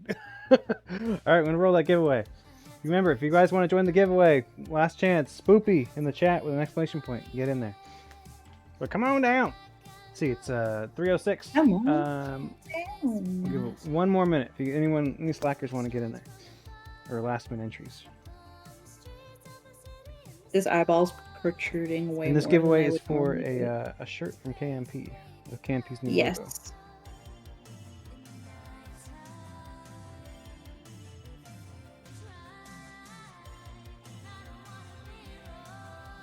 Well, you're going real deep. I see. Yeah, I'm just defining my eye a little bit more because normally I carve these like really deep to get a lot of depth, and I really didn't do that at all.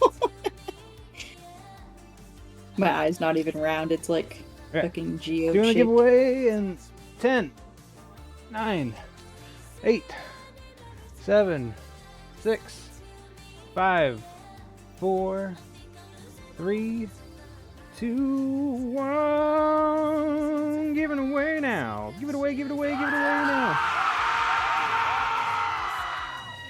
The winner is Bordering Bedlam again.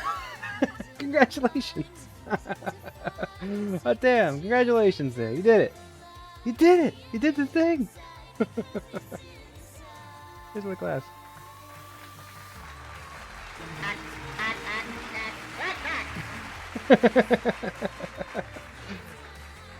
Hooray! Oh. I need like a little loop or something. Where's my loops? Give me them friggin' loops.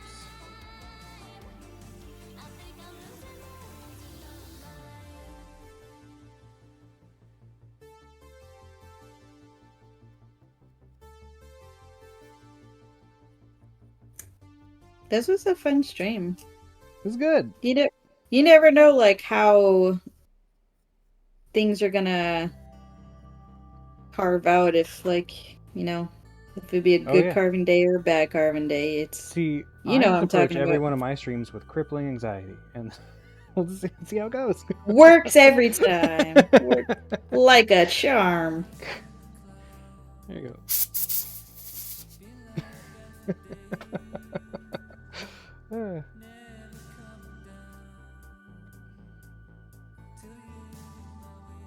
I have a lot of people ask if I will do like a tutorial YouTube type thing, and I probably will. Like there's so much information that we didn't touch upon here, and we're kind of working fast because we're on stream. There's a lot of stuff that gets missed, so I might do that one of these days, maybe over the holidays when things slow down for me.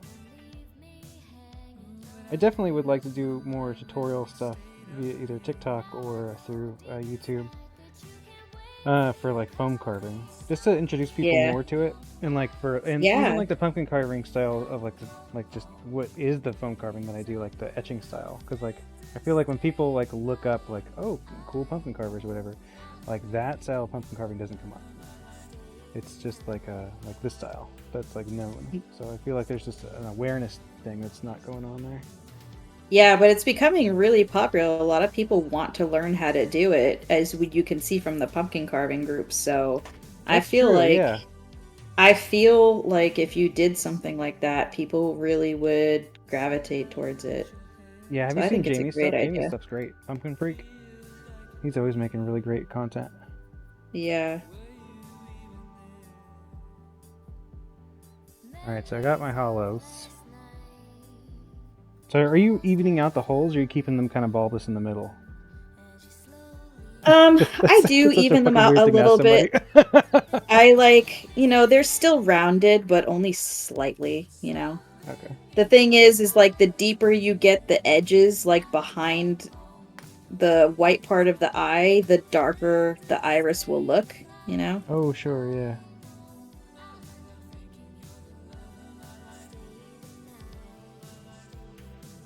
Oh, there it is. I see it. Okay, now mine's starting to come together a little bit.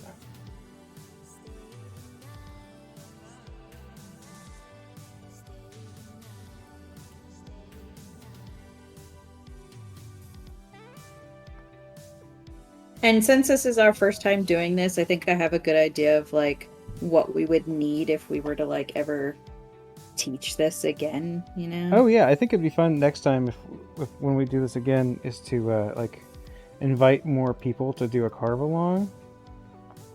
And people, we could like share each other's work, kind of like one of like the Cody streams, right? Like with the creep show and tell, things like that.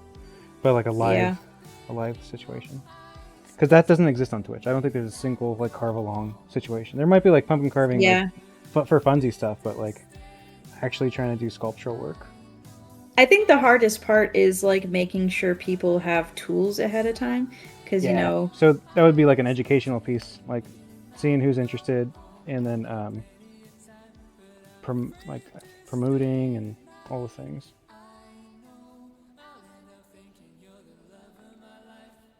Mine just looks like he's gonna shit himself.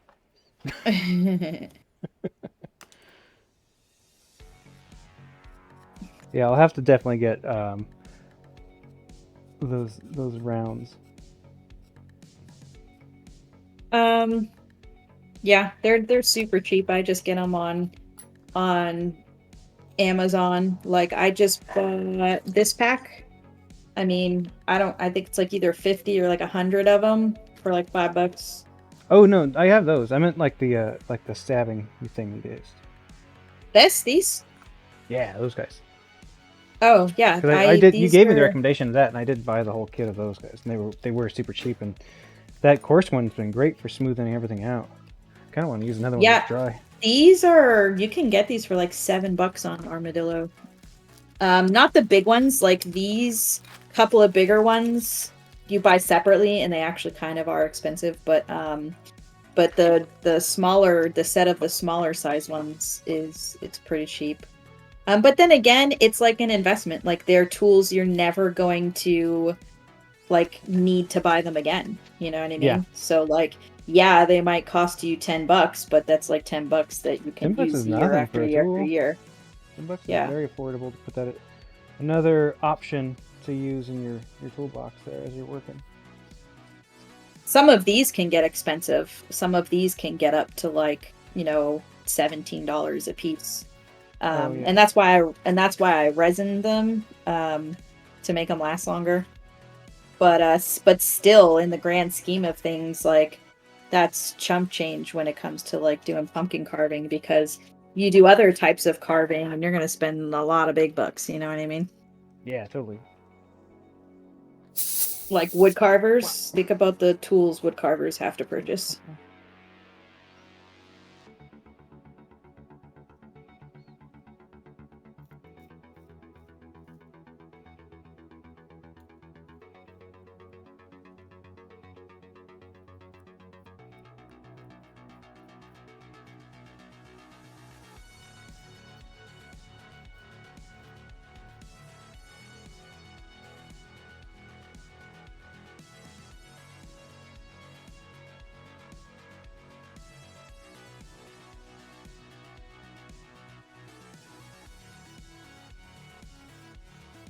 And even like the carve I'm doing right now, you could take this so much further. You could take this back to really round these out. Like if we had time, you could take all of these curves, you could like put lines here and round out these curves to make these really chunky cheeks. Pull all of this neck back to make like this squatty little chin. You could pull this part of the nose back to really accentuate this nose. You could put all kinds of wrinkles in here. You can pull this part back. Like you could whittle and tool on this carve to make it look more and more and more realistic. But all of the carves that I do, even the really realistic ones, this is how they start. It starts with forms like this, and then you just keep working on them and working on them until they look more and more realistic. So this is like a really good starting place to get into carving like that.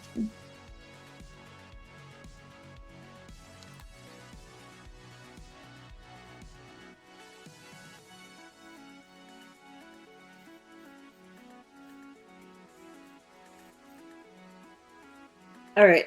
Do you have your eyes in a good spot to put in the pupils? I think so. Yep. Okay. I have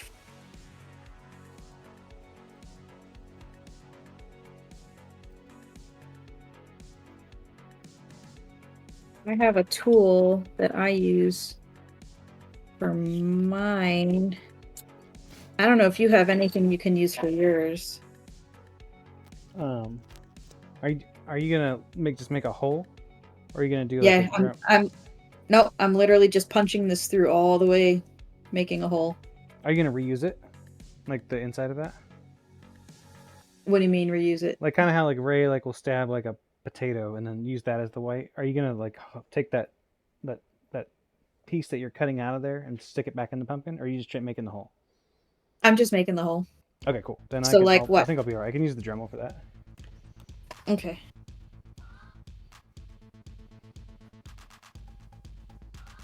And again, paying attention to the direction that the eye is looking in is important, because if the eyes are looking in two different directions, it's gonna look derpy as shit. I just need to pick a bit that I'm not gonna miss. Let's sacrifice. That's why I bought a tile steamer, because dried pumpkin on a tile, forget about it. Yeah. Never getting that shit off. Are you doing the hole off to the side? What? Where are you positioning that inner hole? Just right in the center. You want it to be right in the center center of the iris, yeah. No matter what direction the eye's looking in, the black part's always going to be in the center of the iris. See? Come on, focus.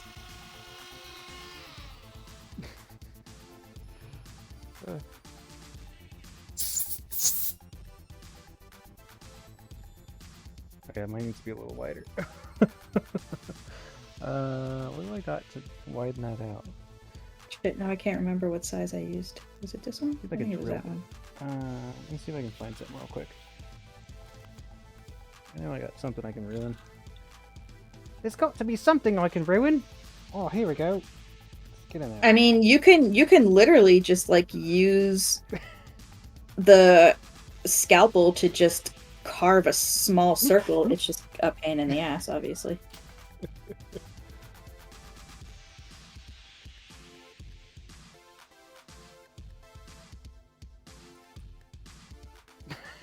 Look at Joey cheating. Shut up. Get out of here. You saw nothing. Here. All you saw was ghosts. Listen, a tool is a tool. You wouldn't believe some of the weird shit I fucking have used as tools. I've used like makeup products, like makeup tools. I've used like cooking tools. Like I've used so much weird shit for pumpkin carving. Like I walk around stores looking at weird items like, ooh, what could I use that for?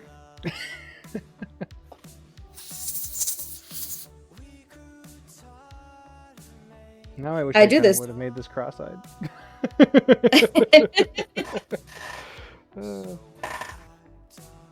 I do the same thing for my clay, like the textures I do on my clay jewelry. I'll like walk around a store just looking at like the texture of things, and I have bought the weirdest shit to use as textures. Texture piece that you got at Monster Palooza work out for you? Have you used it?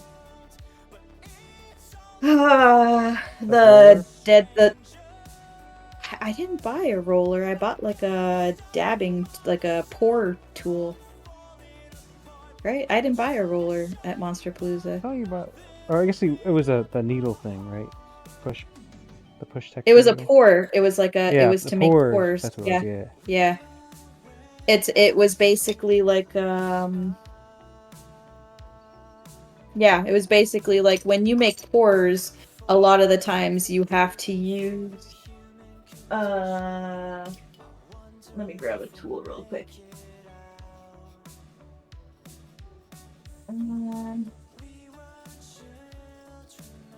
I have so many fucking tools, it's literally not even funny. Got a nice forehead in there. Yeah. Where's the pokey? Pokey. So like, you could use a tool like this to make a bunch of pours, but the tool that I bought at Monster Palooza, it's See, like you a try to tool hold like... up your bits like that is like, welcome to my hell of trying to show people the Dremel bits I used to carve. There, look, we're getting it. It's such a hard time focusing. So There it goes. So the tool that I bought is like, it's a handle like this, but it has like a bunch of these on the end. It has like 10 of these on the end, so when you do pours, like it's punching like a whole circle worth of pours all at once, so you don't have to do so many individual... Oh, you know what, motherfucker, I have one of them right here. This is a 4.1. So this is kind of a larger one. It has 4 points. And then you can get really fine ones that have like, 6, 8, 10 points on okay, them. that's the one you showed me. That was the one I remember. You could actually use this on a pumpkin. You could, because you can push into it and it'll make a texture on it. Focus, blah, blah, blah, blah, blah. Come on, you can do it. You're gonna do it. There we go. Yeah, you see the texture? Oh yeah, look at Um, up close, that's so and- scary looking. One of my favorite things to do with the pumpkin faces is to use, like, if you do like the Snapchat or whatever, to make it you can... Oh, the filters? The filters. Oh man, it's so funny because the carves are so realistic that the filters work on them. That shit's funny as fuck. You want some real fucking stupid? So like, I'm gonna make sure I don't have anything incriminating. So like on an iPhone, right? When you open up your camera roll, like it'll have like people, places, and like things like that. Mm-hmm. So like when my iPhone like recognizes like my the people that I take pictures of the most as people, Mm-hmm. it's like mostly pumpkins.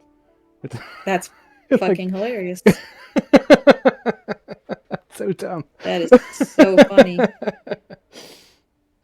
That's like my camera. Like if I'll be like with someone and like I'll need to open up a picture of the kids. You know how many pumpkins I have to scroll past to get to pictures of my kids? And it makes me feel guilty every time. I just gotta get back to the pictures of the boy. Oh yeah, I should show you my dog. He's right here. He sleeps right by my feet while I do anything at my desk. Head in the store. Alright, Godspeed. Thanks, bro guy. Dude, this is drying out so quickly, it's like completely receding, like in all the bad ways.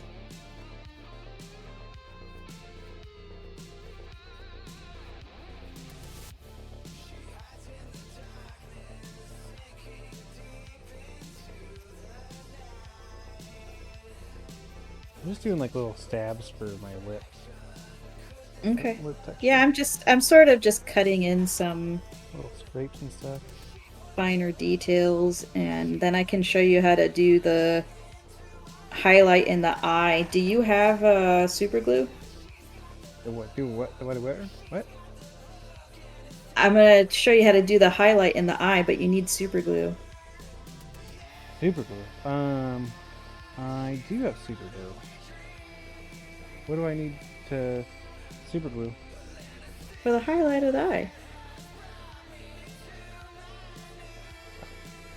Got this little like real weak chin. Yeah, same. Same.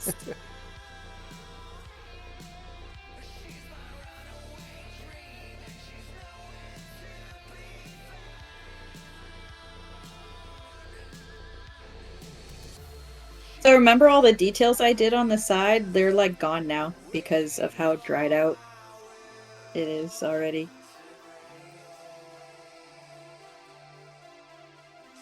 That's why coming in with the scalpel is nice to make those like real deep lines that kind of last. Oh yeah, I see what you're saying.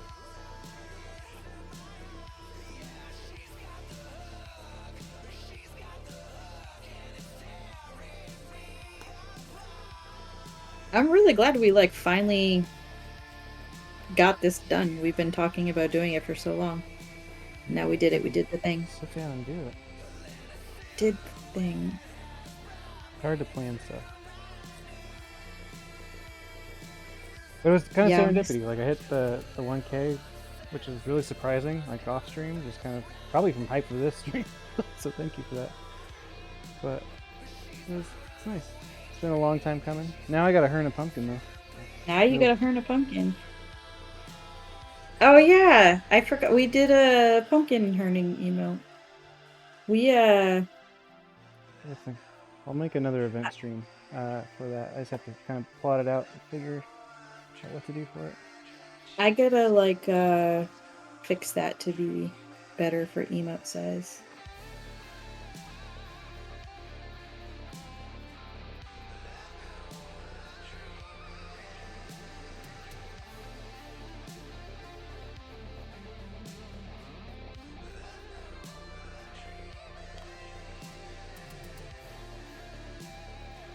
Just making some fine lines for some wrinkles.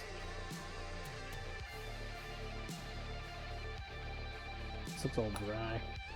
See, this is why the sandpaper is ideal and superior to the Scotch pads, because you couldn't do this in these wrinkles like this. You couldn't do this with a Scotch pad.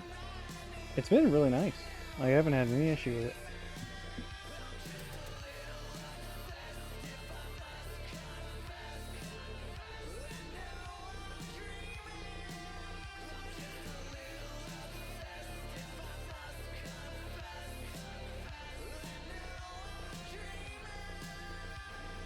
Ugh, I made a tangent. Oops. Whoops.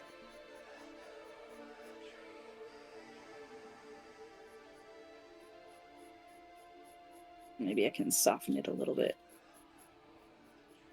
There we go. Whatever.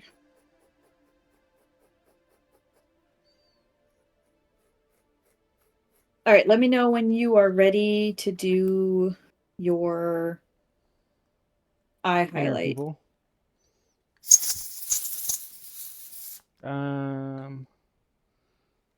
Yeah, what do I need? Super glue? Super glue. Let's fucking right back. Okay, let me go find some super glue. That.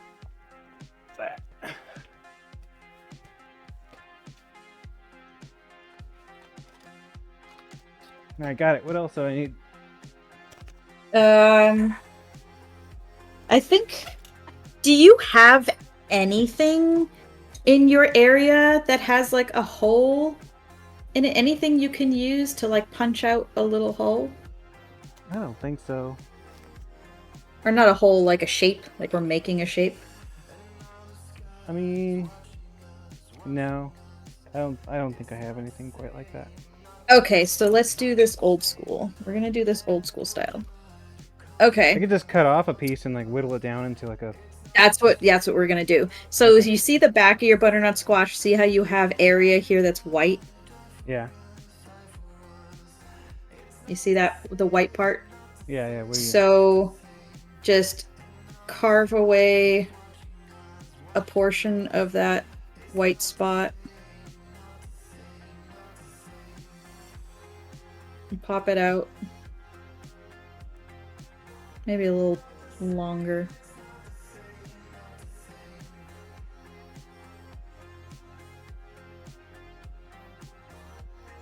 Have it be at least like 3 to 4 millimeters long. Like, I hate math. What does that mean? What's that in inches? Is that a lot?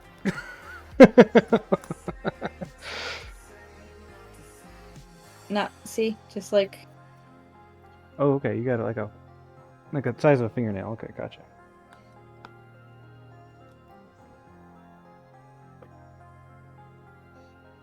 Nice one right up here. Look at that! Look at that little face! Oh, he's so cute. I love how this is such a simple, like, basically a 2D carve. Like, we really didn't go 3D with it at all, but look at it, it's still so cute. It's so cute. So cute. Alright, I need something to cut on, so I don't cut I got my table. toenail. What do we do with this toenail? Do I just make like a shoot and glue it into the side there? Or? Okay, you ready? Yeah. Oh, you know what I'm gonna do? Alright. This is probably way better. There we go. I don't need this. So I'm going to cut it to make a little, like, 1 millimeter by like 1 millimeter square, and then I use the sandpaper to like round it off. Or you could just keep it square. I mean, fuck it, we could just have square ones today, but here.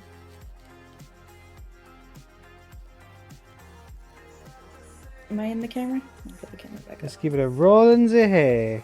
Roll, roll, roll in the hay. Alright, you see that? It's not white though. See?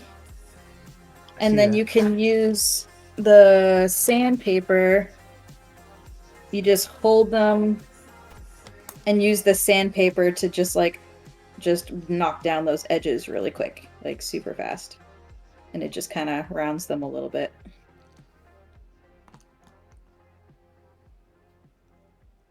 You could technically leave them square if you... Ah, fucker, I dropped mine.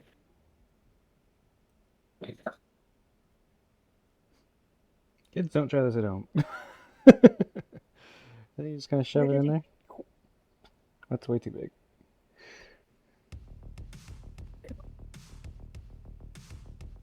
Alright. And then you, I'm gonna grab my super glue. And then you use whatever you want. You can use your knife or whatever to poke a little part. Are you looking? Yeah. So you want to remove... is this gonna focus? Focus. You want to remove a little section that's like half in the iris and like half in the pupil. So like, if I were to do it with this, I would put it like right here, so that it's like hanging into the pupil a little bit. And you could totally use your knife to cut away that portion, but I'm just using a normal cutter. I have this, so I'm not doing that because I don't fucking want to. I think this is kind of like what you were hoping I would have at the beginning with. Because I could just poke and it then and stand. You take your super glue. Poke it and spin. You put a little dab. Wait, I lost my eyeball. You stick it in there. That's what she said. Still, I am perfecting my eyeball. It's gone now. Oh, wait, there. I found it. Maybe. It looks like an eyeball. It's pretty close. Oh, and this is what makes the carve look realistic. Got it. See? Boop. And then you just do the same thing on the other side, but you have to make sure that they're like the same, because again, if you fuck that up, it's gonna look derpy. Yeah, because you're just putting that highlight in there. Is what you're doing. Yep. That makes sense.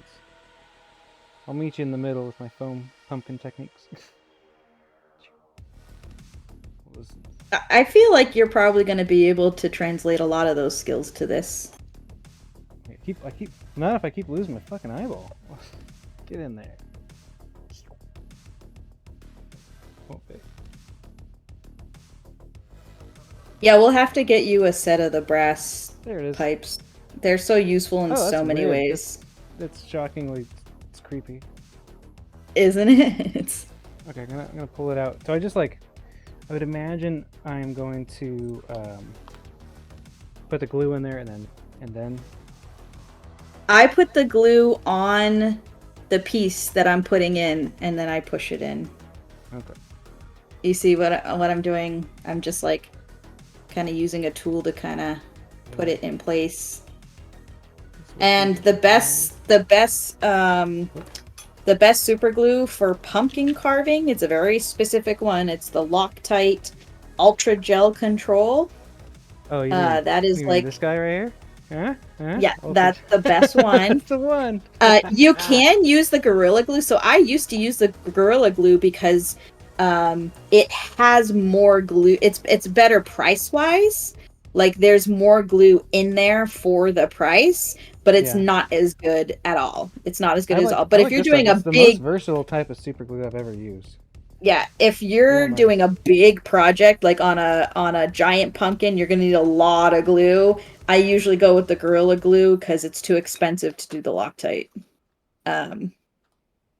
We go through a lot of glue, dude. When we were on the show, we went through like hundreds and hundreds. We definitely went over probably $1,000 worth of glue.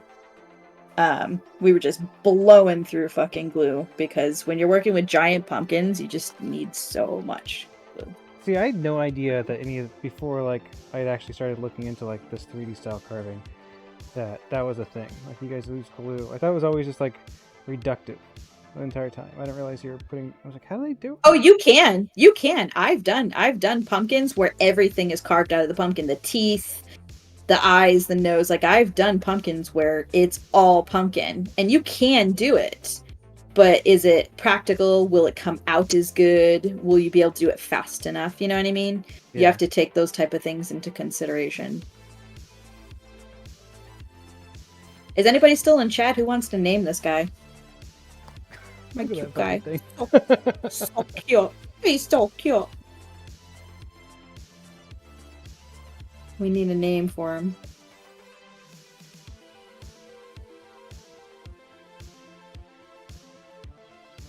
You know what?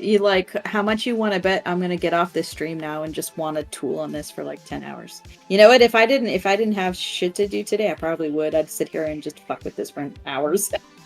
I'm gonna glue my fingers together trying to get this in there.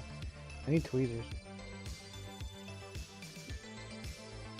You know what? I usually just use the tip of this. Like you can take the tip of the. Let me find a little piece. Just the tip? So. Just the tip. Look. Are you looking at the camera? Yeah. So this thing is so sharp, if you just put this in the side like that, you see? And you can press it against the side. What's Kylie? You know, I was looking. It's pretty close. Nice. Oh, it's so cute. I was looking for micro scalpels on Amazon, and they don't sell any that are exactly the type that I use. Not just brand. Like I was just looking for the same type of style. Yeah. And you can't find them. They don't have them on Amazon, so I'm just gonna keep ordering them from Armadillo because I haven't been able to find them. It's nice to know that you can get certain tools in a pinch, like on other places. But there's certain things that you can't find anywhere, like those brass pipes. Armadillo Clay orders those from like Canada. Like there's a specific store in Canada, and they're so like finicky about them that like they only will sell them a certain number at a time. And you can make them yourself. Like Ray Villafane makes his own. You can make them, but like it's cheaper to just buy them, and you can just have your nice little set with all the different sizes, you know. I think we did pretty good. Not too bad for a simple little card.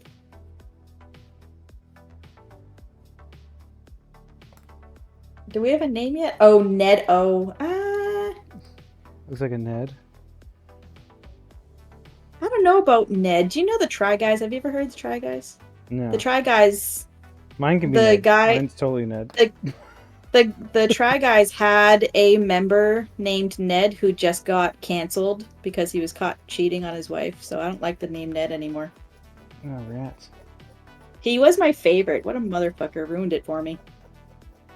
He was supposed to be the good one.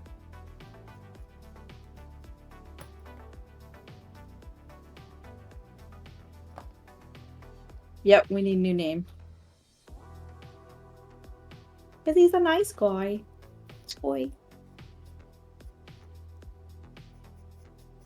God, I wish it would focus. Please focus, friend. Please, please. Look at his eyes. He's like, please. Please focus. That's good. Please. Just need you to focus.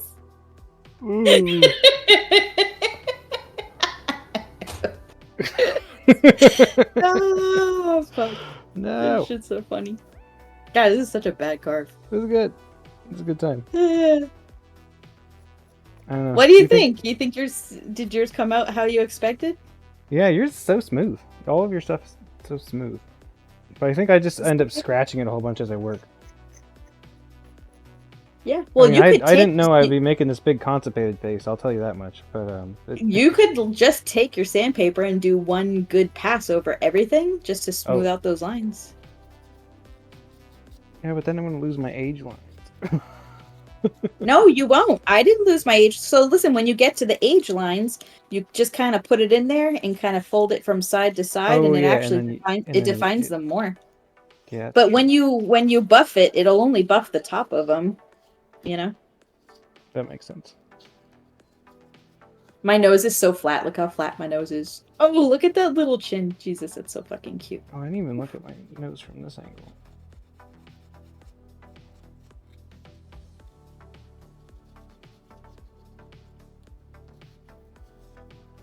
I wanna take I'm gonna do a Snapchat picture and put them on a filter. Let's see.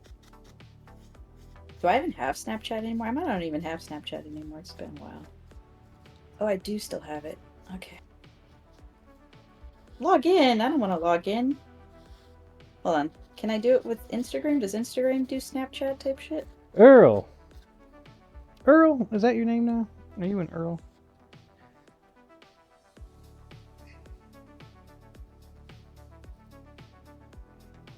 Oh, it's on fire. Oh, look, it's a herning.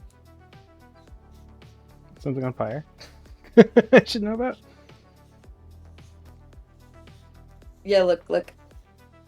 Oh, jeez. Stupid. It's so funny. Oh, shit. Discard. Man, they don't have any faces on here. Test track. Let's do the Disney test track. What does this do? I've never done this before.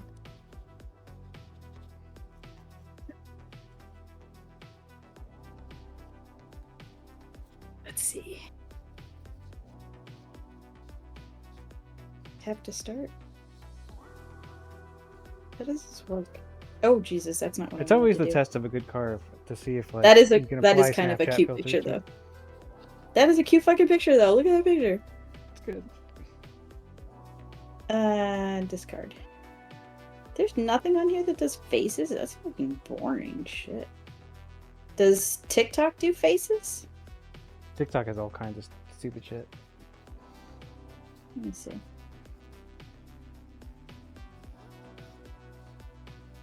TikTokies.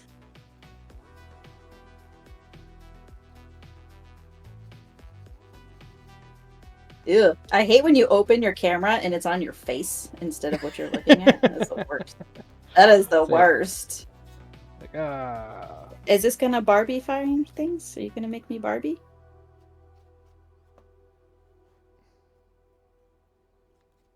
Girl Barbie doll. You ready? Are you turning that into Barbie? Look. Look how beautiful your pumpkin came out. Beautiful. Beautiful Barbie. Dead on. I can't even tell the difference. Let's see what else we got. What is this gonna do? Alright, I'm done. That's in another language.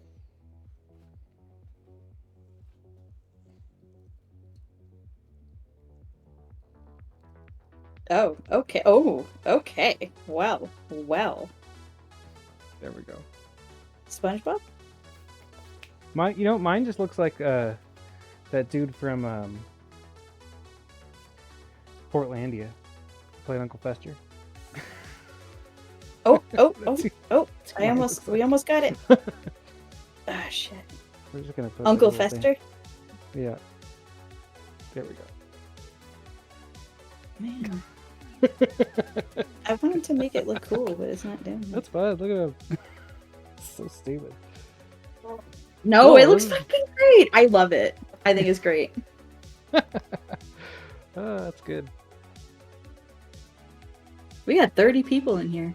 Nice. Hello, people. Thank you for watching. Love you bunches. Thanks for hanging out, everybody.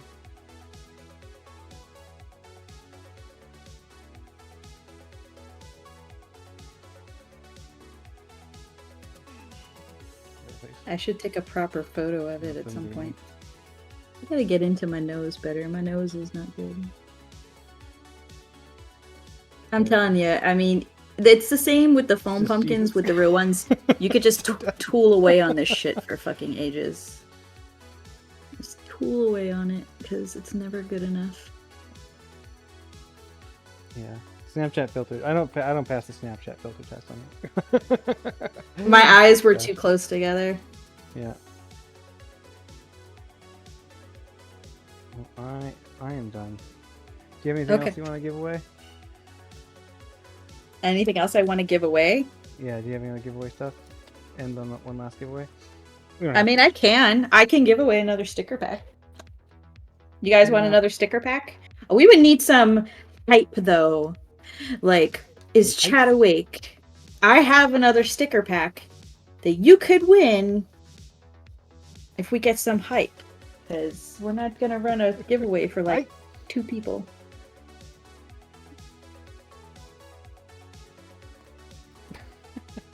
So funny. Damn, son, you did make a fucking mess. It's good. I like him. He looks good. He really looks like a cartoon character in the best ways.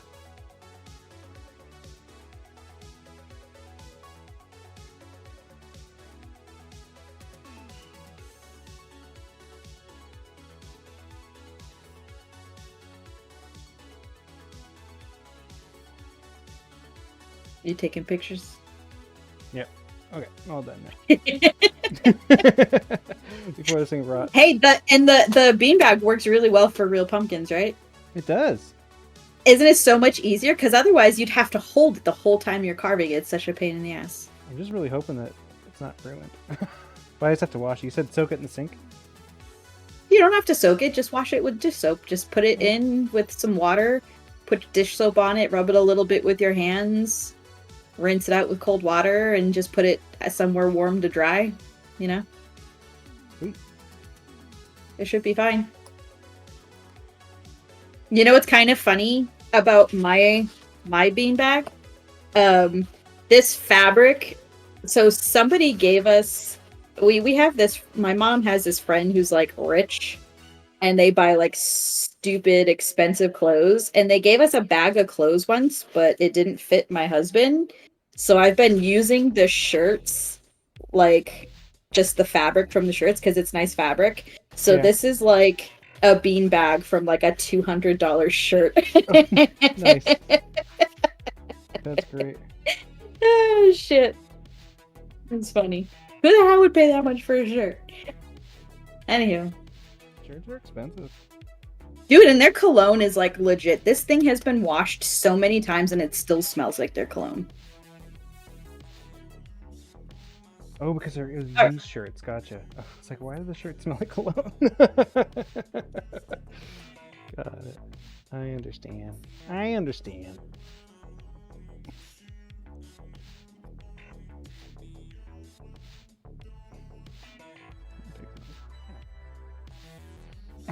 It's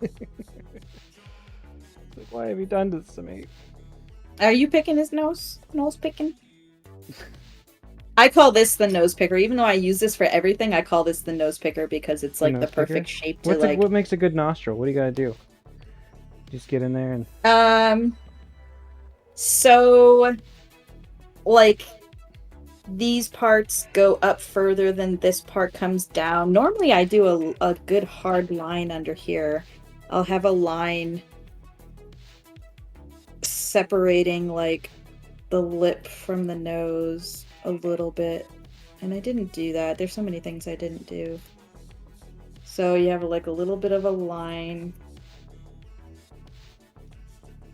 a little bit of a line there, It's like and then normally kind of breaking through. Normally this part of the lip would go up into the nose. Like you would carve this down to eventually like connect with the lip, because if you look at your lip, like the lip goes, do I have a picture? If you look, like this part of the lip goes up into the nose, like it continues up into the nose there. So if I kept carving this, I would like pull this part of the nose down so that it would connect with the lip, but we're not doing that today.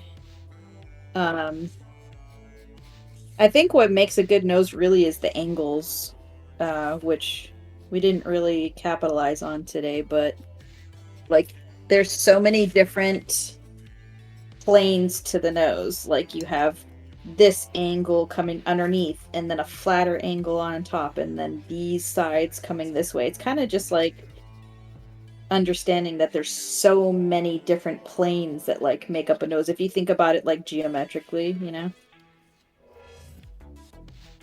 And then just making sure that it meshes with the top of the lip at some point. And you know what's funny is not everybody's nose looks like that, but that's usually the way they're sculpted, just because it doesn't look realistic if you don't have it meet up. Who was it? Alfred once told me on one of my carves, he's like, oh, your lip doesn't like meet your nose. And I realized that the reference I was using was a person who has a face where their lip does not go up into their nose. But I guess like So you're doing when it right. you sculpt, yeah, I guess when you sculpt, typically, yeah. But you know that's true with like all faces can be so different. Like you can use a reference and it like might not look normal. It might not look like a face because they're just everybody's face looks so different. Like some people have visible tear ducts, some people don't. You know, some people have pads under their eyes, some people don't. Some people have lines in their lips. You know, some people have the what is that called? The angel. What is it called?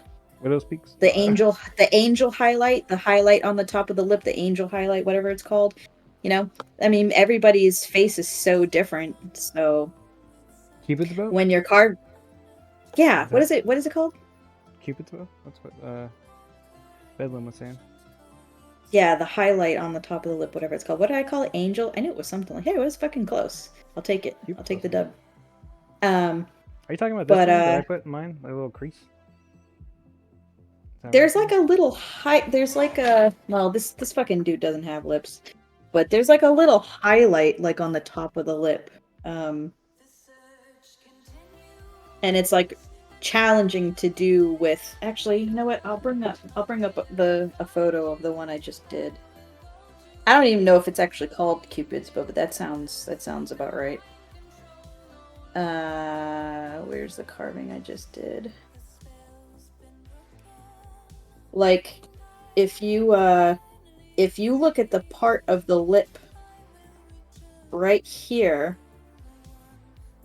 it's interesting because you're carving the lip in. You're carving like a divot in the lip, and then you're back carving it. So you have this like little strip of lip that like leaves a highlight.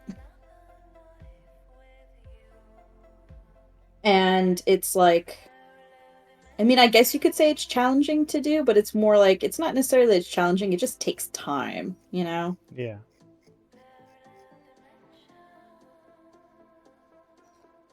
And that's, you know, that's really the truth with everything with pumpkin carving. It's not really that it's hard, it just takes time and patience, and most people aren't willing or are not capable of giving it that time and patience to figure it out. You know what I mean? To really think about it and really try to work it out. And when you're first starting, you're going to make a lot of mistakes, and you need to understand that, like, it's okay to make those mistakes, but those mistakes aren't going to be worth it if you don't take that and try to make it better. If you don't analyze what you did and pay attention to what you did and try to do it differently and try to figure out, like, how to do it better, you know, a lot of research. You know, like, I didn't have anybody holding my hand doing all of this. I learned how to do all this by watching illustrators, by watching sculptors, you know, all kinds of weird shit. I mean, you'd be surprised what you can learn from, you know, like stonemasons. And I've researched all kinds of weird shit, learned how to do this stuff. And it's not as simple as just following sculptors, because sculpting is so much different than carving, you know? And even following carvers, like following wood carvers, well, the way you would carve wood is so different than how you would carve this, you know what I mean? Right. But you might see, like, different techniques.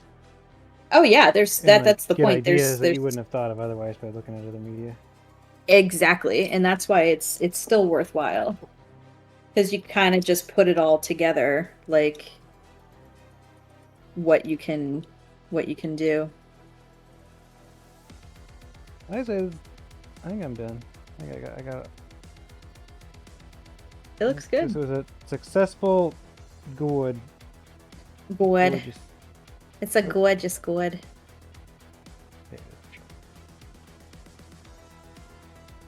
I really appreciate this opportunity. Yeah. Thank you so much for letting me try out this, you know, streaming thing, kind of, because this is my first time really being on a stream, and I didn't know, like, what to do or how it goes. So it was great to get the opportunity to. Good experience for you. Be live. Oh yeah, definitely. Well, you have a great community. I already know that. I'm already part of the community. Everybody here is fucking amazing. So, yeah, very cool. Did we name this guy yet? I don't know. God, that's smooth. I need a name. It's not just like smooth, but it's healthy. Yeah. It's got that girth to it. Oh, Earl. Clarence? Earl? Bedlam, thank you so much for hanging out, and everyone else who has been hanging out and chatting with us and just lurking in the background. Appreciate all of that.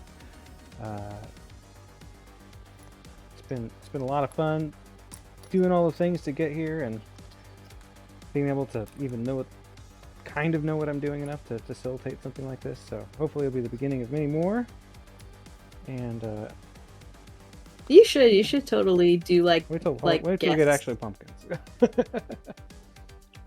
I like late October. I'd like, once the shows are all done, I'd like to do another one of these with real pumpkins. I think that'd be fun.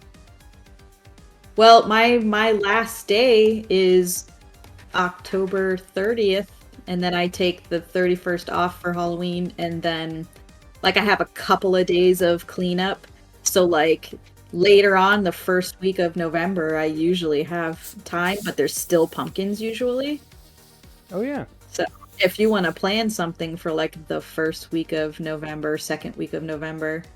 Yeah, that sounds good. That's a very doable time frame too, because it'll be after all of the Halloween stuff is calmed down.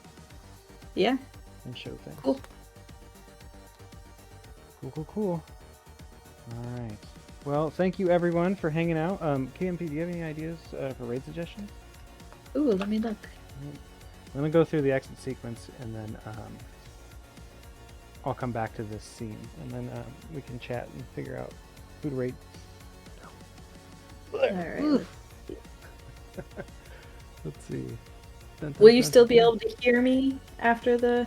Oh, you know You know who's on right now? How long has he been on? Ugh.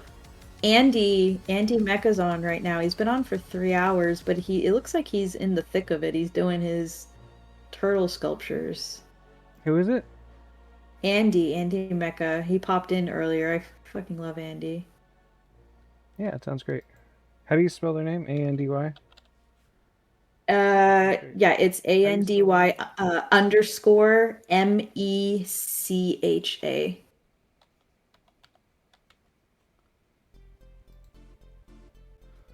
Sakatumi, how you doing?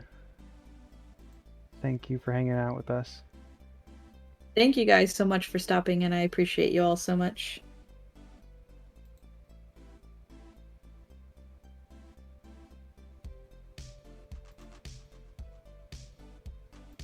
Okay, yeah, we'll raid Andy when we're all said and done here. Tumi, message me your address. I'm just gonna send you stickers. You're just automatically winning my stickers for okay, being cool. best. And then we'll figure out together who were all the winners, and then get a hold of people for the different things. Thank you, Bordering Bedlam. Bordering Bedlam. And thank you for the getting that gift sub too, and all the support, just hanging out here tonight. It's been Thank you a lot of guys. fun. All right, let's see. Hello. Hi. I don't have a chair, so I'm not sure where I could actually be for this. Thank you. Gosh, this is so awkward. I'm just gonna stand over here. Hello. Hi. Thank you for hanging out with me tonight and joining me for the Streamiversary and all of this live carving. It's been a lot of fun. Yeah, you guys are the shit. To many more, I will be back on Tuesday evening with more standard carving. We're gonna start in on a carve that is gonna be Catwoman from Batman Returns. So that's going to be on a pumpkin about this size. It should be a lot of fun to carve. But and that'll probably take about maybe 2 or 3 streams. But that'll be Tuesday night. So I'll be here at 7 o'clock Pacific Standard Time to do that. And yeah, just go through the exit sequence here, and then we'll catch back up with KMP one last time. Take one last look at our gourds, and then do the thing. Do the fucking thing. Oh, and don't forget. Don't you fucking forget. 100 days, 7 hours. 57 minutes to Halloween, so get your shit together. Where's the things? Here it is. Why do you like Halloween so much? It's always Halloween in my soul. It really is. Thank you for fucking being here, guys. Thank you so much. Andy Mecca, Sassy, Charlene, Fidgety Digits, thank you for the follows. Appreciate that. And Bordering Bedlam, thank you for that sub. I think it's Baldridge, thank you for that sub for Bedlam.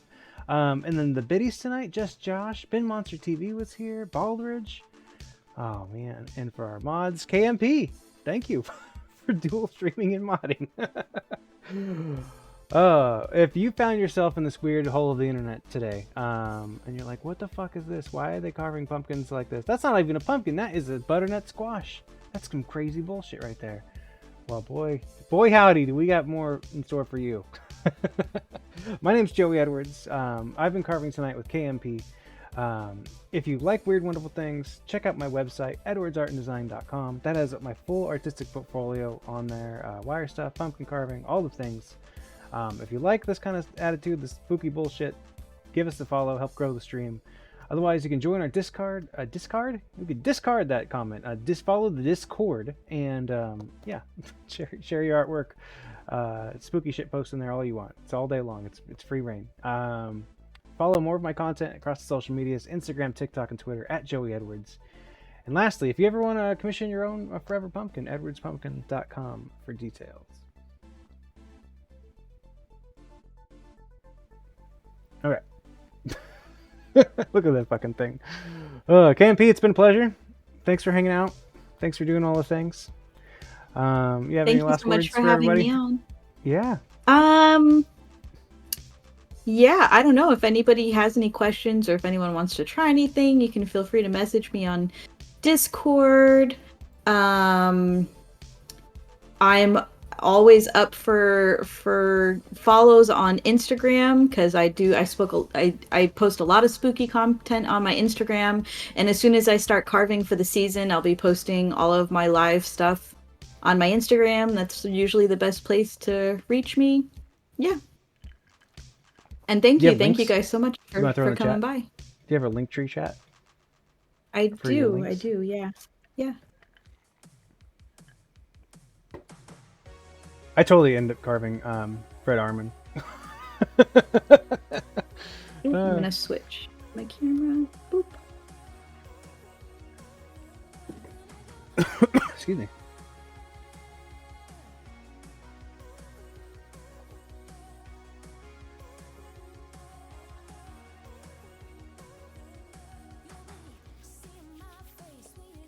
Here's my link.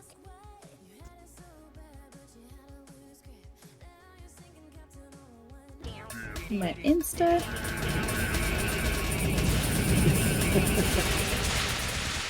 All right, you got those links. Go follow KMP. And thank you everyone again for hanging out tonight. And we'll be back. We'll see you again. Remember, you don't have to get spooky if you stay spooky. Until we meet again. Until we spook again. Bye.